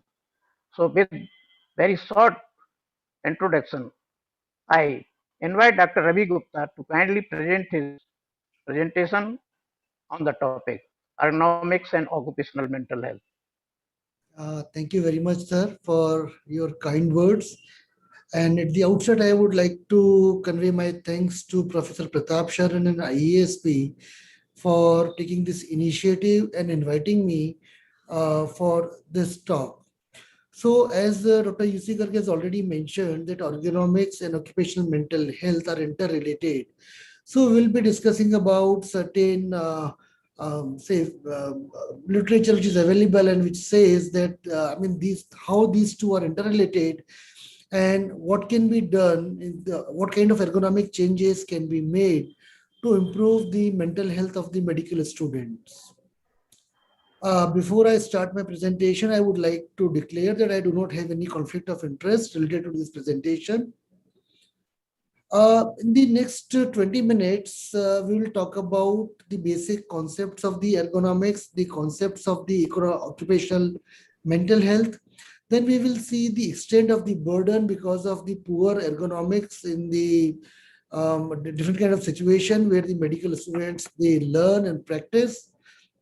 Then we will try to see how does the environment and the behavior of the student, they interact and how can we modify that. And then I'll summarize my presentation. So, as Dr. UC Gupta has already mentioned, that ergonomics is basically an interaction between the humans and their working environment. So, when it comes to the working environment, that includes the building, the furniture, the instruments that they use, and also in the recent, let's say, past few years, the scope of ergonomics has been expanded to involve the behavior of the other people and also the teaching and the learning methods. And say when we talk about the factors which can influence the ergonomics, so these are basically the human-related factor, that means the student as well as the teacher, and also the environment. And I have already mentioned that what are the different components of the environment. So when we talk about the human-related factors, these are the common factors which are important from the ergonomics point of view. So we all know that, all the medical students, they have different height, they have different weight, they have different handedness. Some of them, most of them are right-handed, but some are left-handed. Then they have different kind of biomechanical properties. For example, certain students, they are quite flexible, they are able to squat, they are comfortable in any position, but other students, they do not feel so comfortable in other positions. So, and certain kind of postures, if they maintain for a long time, can give rise to the musculoskeletal pain. Then every student is different with regards to the sensory as well as the motor capabilities. So, this is not uncommon to say that such and such surgeon is having good surgical hand. So we know that they are actually dexterous in the manipulation with their hands. And similarly, we all see as medical teachers that different medical students, they have different kind of sensory capabilities. And along with the biomechanical and sensory motor capabilities, cognitive functions are also different for different medical students. Then some of them might be suffering from certain medical conditions. For example, the commonest conditions that we see in this age group are the migraine, the insomnia, then certain addictions. So, and then the previous speakers have also mentioned about the distress and depression. So these conditions are not uncommon, and these medical conditions, when they are present or absent, they influence the learning as well as the practice of medical sciences. Then the different students, they have different kind of motivation and they have different kind of vulnerability to the stress, as already discussed by my previous speakers. So there is no need to go into the details regarding this issue. So the issue is, in general, if we say that there are a number of human-related factors which can influence the learning as well as the execution of the learned behavior and the skills. Now, when it comes to the environmental factor, it say in the with reference to the ergonomics, we are talking to. I mean, when we define environment, it means that the surrounding structure, which includes the room, the building, the furniture, as well as the instruments that we are using for the learning as well as for the practice. So these instruments, furniture, and designing of the room, they actually heavily influence the medical students' motivation. They can also influence their medical condition. And so this is the reason that the manipulation of the environmental factor can actually improve the learning as well as execution of the learned skills. Now, when we talk about the extent of the problem, the number of papers are available and they clearly mention that the ergonomic issues, for example, the design of furniture and the surrounding environment, they actually give rise to musculoskeletal pain. They can give rise to burnout. They can give rise to fatigue among medical students. And one important part that the ergonomic issues can also influence the choice of the specialty during residency program. So what has been found, that this will discuss in detail, but it has been found that a number of students, they avoided choosing these surgical specialties just because of ergonomic issues. So when we talk about the ergonomic issues from the perspective of a medical student, then it starts right from the furniture. So we all know, and it's been stressed by my previous speakers, that most of the students, they are reading and studying for say 8 to 10 hours a day. So they actually need a comfortable chair and a comfortable desk.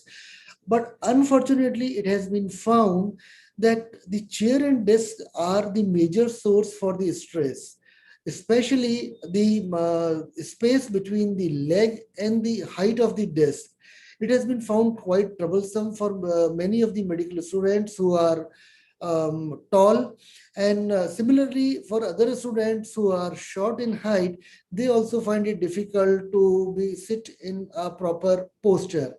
And when they are not sitting in the proper posture, that actually give rise to musculoskeletal pain, and that actually hampers the learning. And we all know that the pain is also having a cognitive component and the emotional components besides the sensory component. Secondly, we all have seen that medical students, especially in the past 1.5 years, because of the COVID pandemic, most of the classes are being held online. So we all are working on the computers and the screens for a lot of time. And say working for long hours on the screen can give rise to a number of eye problems. The most common are the dry eye syndrome that occurs because of the continuous watching to the screen, and the blink rate goes low, and that actually increases the evaporation of the tear from the conjunctiva and the cornea. And that is one of the major reasons that when the people, they are looking at the screens for a long time, the screens appear blurred blurred to them, and that blurring is actually a sign of the dry eye syndrome. Similarly, medical students, especially those who are working in the laboratory, they are working on the microscopes, and many times these microscopes, to see the slides through the microscopes, they have to lean forward, and that leaning forward can actually give rise to the pain in the neck, and that can at times be quite troublesome. So we all know that, I mean, say after this, we know that how does the furniture and the instruments, they can give rise to the troubles to the students, and they can interfere with their learning. Similarly, coming to the surgical specialties, especially the people, I mean, the residents who are doing the residency, unfortunately, most of the surgical tables, they are of standard height. So the people who are tall, they have to lean forward, and that can give rise to the pain in their back, lower back as well as the neck. And the people who are short, they actually have to struggle to see what is going inside the surgical site. So that can also give rise to the trouble. Then secondly, we all know that when a person is surgeon is performing the surgery, then he has some assistants, and these assistants, their main job is to just hold the retractors. And I mean, just imagine a surgery which is going for 5 to 6 hours, and the assistants, they are holding the retractor, and holding a retractor with force for such a long time can at times be really painful to the hands. And say surgeons, they cannot perform the surgery while they are sitting on a stool. So most of the surgeons, they prefer to say conduct the surgery when they are standing, and that can give rise to the pain in their feet. And so because of all these reasons, it has been found that the number of residents, they try to avoid joining the surgical specialties, and they find that surgical specialties are too demanding physically, not mentally. So they are too demanding physically, and they give rise to a lot of fatigue to them. Now, say among 5% of the population is left-handed, we all know, but unfortunately, all the instruments that we use in the medical science, they are designed for the right-handed person. So it starts right from the smallest thing that we talk about, the scissors that is important for the surgical specialties. Then we can go with the bronchoscopes, the endoscopes used in gastroenterology. So they all are meant for the right-handed person. So the people who are left-handed, they find it really difficult to navigate the scope in the body cavity and to focus the scope on the lesion, because say the mechanism which actually which helps in focusing through the scope is is available on the other side and not on the side which is comfortable with them, that is on the left side of the scope. So these kind of, I mean, from very basic instruments to the advanced instruments, they all are meant for the right-handed persons, and that leads to a quite of trouble with the learning as well as execution of these learned skills. Now, why we are talking about the ergonomics? We all know that if the person is comfortable, if he is, well adjusted in the environment, emotionally as well as physically, that increases his motivation to learn the skills as well as the theoretical part.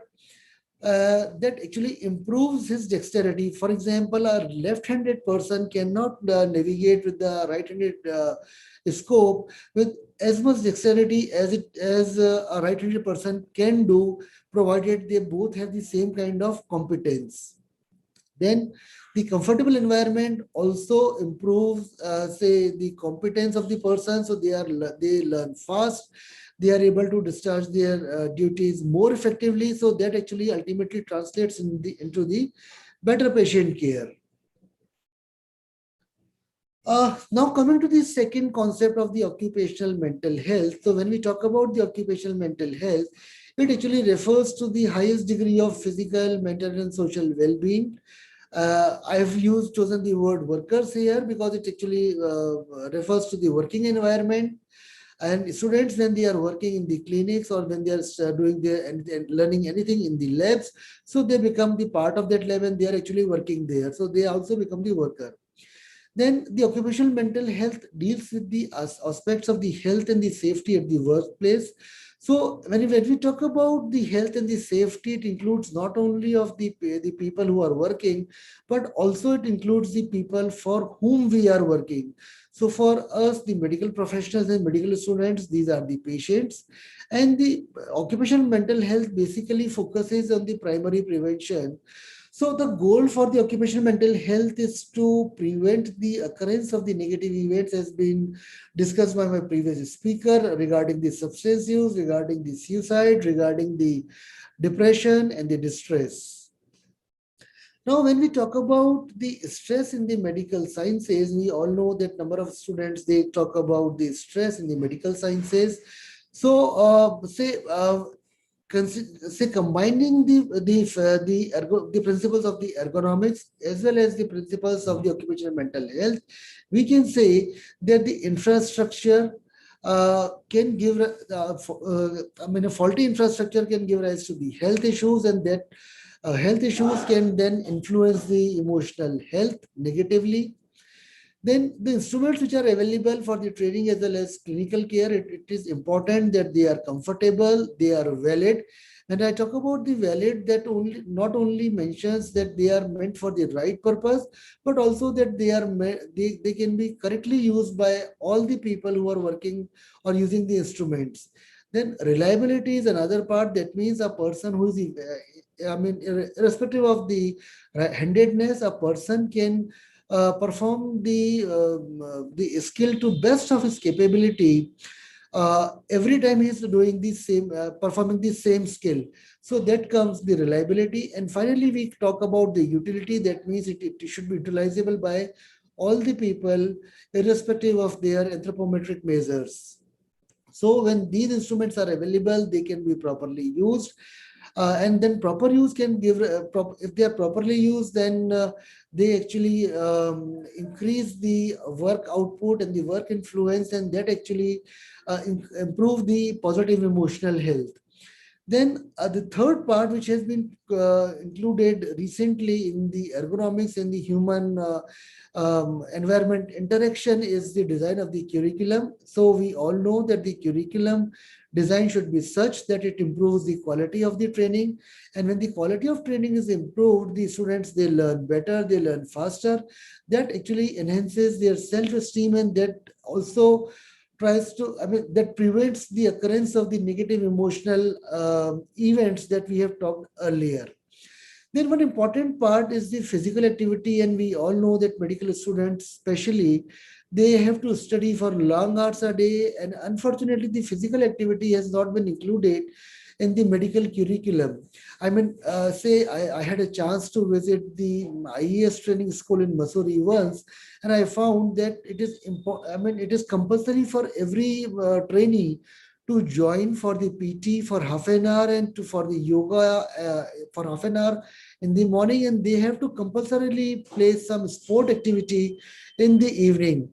Unfortunately, such kind of thing, such kind of a focus on the physical activity is not there in any of the medical curriculum across India, at least I am sure. And we all know that the physical activity actually can improve the positive emotional health. So how to deal, say if we want to reduce the stress among the medical students, how can we do? So all these factors that we have talked about, the infrastructure, the instruments, the curriculum, and the physical activity, now I think it is the job of us, the teachers, to make such policies that all these kind of factors can be addressed, so that the emotional health of the students, they can be improved. Now, coming to the psychiatric disorders among medical students, this has already been talked about. So once again, for the say purpose of the extent of the problem that we are talking about, I'll just quickly go through the slides. So it has been the meta-analysis has found that the nearly 40% of the students, they suffer from major depressive disorder with higher prevalence in males. The prevalence of the burnout has been found to vary between 7 to 75%, depending upon the different kind of schools that have been used, and then these medical students, which year they are in. And one of the major, the three major reasons for the burnout were the fatigue and the absence of the perceived competency and the academic demands. Now, fortunately, all these three factors, they can be addressed by simple manipulation in the environment and the human interaction. And then what is the most important part, that nearly 50% of the students, they complain of poor quality sleep. And 1/3 of them, they report that they feel sleepy during the daytime. And we all know that most of the medical students, they are staying in the hostels. So, and then we all know that the medical students in the hostel, when they are, the rooms which have been provided to them, they are not soundproof. So if a person or a group of students, they are having some fun time late in the night, it actually disturbs the other students as well, and that actually interferes with their sleep. So once they are not able to sleep properly, that actually they feel fatigued the subsequent day. And when they are feeling fatigued, they are not able to concentrate, so that reduces the vigilance. And this reduced vigilance then ultimately translates into the poor learning, and poor learning leads to the stress, and stress further leads to the poor sleep. So it's a vicious cycle that most of the medical students, they experience and they go through. 2-3 minutes or more for you. Pardon, sir? 2-3 minutes are. Yeah, sure, sir. So the issue is, we all know that as we have discussed, that the extracurricular activities, whether we talk about the sports, whether we talk about the cultural or literary activities, they have not been included in the curriculum, especially in the medical curriculum in India. So there is a need to include them in the medical curriculum and make them compulsory. So to say go through on a small, say summarize my presentation, I can say that the different students, they have different genes which regulate their neuronal functioning differently. They have say different levels for the neuroplasticity, and that these factors, they actually interact with the environmental factors. Like this family and social connectedness, and whether they have the nurturing relationship, whether they have positive image, and whether they are hopeful for their future or they are losing their hope.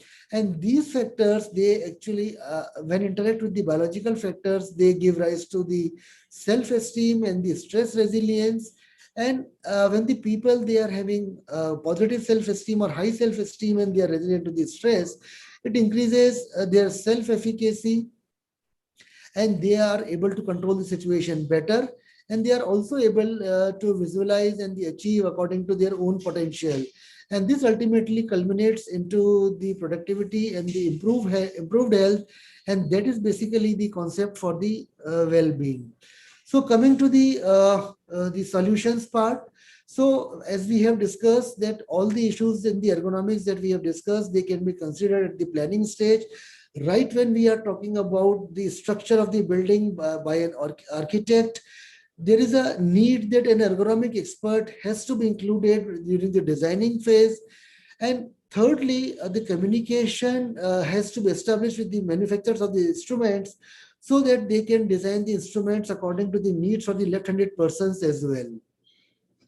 Now, unfortunately, as of now, the most of our the focus when we are talking about the some kind of steps which are to be taken to improve the situation, we focus on the individual, and we often feel that if we improve the person's behavior, the functioning will improve. Unfortunately, this is not true, and there is a need that we focus our attention to the improved functioning of the system, which include the other environmental factors that we have discussed, along with the person and their interaction, so that the system can do well. And once the system is doing well, the individual will definitely perform better. Now, say we have talked about the wellness centers. So as of now, I am aware, when I was say designing this presentation, then I was aware of the wellness centers in three places in India. But during the past few presentations by the learned speakers, I came to know that most of the institutions now, they are going with the wellness centers. So in wellness center, we focus on the inclusive education, where we are trying to make the education along with the sports and the games and the cultural activities and literary activities, and making this an essential part of the medical curriculum. So for improving the well-being of the medical students, we are focusing on we have started with the hobby clubs in AIMS Rishikesh. Then we are focusing on to improve the sleep. And then there is a wellness clinic where we have 2 psychologists, and this is situated in the residential area. So the students, they can visit there. They do not have the stigma to coming to the psychiatry OPD. And also we have taken certain administrative measures to make sure that every student participates in the hobby clubs. And by this way, we are trying to improve the well-being of the medical students. So in summary, the ergonomic issues are common during medical education and during the medical working. And these ergonomic issues, they can affect the motivation, energy, and the mental health. And these two factors, again, they are closely associated, and preventive steps, these are very small preventive steps. They can be taken to improve the overall well-being of the students. With this, I thank you all and for your patient listening, and thank you very much. Thank you, Dr. Ravi Gupta, for a very extensive and lucid presentation. It means that ergonomics says that the environmental conditions should be according to the need of the students. Not we should ask students to behave or work in the condition where the conditions are not conducive or better to understand the things. So with these words, I invite Dr. Nitin Gupta, my co-chairperson, to kindly uh, uh, introduce the next speaker and set the context of the next lecture. Thank you, sir. We'll be taking up the questions jointly together after the second presentation. Yes, yes. So with this, I have the pleasure of taking up the second topic, which is on technological enhancement and futuristic planning. I think we are running short of time, so I would skip introducing the topic because I think our speaker, Dr. Kaushik Sinha, would be doing appropriate justification to the topic itself. Nevertheless, we do know that we are in the age of technology, and any initiative which is taken up is incomplete without technology. So I think it's apt that the last presentation for today has been kept on this area. Dr. Kaushik is an associate professor, Department of Psychiatry, AIIMS, New Delhi. He's been awarded various awards and fellowships, which include the Dr. G.C. Borrell Award for Eminence in the area of social psychiatry and allied sciences. Also, he's been awarded a travel fellowship from the Department of Science and Technology, Government of India, the Global Mental Health Fellowship by McGill University, Montreal, Canada. He's been the chair of the website committee of the IPS for the term 2018-2020, and has also very wonderfully served as Assistant General Secretary at the Indian Association for Social Psychiatry from 2016 to 2019. His areas of interest include consultation liaison psychiatry and psychosomatic medicine, along with MHA and technology implementation psychiatry. He's published over 50 articles with 10 book chapters and has contributed towards 4 extramural and 9 intramural projects. Dr. Kaushik Sinha, please. Thank you. Yeah. Thank you, respected chairpersons. And I hope I'm visible and audible. Yes. Okay, sir. So thank you very much for introducing me. And definitely, we are living in the time of technology. And because of the COVID pandemic, we have all become experts. And I guess, therefore, we are managing online broadcast and a whole online CME with our own expertise rather than depending upon any external agency. We are capable now. So without much ado, I think I have around 10-15 minutes for my presentation. So without much ado, I'll start the slides. Just give me a second. Share screen.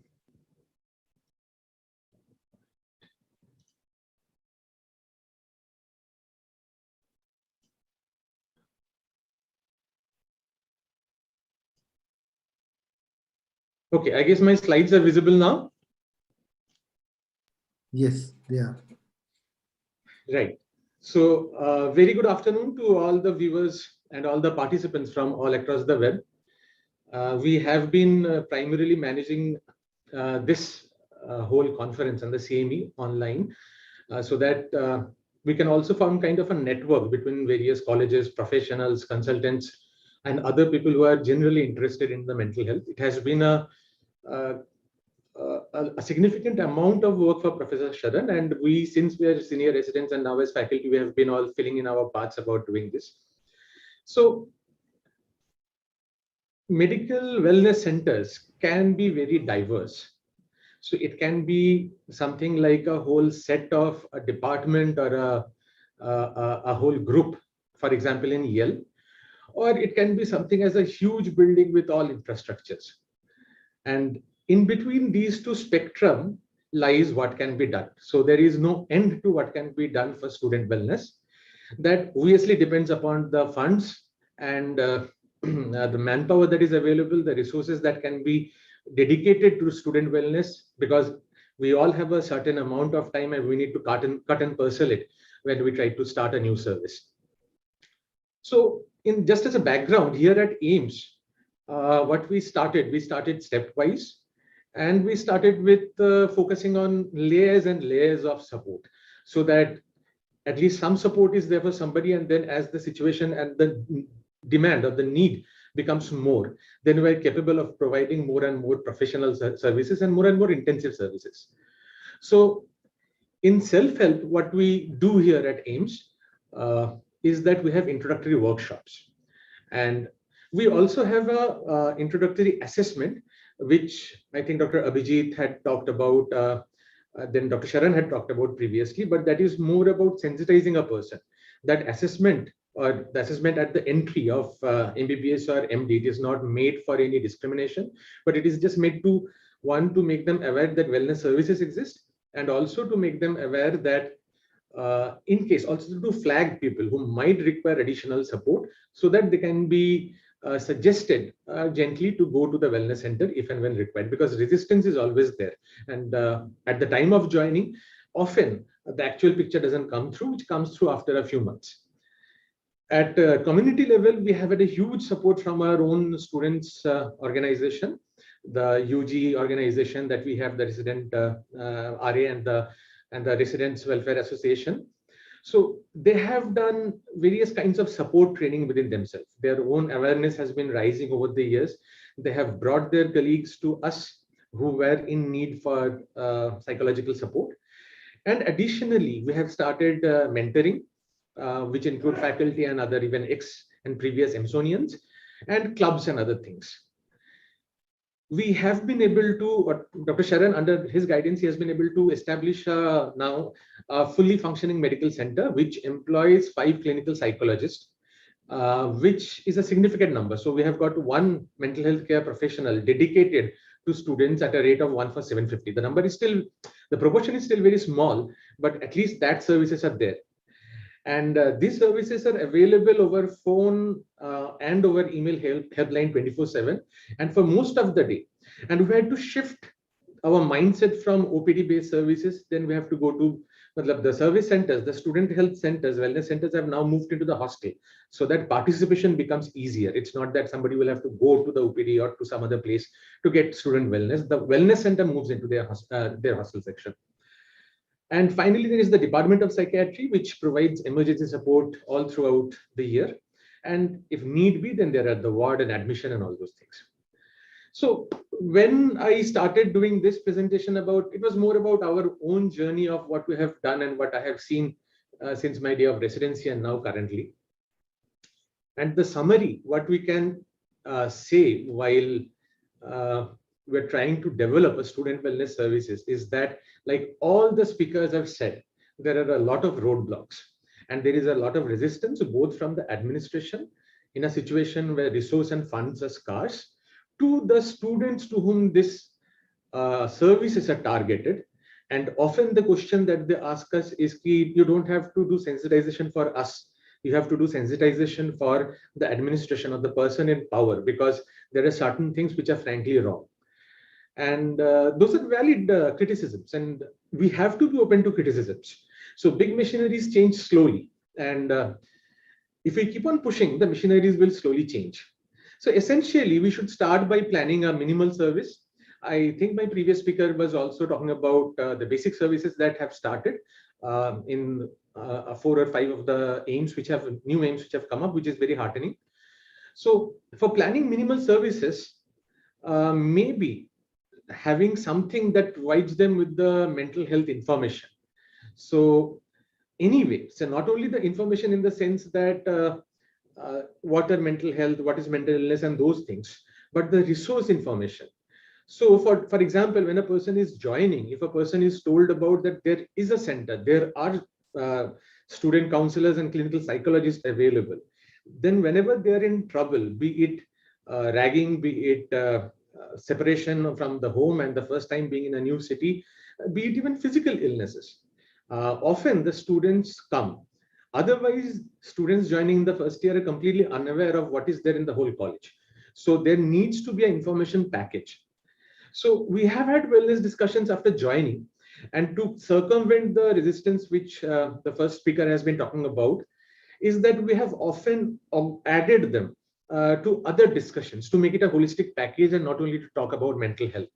So for example, we have found that people who are joining as senior residents, if there is a resource information session that not only talks about mental health, but talks about salary, tax, bank account, leave, remuneration, EHS, how to get these things, they are far more interested, because that's at that point of time, it's a very relevant information when a person is joining. So along with that, we add mental health and other services. And so that's about information. And once the information is disseminated, and this information has to be there 24/7 available. For example, if a student is feeling low, the student will not go hunting for that information. It makes more sense if the information is available as posters or as a website right there, so that it can be reached at any point of time. And of course, there would be OPD services, like we said, because informing something doesn't have any meaning until unless there are services to back up what the person is going to do with that information.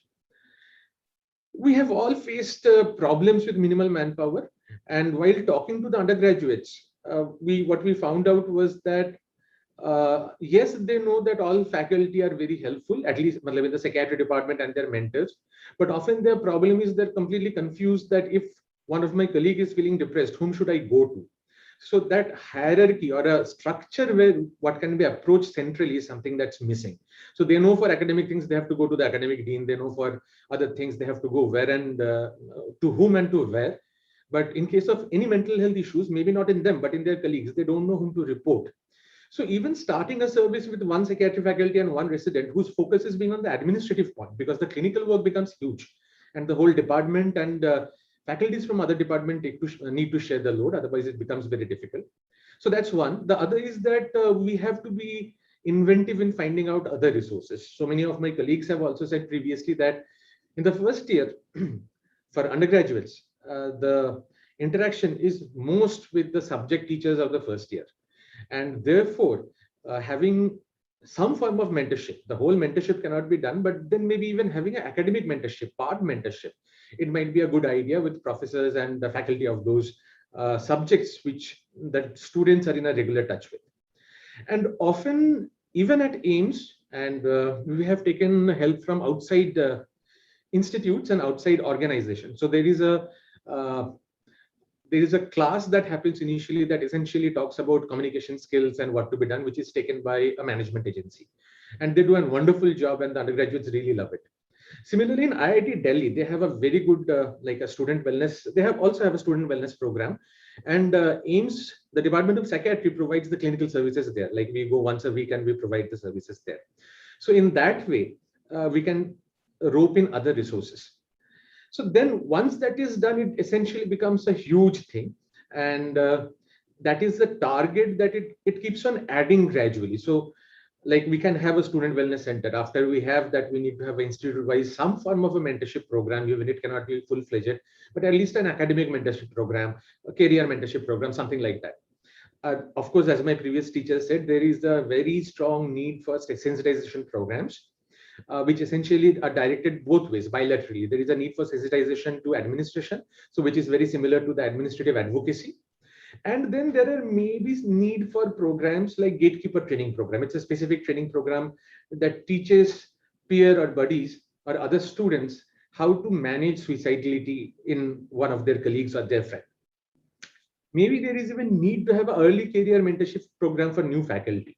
Because when a new faculty joins in a place like AIMS, I often like they come to the seniors and asking, what should I do? They're almost in a similar level about their EHS, bank balance and all other things and about their career. On top of that, how to deal with the students because the times have changed and dealing with students have also changed. So these are things that can be added on. But where technology maybe comes is that increasing the acceptability of these services to the students. Because we all know that technology bridges barriers and technology provides anonymity. So often anonymity is a kind of a double-edged sword, but often things are easier to discuss from distance. And therefore, we often see the current generation sharing more online in an anonymous way rather than they are willing to share face-to-face, primarily because any psychiatrist or any clinician who is there plays a dual role. He is not only a mental health professional, but he is also a faculty. He's also a teacher. He's also a thesis guide. And the student's progress, there is a fear that the student's progress might be dependent upon the perception that the faculty and the department as a whole holds about the student. And so technology can provide that anonymity, and also technology is already central in students' life. Apart from the technology dependence that might happen, but for education, research, and all forms of communication. And now we are all gradually warming up to the fact that many things which were previously unthought of in terms of, like organizing CMEs, organizing various kinds of meeting. Technology is now, online is now the de facto go-to, because even after the epidemic or the pandemic ends, I think a lot of us will be continuing with these things. So when I talk about technology and how technology can be utilized, we should start with the most readily available, nothing too exotic, but with the most readily available technology which are there. So a thing that the students commonly use are the social network. And Dr. Abhijit said, other presenters also said that there are a lot of studies on how social networks can be used and analyzed to find out various things. What we have done here at AIIMS is that we have created various hobby groups. It's a channel of communication. So we have a student wellness center, the WhatsApp group going on, and students coming and going through that. Also, these hobby groups are headed by various faculty members depending upon their own areas of expertise and their own hobbies. So maybe the cooking group is headed by a completely different faculty from a different department. The gym group is headed by somebody else. The photography group is headed by somebody else. Doesn't matter. What matters that these groups, particularly it started in the time of pandemic, because it creates a sense of a unity, a sense of bonhomie. And once you know one another, then it becomes easier to share your mental health problems, or easier to share any of the problems. Completely unknown, you just do not go to any other person and start sharing your own mental health. There is a boundary that we don't cross. But when you are dancing with somebody and you know that person, or you're cooking with somebody and you know that person, it becomes easier to share. So these are, on surface, these are groups for social activities, but at a deeper level, these are groups for creating social networks where people become closer to one another and therefore they share. So they can be a resource and the last resort of help in times of urgent need. So the next thing that we intend to do, or can be done, or should be done, is that to have a website. And websites are dime a dozen, and they're pretty easy to build. But simple websites are also very useful in the term, like I said, it's about more to have the resources at the fingertip. For a student who is contemplating self-harm or suicide, trying to find out what the resources are and to whom to go and which number to call is such an uphill task, it cannot be done. Having an app or a website where these numbers are, present on the very forefront, on the very first page, they will help the student to contact somebody. It's as simple as that. It's a very simple thing, but it does enormous help in actually helping the person who are in need of the resources. After the basic website is done, then the web technologies are very vast. So creating a static website with just a few pages is just the beginning.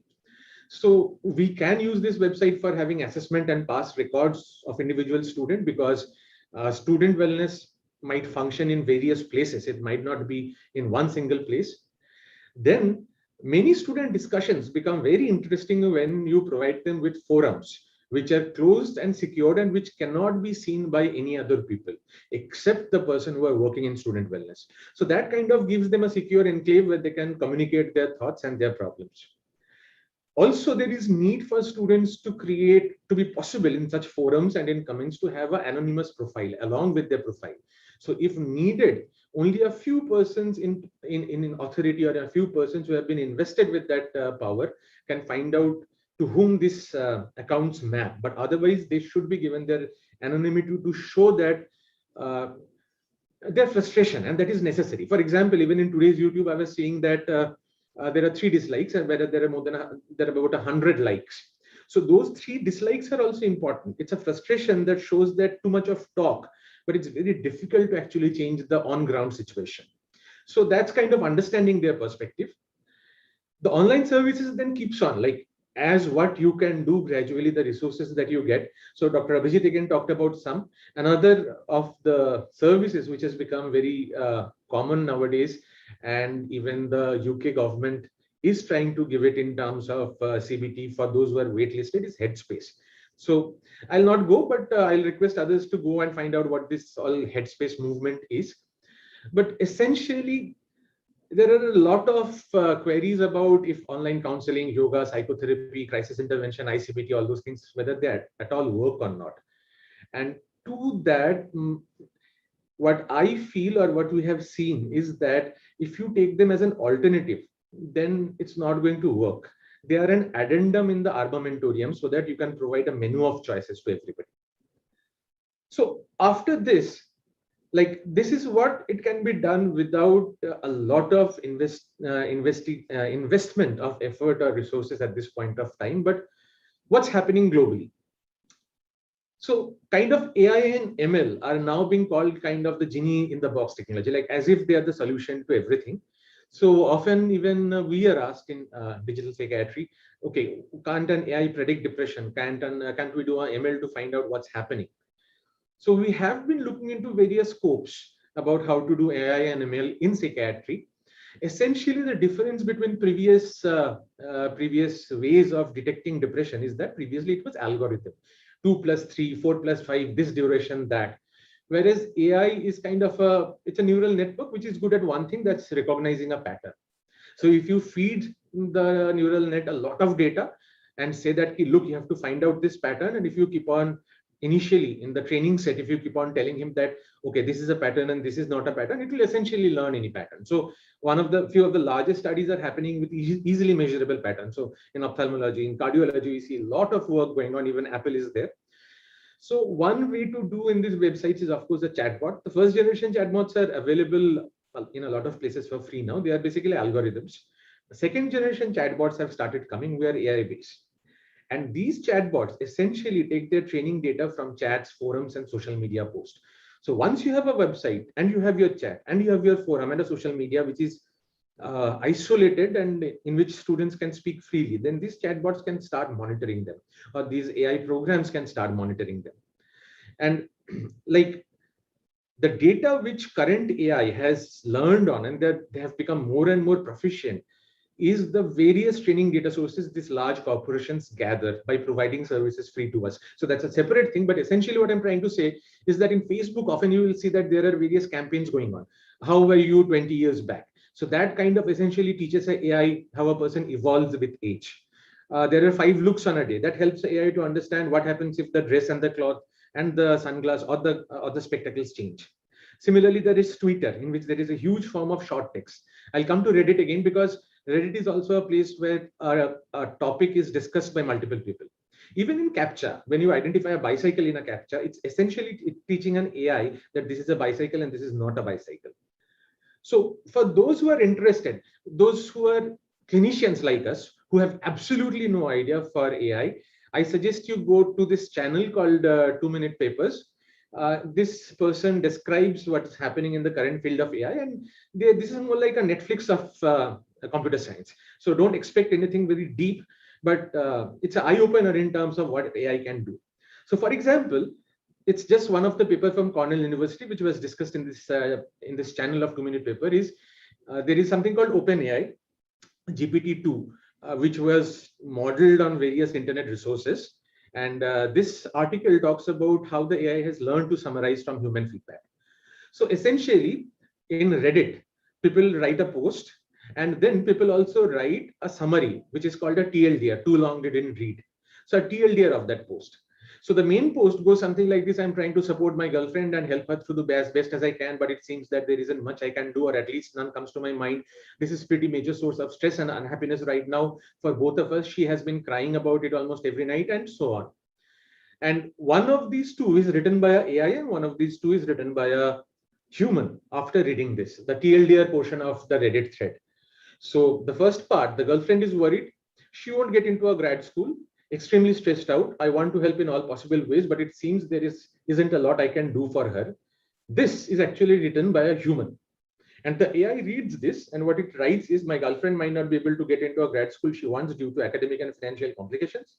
I'm feeling extremely helpless and useless right now. What can I do to make things a little easier? Even a simple summary. So there are now AIs, other papers, which talk about emotion analysis, or like what is the overarching emotion of the write-up that is going on.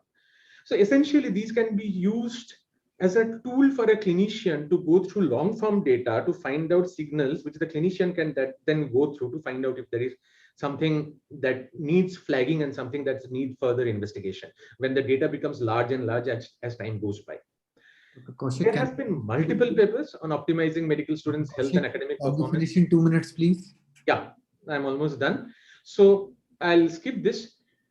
Now, doing AI there has to be collaboration, because as clinicians, we know the data and the signals, but we need researchers who know the process of extracting the signal from the data. But to say that AI is the last solution might not be true. All the topics are discussed here are the systemic changes that needs to be done. This presentation is kind of the background mechanism which is required to make those services more effective and more acceptable and more widely spread. Now, before I end, just a word of caution is that technology can do more harm if not used properly. So there is, of course, technology addiction, but technology can also cause distancing, because face-to-face has multiple non-verbal cues which are not there in technology. Technology can also be discriminative. Everything is in English language. How fluently one uses technology is dependent upon the pre-existing exposure. An introverted person might not take to technology so well as an extroverted, or it might be the other way around. And then there is another big debate going on. So you have a students' wellness center and you have this huge data. So what happens when the confidentiality gets breached? Is it a responsibility of the tech support? It's a responsibility of the clinician. So recently, HIPAA and both HIPAA is the USA and UK, the GDPR, they have come out with good practice guidelines. Now, they talk about how to safeguard the data and how to anonymize the data. But the problem is HIPAA says that any location identification that is lesser or smaller than a district equivalent to India is potentially identifiable. So that essentially means that any research and publication which is done on a single institute student wellness data might be potentially identifiable. So maybe a good way to get scientific data which is necessary, because in other sessions people have been talking about it, that there is a dearth of data, while at the same time not to de-identify the data, is to create a consortium, which I think it might be done at some point of time, where we can pool all the data so that there is no identifiable amount. So these are the problems with technology and the research at this point. So in summary, the TLDR of my presentation is the planning is to be done in a stepped or phased manner, but technology is only a cultural tool. We need to develop the culture first, the culture of wellness in student, and then leverage the power of technology so that it is done. Thank you. Thank you very much, Dr. Kaushik, for a very lucid presentation. I think we would love to take up questions, but due to the paucity of time, and also as Dr. Pratap said that these questions would be taken up in detail and would be posted on YouTube later on. I think my co-chairperson, Dr. Garg, would agree with me that that we would try to close the session on time. Anyway, we have run out of time also. So it was actually very interesting hearing both the topics. I would pass it back to Dr. Garg for any final comments before we hand it back to Dr. Gagan to carrying on with the session. Thank you, Dr. Nitin, for chairing the session. And both the speakers have done the justice with their job, and especially the topic of ergonomics and development of use of technology in the well-beingness of the medical student is very relevant and needed item nowadays. And one thing in my mind comes is that the relationship with the faculty and students, it is also very much important, because in our days it was very difficult to talk to even a lecturer. Now it is easier to everyone, every medical student to go to head of the department and discuss the things with him or her. But even then, the expressed emotions of the faculty are still needed to be modified because their attitude towards the medical students, residents, or co-faculty is very much important for the mental well-beingness of the uh, their co-workers. So with these words, I express my sincere thanks along with my co-chairperson Dr. Nitin Gupta. I express my sincere thanks to organizers for giving us the opportunity to chair this session, and really this session was very much learning for me, especially the what Ravi Gupta and Dr. Vasadev said, that we can change the atmosphere of the learning and we can get the results.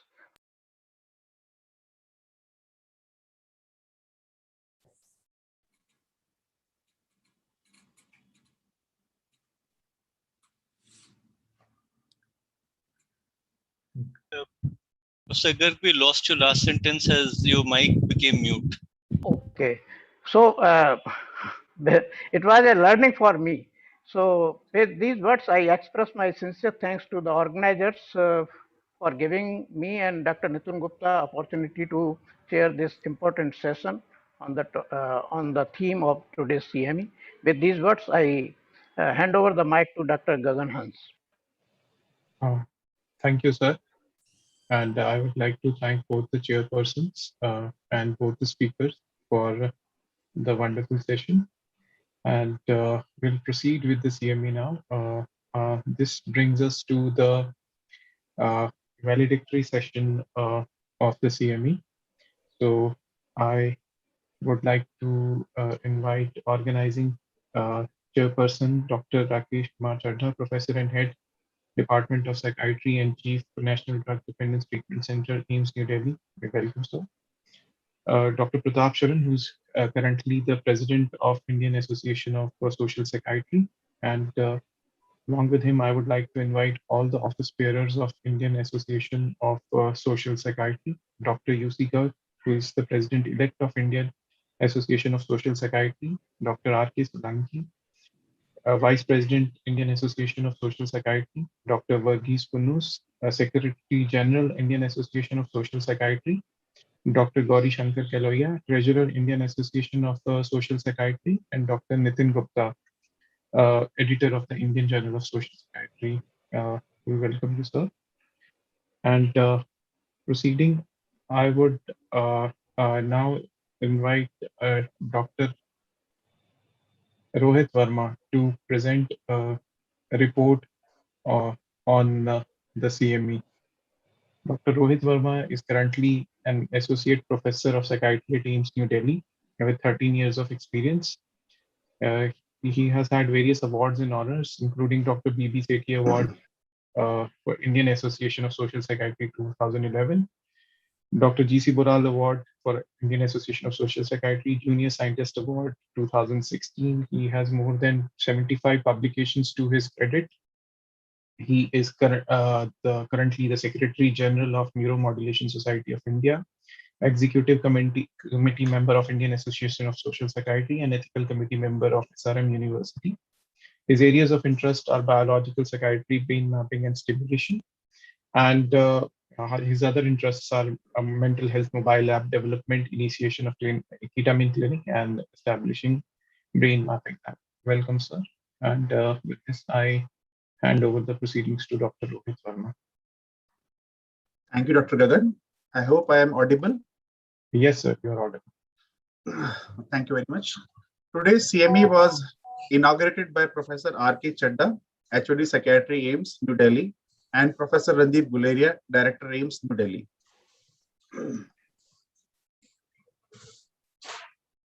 Dr. R.K. Chadha began his address by emphasizing the relevance of the topic of medical student wellness. He observed that joining a medical school feels like entering an alien environment with several stressors such as competitive atmosphere and being away from family. He stressed the importance of having well-established and structured student wellness programs and hoped that those attending today's CME will implement what they learned today in their own centers. Dr. Randeep Guleria, Director AIMS, New Delhi, began his address reiterating the importance of today's topic. He discussed the problems faced by a newly joined medical student and various challenges to be overcome to improve medical student wellness.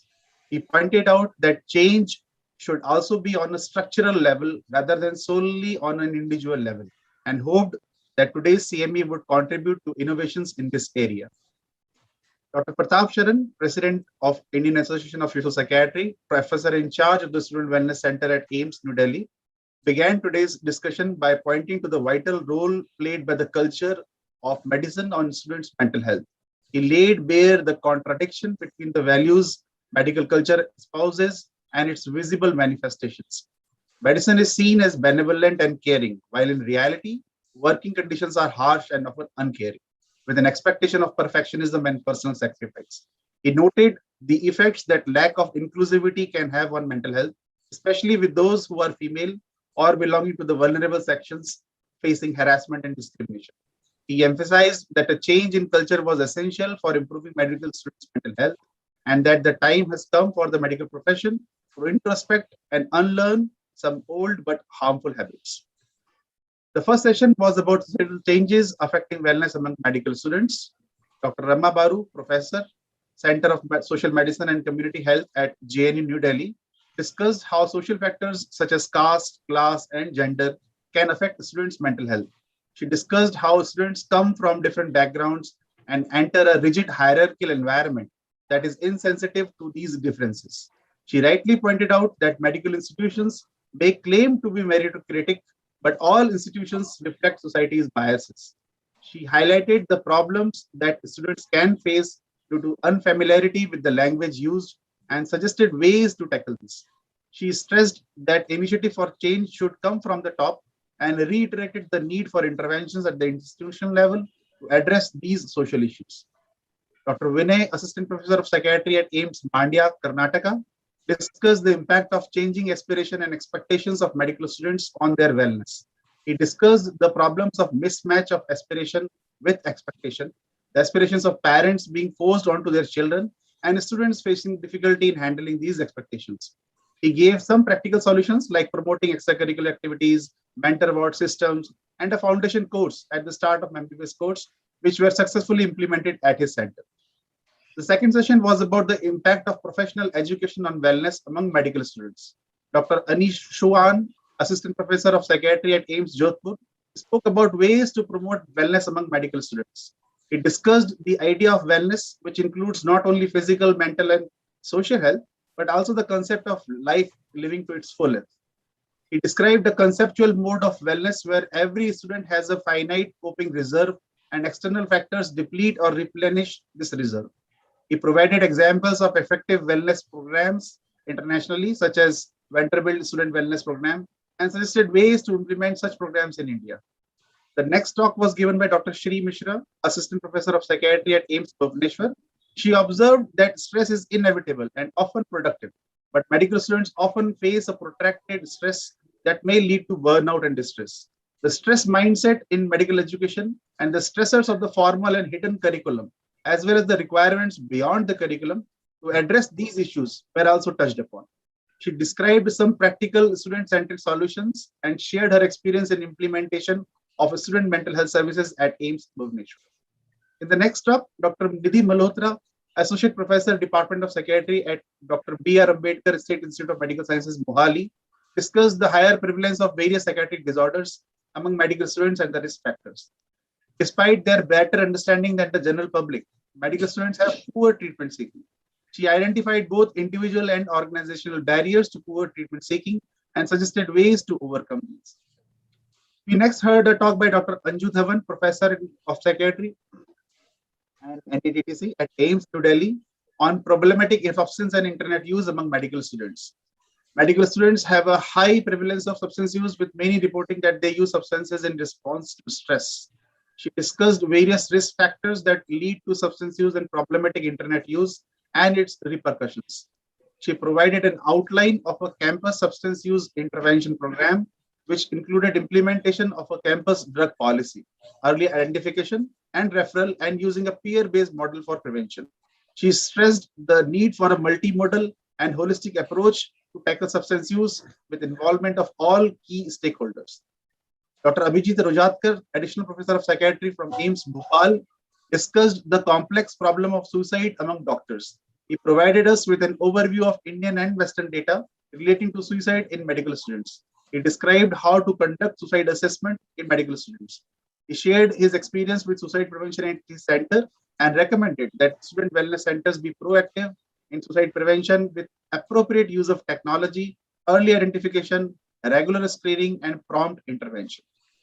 The final session was on systemic solutions for enhancing wellness and preventing and remedifying the problems amongst medical students. Dr. Ravi Gupta, Additional Professor and Head of Psychiatry at AIIMS Rishikesh, shared with us the concept of ergonomics and occupational mental health among medical students. He described how the poorly designed learning environment in medical institutes creates severe physical and mental problems for students and discussed the beneficial effects of a comfortable environment.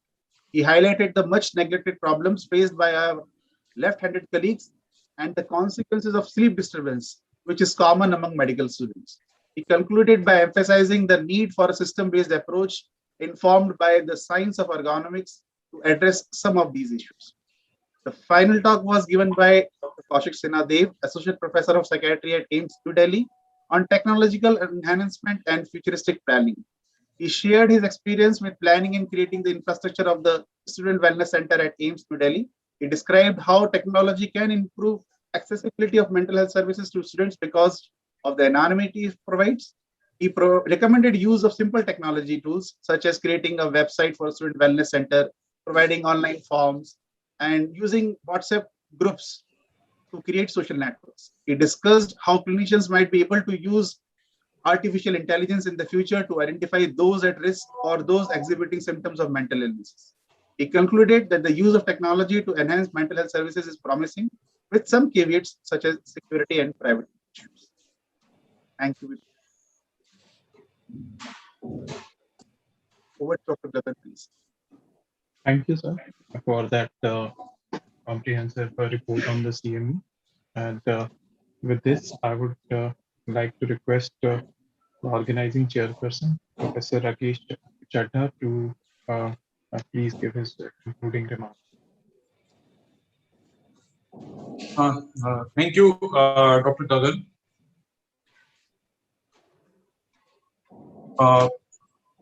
Addressing Dr. Pratap Sharan, Dr. UC Garg, Dr. Solanki, Dr. Nitin Gupta, Unus Varghese, and Dr. Gauri Shankar, my faculty colleagues and delegates and faculty for the today's program. All of you would agree that since today morning, we have had very excellent presentations from different speakers, beginning from Dr. Pratap Sharan and then Dr. Rama Baru and Dr. Anju Dhawan. Dr. Rohit Verma has well summarized the proceedings of the today's meeting. The meeting, I would like to express my thanks to the Indian Association for Social Psychiatry for supporting this event. And I would like to thank all the faculty members, my department colleagues, and the delegates for attending today's program and making it successful. And delegates and there were also many faculty colleagues from the different medical institutions who are attending today's program. So all of them will take this message of establishing the student wellness clinics wherever these clinics are not existing, and where they are existing, the services can be further strengthened. And I think Dr. Sharan will be coming out with some kind of recommendations also from today's program. Those recommendations can be shared across different medical colleges in the country, as well as we can send recommendations to the National Medical Commission also. And with these remarks, I would like to thank again ISP as well as the ISP executive, all faculty for today's program and the delegates. Thank you. Thank you, sir. I would like to request Dr. Pratap Sharan, current President IASP, for his concluding remarks. Gagan, I'll give the vote of thanks in the end. So Right. maybe we can go to the next one. Right. So I'll request Dr. UC Garg, President-elect, Indian Association of Social Psychiatry, for his concluding remarks. Thank you, Dr. Gaganas. Let me first congratulate Professor Rakesh Chadda Sahab and Professor Dr. Pratap Saran Sahab and along with his team for organizing this excellent CME on the topic of well-being of medical students, challenges and initiatives. In the time of COVID, it is more relevant to have such type of CMEs. Not only for medical students, I think for general public, we will be having in future also. As far as the aims and objectives of our society is concerned, the third and fourth aims and objectives are that to make the knowledge and practice of social psychiatry available to professionals in social psychiatry and other science and to the public by such methods as scientific meetings and publications. Another objective is to advance the physical, social, psychological, and philosophic well-being of mankind by such methods as promotion of research and deliberations into it. But because of COVID, we are not able to hold the physical conferences. But definitely this innovation by Dr. Pratap Saran and Dr. Chadda Sahab to organize a CME virtually is the milestone uh, in the giving reaching our objectives. With these words, I express my sincere thanks to organizers for having this CME on a working day. It is otherwise on Sunday, sometimes we will not be having good audience, and on Saturday it is a good option. So with these words, I again thanks to organizers and to President Dr. Pratap Saran. Over to Gagan Hans. Thank you, sir. And now I would like to request Dr. R.K. Solanki, Vice President, Indian Association of Social Psychiatry, for your concluding remarks. Thank you, Dr. Gagan. Organizing Chairperson, Dr. Rakesh Kumar Chadda, and Head of Department Psychiatry AIMS, Dr. Pratap Sharan, President ISP and Organizing Secretary, Dr. UC Garg, President-elect, Dr. Varghese Punus, General Secretary, Dr. Gauri Shankar Treza, Dr. Nitin Gupta, Editor, Master of Ceremony, Dr. Gagan, and dear friends. I would like to thank entire organizing team for a very, very excellent program where they have designed is really commendable.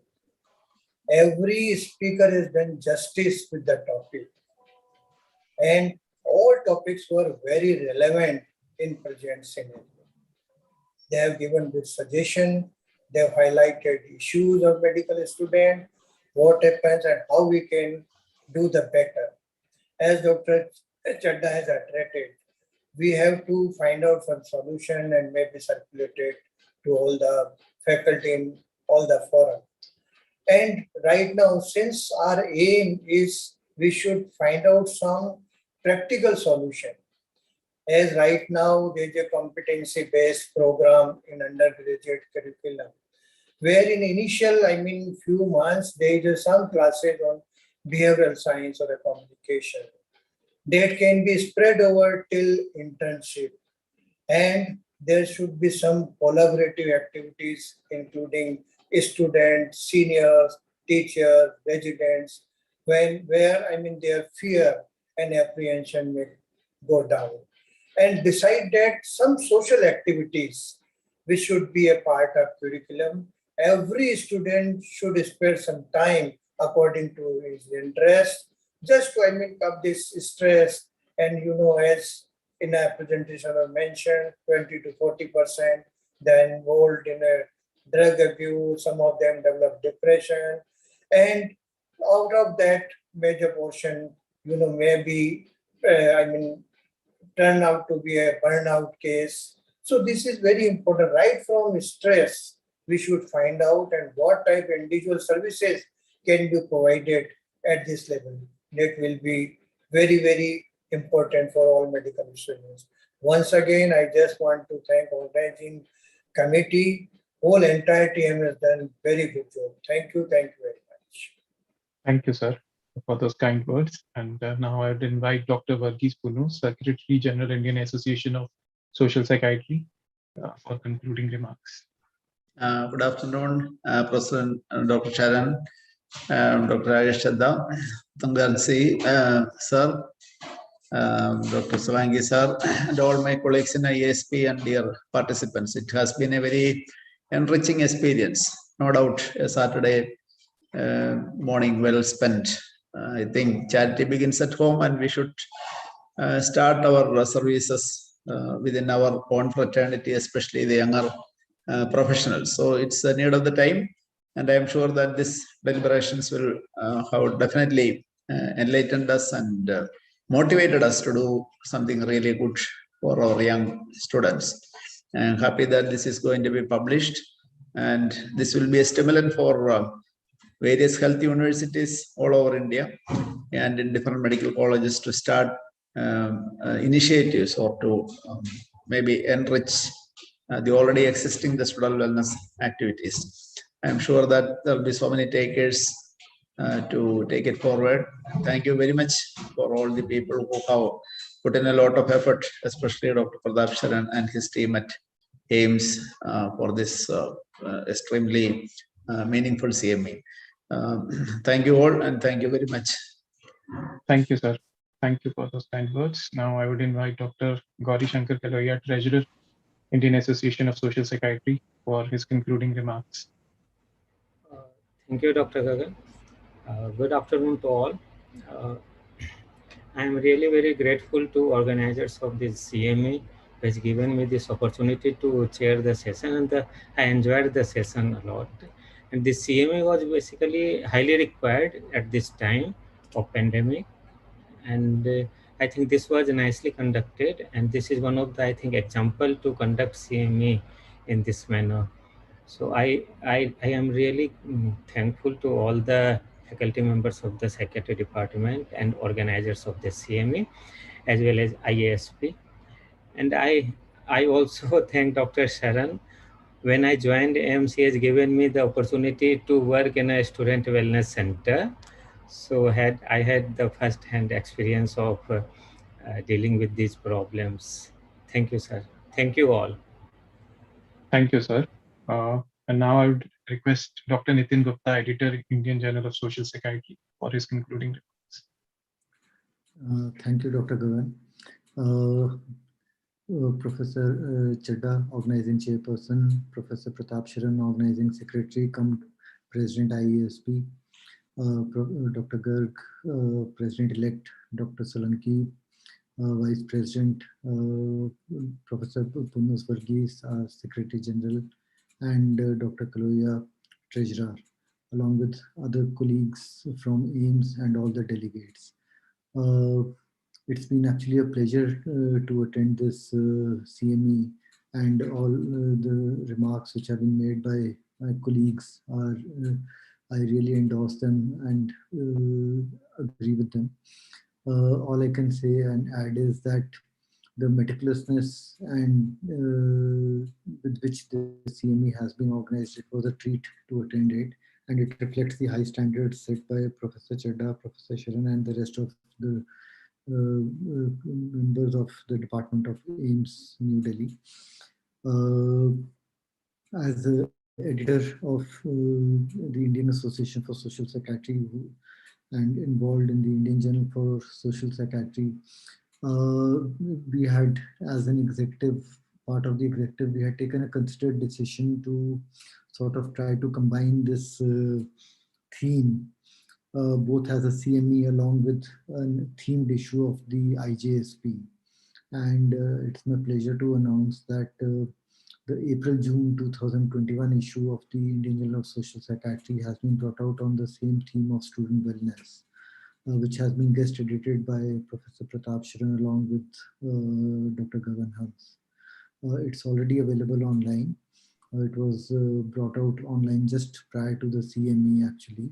And we have got an guest editorial by Professor Sharan, 8 invited perspectives or viewpoints by the speakers who are presented today, along with 7 other original articles which are related to the theme of the issue, but which were submitted by authors from across the country, along with an article from the UK also. So I would ask all who have not seen this issue to probably go through that issue. As the Professor Chedda has also mentioned, Professor Sharan would probably be bringing out guidelines or recommendations separately. But I think this issue is being well received because when I checked earlier today, a few minutes back, it has already received nearly 2,000 views and downloads. So one can gauge the importance of this theme, which has been discussed in the CME today, apart from the large number of delegates who participated. I think if I remember, Dr. Gagan mentioned around 1,000 in the beginning. So I don't know how many it went up to later on. But it's been a real pleasure, and thank you for making me a participant in the same. Thank you very much. Thank you, sir. And now I'd like to request Professor Pratap Sharan, Organizing Secretary and current President of Indian Association of Social Psychiatry, for his vote of thanks. Before I start the vote of thanks, I will request if there is any executive member of ISP who would want to speak now, they can do so. Any of the other executive members, if anyone wants to speak.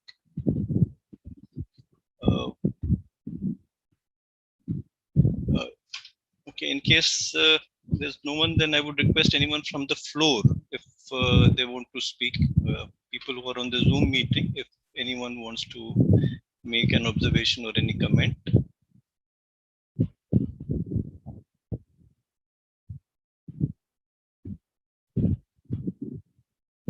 Right. Okay. Professor Garg, President-elect Indian Association for Social Psychiatry, Professor Solanki, Vice President of the Indian Association for Social Psychiatry, Professor Punus, Secretary General ISP, executive members of ISP, Professor Chedda, Head Department of Psychiatry and Chief NDTC, and the Chairperson of the CME Organizing Committee. Dear colleagues, ladies and gentlemen, I, on behalf of the Department of Psychiatry and NDTC AIMS and the Indian Association for Social Psychiatry, and on my own behalf, extend a vote of thanks to all members present for gracing this occasion.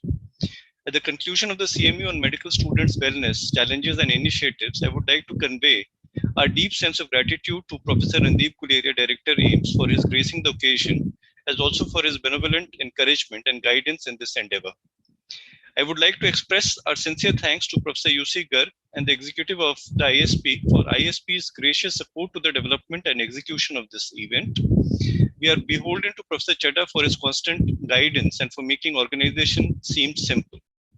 I would like to thank Professor Sood, Dr. Dev, Dr. Verma, Dr. Roshan Bhatt, and Dr. Hans for the tremendous behind-the-scenes support, without which this program would not have been possible.